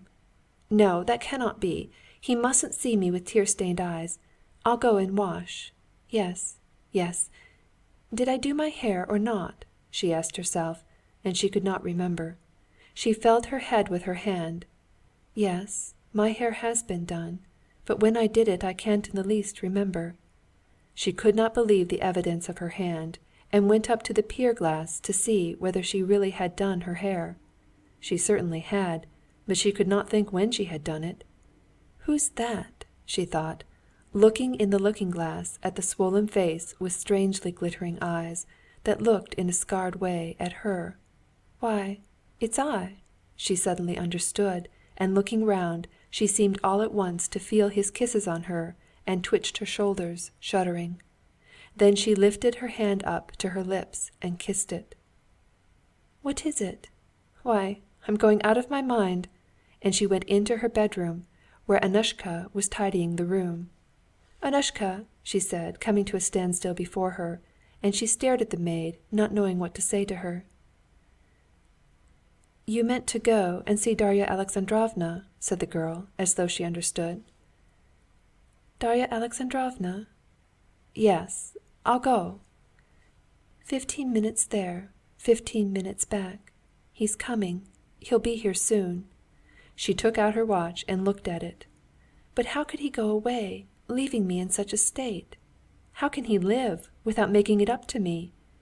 She went to the window and began looking into the street. Judging by the time, he might be back now, but her calculations might be wrong, and she began once more to recall when he had started and to count the minutes. At the moment when she had moved away to the big clock to compare it with her watch, someone drove up. Glancing out of the window, she saw his carriage, but no one came upstairs, and voices could be heard below. It was the messenger who had come back in the carriage. She went down to him. "We didn't catch the count. The count had driven off on the lower city road." "What did you say? What?" she said to the rosy, good-humored Mihail, as he handed her back her note. "Why, then, he has never received it," she thought. "Go with this note to Countess Vronskaya's place, you know, and bring an answer back immediately," she said to the messenger. "And I, what am I going to do?" she thought. Yes, I'm going to Dolly's. That's true, or else I shall go out of my mind. Yes, and I can telegraph too." And she wrote a telegram. "I absolutely must talk to you. Come at once." After sending off the telegram, she went to dress. When she was dressed and in her hat, she glanced again into the eyes of the plump, comfortable-looking Annushka. There was unmistakable sympathy in those good-natured little gray eyes. "Annushka dear, what am I to do?" said Anna, sobbing and sinking helplessly into a chair. "Why fret yourself so, Anna Arkadyevna? Why, there's nothing out of the way. You drive out a little, it'll cheer you up," said the maid. "Yes, I'm going," said Anna, rousing herself and getting up. "And if there's a telegram while I'm away, send it on to Darya Alexandrovna's. But no, I shall be back myself." "Yes, I mustn't think. I must do something, drive somewhere, and most of all, get out of this house," she said, feeling with terror the strange turmoil going on in her own heart, and she made haste to go out and get into the carriage. "Where to?" asked Pyotr before getting onto the box. "To Znamenka, the Oblonskys'." Chapter 27.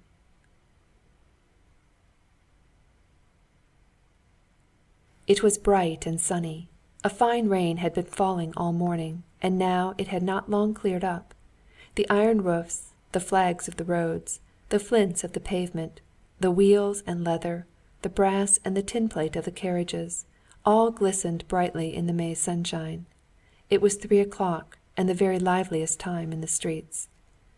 As she sat in the corner of the comfortable carriage, that hardly swayed on its supple springs, while the greys trotted swiftly, in the midst of the unceasing rattle of wheels and the changing impressions in the pure air, Anna ran over the events of the last days, and she saw her position quite differently from how it had seemed at home.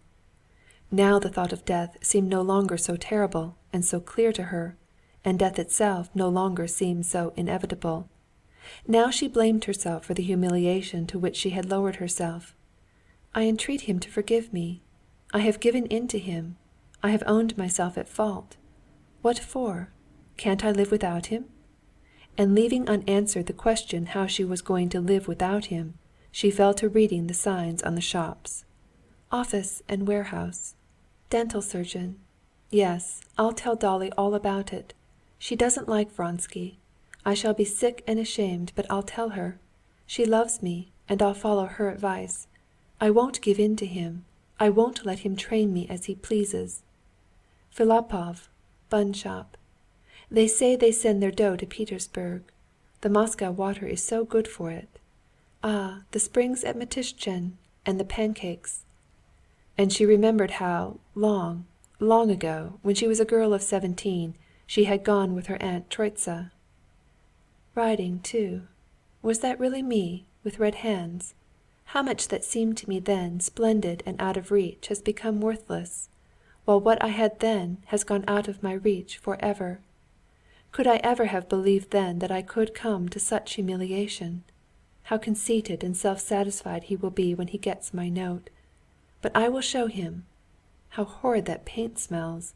Why is it they're always painting and building? Mode et robe, she read. A man bowed to her. It was Annushka's husband.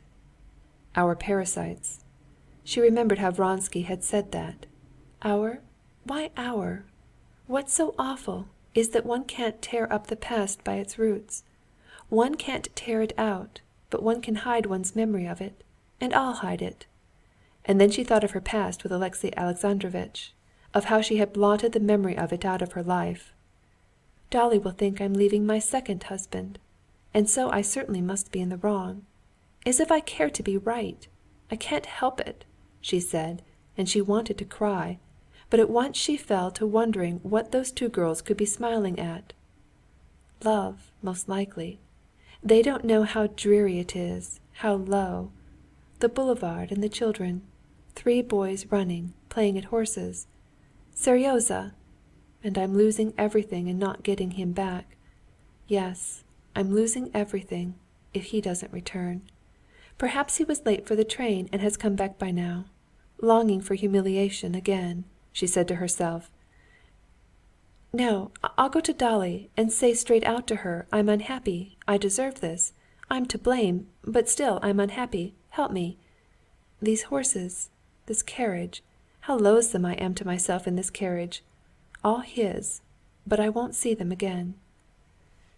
Thinking over the words in which she would tell Dolly, and mentally working her heart up to great bitterness, Anna went upstairs.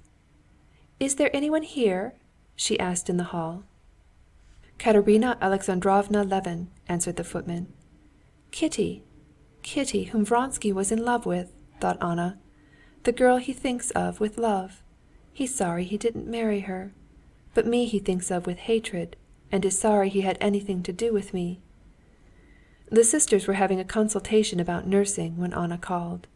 Dolly went down alone to see the visitor who had interrupted their conversation. "Well, so you've not gone away yet? I meant to have come to you," she said. "I had a letter from Stiva today." "We had a telegram too," answered Anna, looking round for Kitty. "He writes that he can't make out quite what Alexey Alexandrovitch wants, but he won't go away without a decisive answer." "I thought you had someone with you. Can I see the letter?" "Yes, Kitty," said Dolly, embarrassed. "She stayed in the nursery. She has been very ill." "So I heard. May I see the letter?" "I'll get it directly. But he doesn't refuse. On the contrary, Stiva has hopes," said Dolly, stopping in the doorway. "I haven't, and indeed I don't wish it," said Anna. "What's this? Does Kitty consider it degrading to meet me?" thought Anna when she was alone. "Perhaps she's right too. But it's not for her, the girl who was in love with Vronsky, it's not for her to show me that, even if it is true. I know that in my position I can't be received by any decent woman. I knew that from the first moment I sacrificed everything to him. And this is my reward. Oh, how I hate him! What did I come here for? I'm worse here, more miserable." She heard from the next room the sisters' voices in consultation. "And what am I going to say to Dolly now? Amuse Kitty by the sight of my wretchedness? Submit to her patronizing? No, and besides, Dolly wouldn't understand, and it would be no good my telling her. It would only be interesting to see Kitty, to show her how I despise everyone and everything, and how nothing matters to me now." Dolly came in with the letter. Anna read it and handed it back in silence. "I knew all that," she said, "and it doesn't interest me in the least." "Oh, why so? On the contrary, I have hopes," said Dolly, looking inquisitively at Anna. She had never seen her in such a strangely irritable condition. "When are you going away?" she asked. Anna, half closing her eyes, looked straight before her and did not answer. "Why does Kitty shrink from me?" she said, looking at the door and flushing red.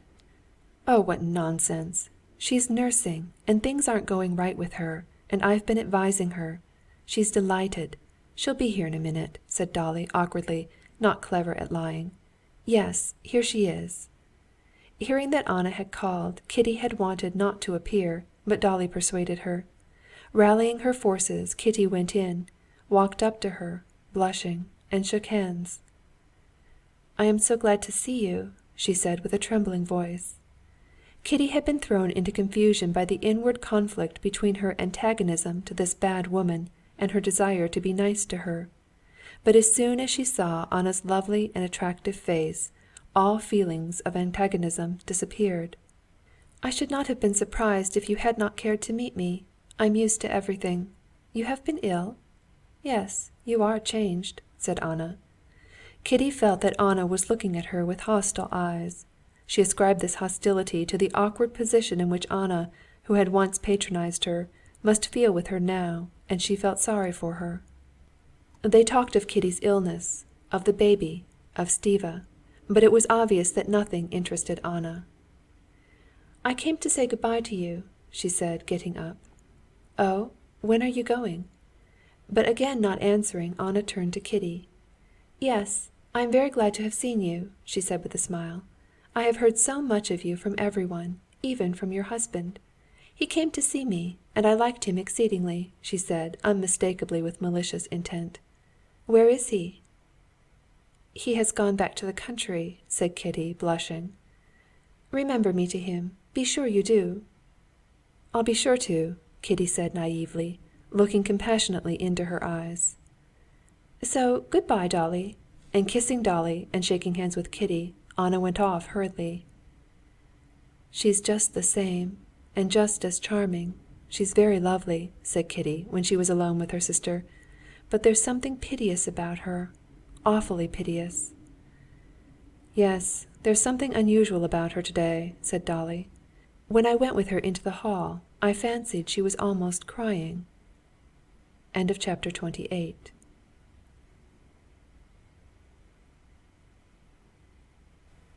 Anna got into the carriage again in an even worse frame of mind than when she set out from home. To her previous tortures was added now that sense of mortification and of being an outcast which she had felt so distinctly on meeting Kitty. "Where to? Home?" asked Pyotr. "Yes, home," she said, not even thinking now where she was going. "How they looked at me as something dreadful, incomprehensible, and curious. What can he be telling the other with such warmth?" she thought, staring at two men who walked by. "Can one ever tell anyone what one is feeling? I meant to tell Dolly, and it's a good thing I didn't tell her. How pleased she would have been at my misery! She would have concealed it, but her chief feeling would have been delight at my being punished for the happiness she envied me for. Kitty, she would have been even more pleased. How I can see through her! She knows I was more than usually sweet to her husband, and she's jealous and hates me, and she despises me. In her eyes I'm an immoral woman. If I were an immoral woman, I could have made her husband fall in love with me, if I'd cared to. And indeed, I did care to. There's someone who's pleased with himself," she thought, as she saw a fat, rubicund gentleman coming towards her. He took her for an acquaintance and lifted his glossy hat above his bald, glossy head, and then perceived his mistake. "He thought he knew me. Well, he knows me as well as anyone in the world knows me. I don't know myself. I know my appetites, as the French say. They want that dirty ice cream, that they do know for certain," she thought, looking at two boys stopping an ice cream seller, who took a barrel off his head and began wiping his perspiring face with a towel. "We all want what is sweet and nice. If not sweetmeats, then dirty ice. And Kitty's the same. If not Vronsky, then Levin. And she envies me and hates me, and we all hate each other. I Kitty, Kitty me. Yes, that's the truth. Tutkin coiffeur. Je me fais coiffer par Tutkin. I'll tell him that when he comes," she thought, and smiled. But the same instant she remembered that she had no one now to tell anything amusing to. "And there's nothing amusing, nothing mirthful, really. It's all hateful. They're singing for vespers, and how carefully that merchant crosses himself, as if he were afraid of missing something. Why these churches, and this singing, and this humbug? Simply to conceal that we all hate each other, like these cab drivers who are abusing each other so angrily. Yashvin says, he wants to strip me of my shirt, and I him of his. Yes, that's the truth." She was plunging in these thoughts which so engrossed her that she left off thinking of her own position when the carriage drew up at the steps of her house. It was only when she saw the porter running out to meet her that she remembered she had sent the note and the telegram. "Is there an answer?" she inquired. "I'll see this minute," answered the porter, and glancing into his room, he took out and gave her the thin square envelope of a telegram. "I can't come before 10 o'clock. Vronsky," she read. "And hasn't the messenger come back?" "No," answered the porter. "Then, since it's so, I know what I must do," she said, and feeling a vague fury and craving for revenge rising up within her, she ran upstairs. "I'll go to him myself. Before going away forever, I'll tell him all. Never have I hated anyone as I hate that man," she thought. Seeing his hat on the rack, she shuddered with aversion. She did not consider that his telegram was an answer to her telegram, and that he had not yet received her note. She pictured him to herself as talking calmly to his mother and Princess Sorokina, and rejoicing at her sufferings. "Yes, I must go quickly," she said, not knowing yet where she was going. She longed to get away as quickly as possible from the feeling she had gone through in that awful house, The servants, the walls, the things in that house, all aroused repulsion and hatred in her and lay like a weight upon her. "Yes, I must go to the railway station, and if he's not there, then go there and catch him." Anna looked at the railway timetable in the newspapers. An evening train went at 2 minutes past 8. "Yes, I shall be in time." She gave orders for the other horses to be put in the carriage, and packed in a travelling bag the things needed for a few days. She knew she would never come back here again.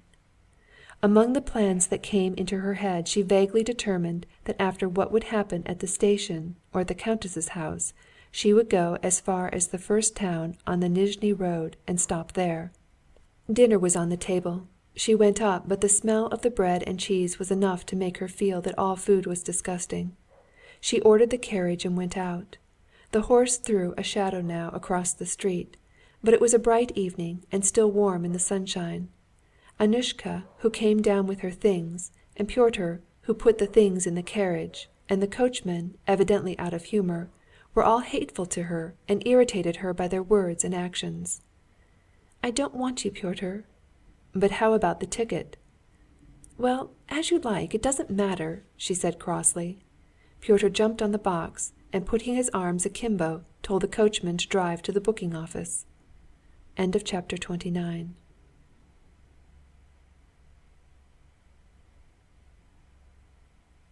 "Here it is again. Again I understand it all," Anna said to herself as soon as the carriage had started and swaying lightly, rumbled over the tiny cobbles of the paved road, and again one impression followed rapidly upon another. "Yes, what was the last thing I thought of so clearly?"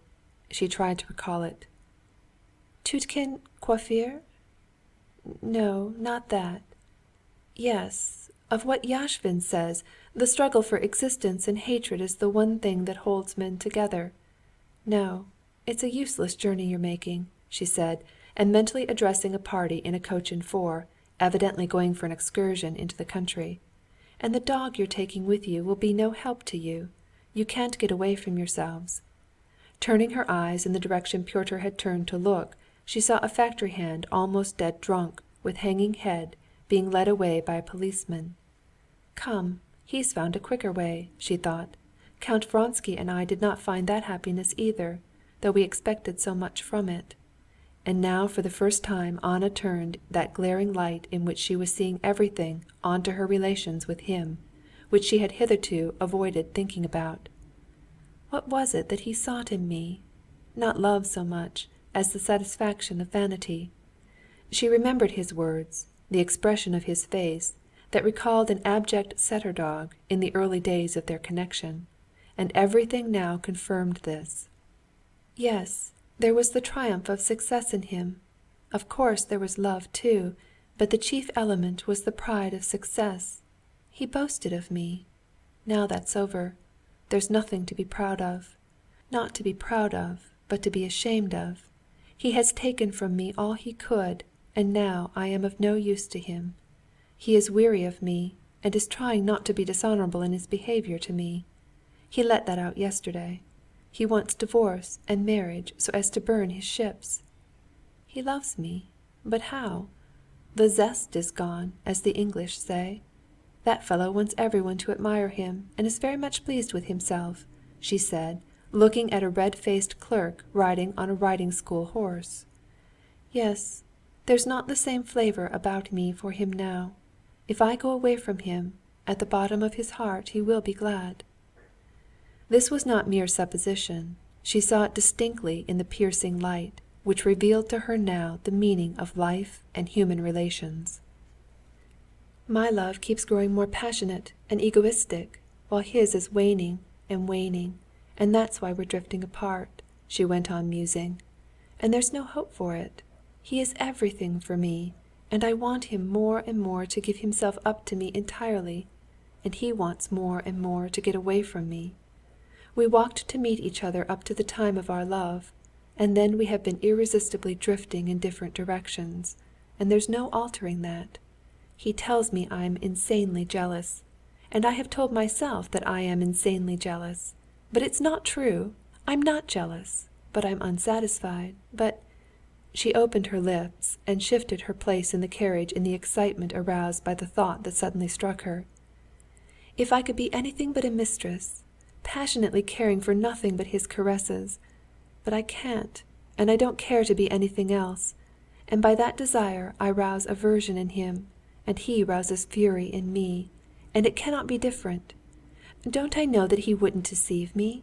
That he has no schemes about Princess Sorokina, that he's not in love with Kitty, that he won't desert me? I know all that, but it makes it no better for me. If without loving me, from duty he'll be good and kind to me, and without what I want, that's 1,000 times worse than unkindness. That's hell. And that's just how it is.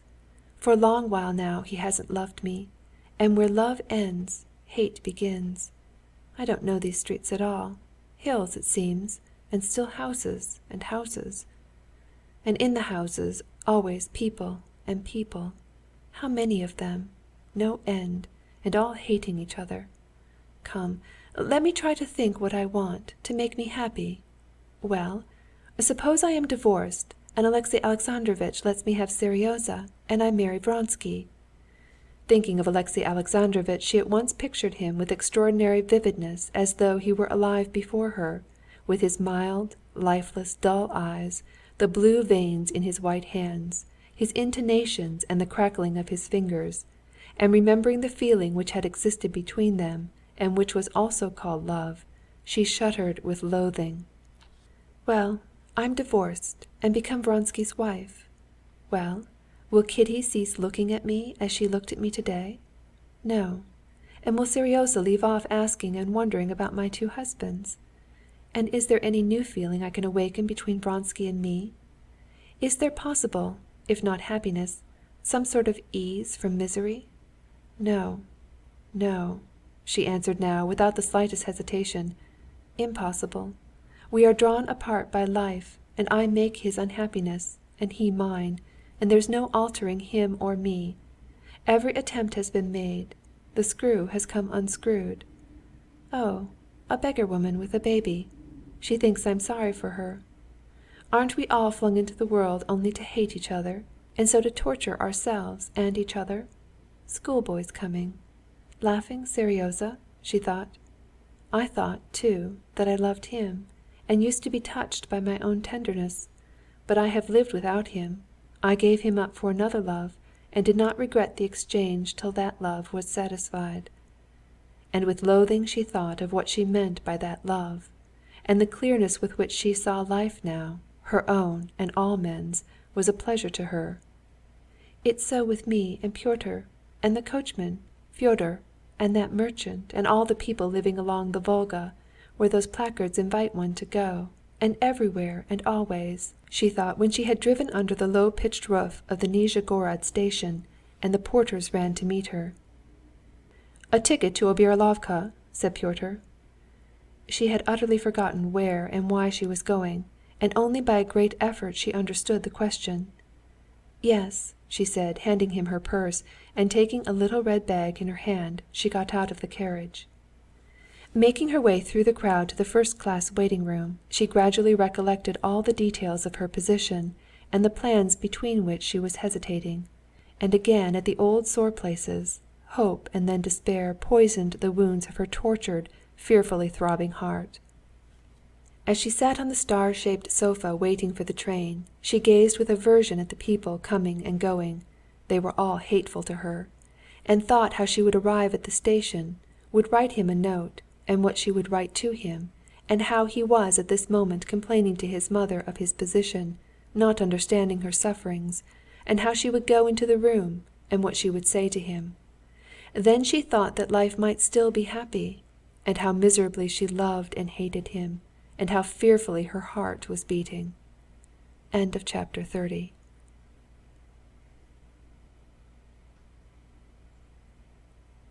A bell rang. Some young men, ugly and impudent, and at the same time careful of the impression they were making, hurried by.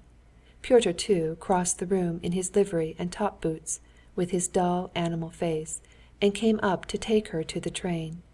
Some noisy men were quiet as she passed them on the platform, and one whispered something about her to another. something vile no doubt. She stepped up on the high step and sat down in a carriage by herself on a dirty seat that had been white. Her bag lay beside her, shaken up and down by the springiness of the seat. With a foolish smile Pyotr raised his hat, with its colored band, at the window in token of farewell. An impudent conductor slammed the door and the latch. A grotesque-looking lady wearing a bustle. Anna mentally undressed the woman and was appalled at her hideousness, and a little girl laughing affectedly ran down the platform. "Katerina Andreevna, she's got them all, ma tante!" cried the girl. "Even the child's hideous and affected," thought Anna. To avoid seeing anyone, she got up quickly and seated herself at the opposite window of the empty carriage. A misshapen-looking peasant covered with dirt, in a cap from which his tangled hair stuck out all around, passed by that window, stooping down to the carriage wheels. "There's something familiar about that hideous peasant," thought Anna, and remembering her dream, she moved away to the opposite door, shaking with terror. The conductor opened the door and let in a man and his wife. "Do you wish to get out?" Anna made no answer. The conductor and her two fellow passengers did not notice under her veil her panic-stricken face. She went back to her corner and sat down. The couple seated themselves on the opposite side, and intently but surreptitiously scrutinized her clothes. Both husband and wife seemed repulsive to Anna. The husband asked, would she allow him to smoke, obviously not with a view to smoking, but to getting into conversation with her. Receiving her assent, he said to his wife in French something about caring less to smoke than to talk. They made inane and affected remarks to one another, entirely for her benefit. Anna saw clearly that they were sick of each other and hated each other, and no one could have helped hating such miserable monstrosities. A second bell sounded, and was followed by moving of luggage, noise, shouting, and laughter. It was so clear to Anna that there was nothing for anyone to be glad of, that this laughter irritated her agonizingly, and she would have liked to stop up her ears and not to hear it. At last the third bell rang, there was a whistle and a hiss of steam and a clank of chains, and the man in her carriage crossed himself. "It would be interesting to ask him what meaning he attaches to that," thought Anna, looking angrily at him. She looked past the lady out of the window, at the people who seemed whirling by as they ran beside the train or stood on the platform. The train, jerking at regular intervals at the junctions of the rails, rolled by the platform, past a stone wall, a signal box, past other trains. The wheels, moving more smoothly and evenly, resounded with a slight clang on the rails. The window was lighted up by the bright evening sun, and a slight breeze fluttered the curtain. Anna forgot her fellow passengers, and to the light swaying of the train she fell to thinking again as she breathed the fresh air. "Yes, what did I stop at? That I couldn't conceive a position in which life would not be a misery, that we are all created to be miserable, and that we all know it, and all invent means of deceiving each other. And when one sees the truth, what is one to do?" "That's what reason is given man for, to escape from what worries him," said the lady in French, lisping affectedly and obviously pleased with her phrase. The words seemed an answer to Anna's thoughts. "To escape from what worries him," repeated Anna, and glancing at the red-cheeked husband and the thin wife, she saw that the sickly wife considered herself misunderstood, and the husband deceived her and encouraged in her that idea of herself. Anna seemed to see all their history and all the crannies of their souls, as it were turning a light upon them, but there was nothing interesting in them, and she pursued her thought. "Yes, I'm very much worried, and that's what reason was given me for, to escape. So then one must escape. Why not put out the light when there's nothing more to look at, when it's sickening to look at all? But how? Why did the conductor run along the footboard? Why are they shrieking, those young men in that train? Why are they talking? Why are they laughing? It's all falsehood, all lying, all humbug, all cruelty." When the train came into the station, Anna got out into the crowd of passengers, and moving apart from them as if they were lepers, she stood on the platform, trying to think what she had come here for and what she meant to do. Everything that had seemed to her possible before was now so difficult to consider, especially in this noisy crowd of hideous people who would not leave her alone. One moment porters ran up to her, proffering their services. Then young men, clacking their heels on the planks of the platform and talking loudly, stared at her. People meeting her dodged past on the wrong side. Remembering that she had meant to go on further if there were no answer, she stopped a porter and asked if her coachman were not here with a note from Count Vronsky. Count Vronsky? They sent up here from the Vronskys just this minute, to meet Princess Sorokina and her daughter. And what is the coachman like? Just as she was talking to the porter, the coachman Mihail, red and cheerful in his smart blue coat and chain, evidently proud of having so successfully performed his commission, came up to her and gave her a letter. She broke it open, and her heart ached before she had read it. "I am very sorry your note did not reach me. I will be home at 10," Vronsky had written carelessly.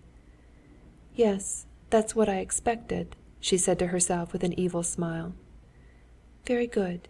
You can go home then," she said softly, addressing Mihail. She spoke softly because the rapidity of her heart's beating hindered her breathing. "No, I won't let you make me miserable," she thought menacingly, addressing not him, not herself, but the power that made her suffer, and she walked along the platform. Two maidservants walking along the platform turned their heads, staring at her and making some remarks about her dress. "Real," they said of the lace she was wearing. The young men would not leave her in peace.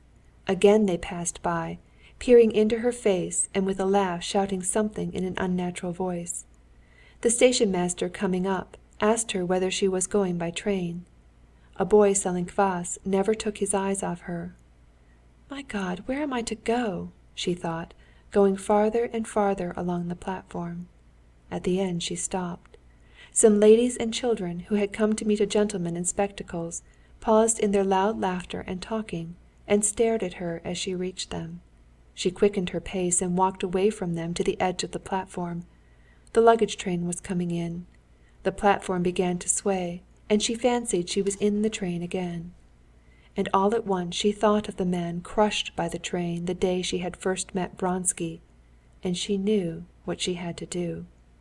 With a rapid, light step she went down the steps that led from the tank to the rails and stopped quite near the approaching train. She looked at the lower part of the carriages, at the screws and chains, and the tall cast-iron wheel of the first carriage slowly moving up, and trying to measure the middle between the front and back wheels, and the very minute when that middle point would be opposite her. "There," she said to herself, looking into the shadow of the carriage, at the sand and coal dust which covered the sleepers. "There, in the very middle, I will punish him and escape from everyone and from myself." She tried to fling herself below the wheels of the first carriage as it reached her, but the red bag which she tried to drop out of her hand delayed her, and she was too late. She missed the moment. She had to wait for the next carriage. A feeling such as she had known when about to take the first plunge in bathing came upon her, and she crossed herself. That familiar gesture brought back into her soul a whole series of girlish and childish memories, and suddenly the darkness that had covered everything for her was torn apart, and life rose up before her for an instant with all its bright past joys. But she did not take her eyes from the wheels of the second carriage, and exactly at the moment when the space between the wheels came opposite her, she dropped the red bag, and drawing her head back into her shoulders, fell on her hands under the carriage, and lightly, as though she would rise again at once, dropped on to her knees. And at the same instant she was terror-stricken at what she was doing. "Where am I? What am I doing? What for?" She tried to get up, to drop backwards, but something huge and merciless struck her on the head and rolled her on her back. "Lord, forgive me all," she said, feeling it impossible to struggle. A peasant muttering something was working at the iron above her, and the light by which she had read the book filled with troubles, falsehoods, sorrow, and evil, flared up more brightly than ever before, lighted up for her all that had been in darkness, flickered, began to grow dim, and was quenched forever. End of chapter 31. and end of Anna Karenina, Book 7, by Leo Tolstoy, translated by Constance Garnett.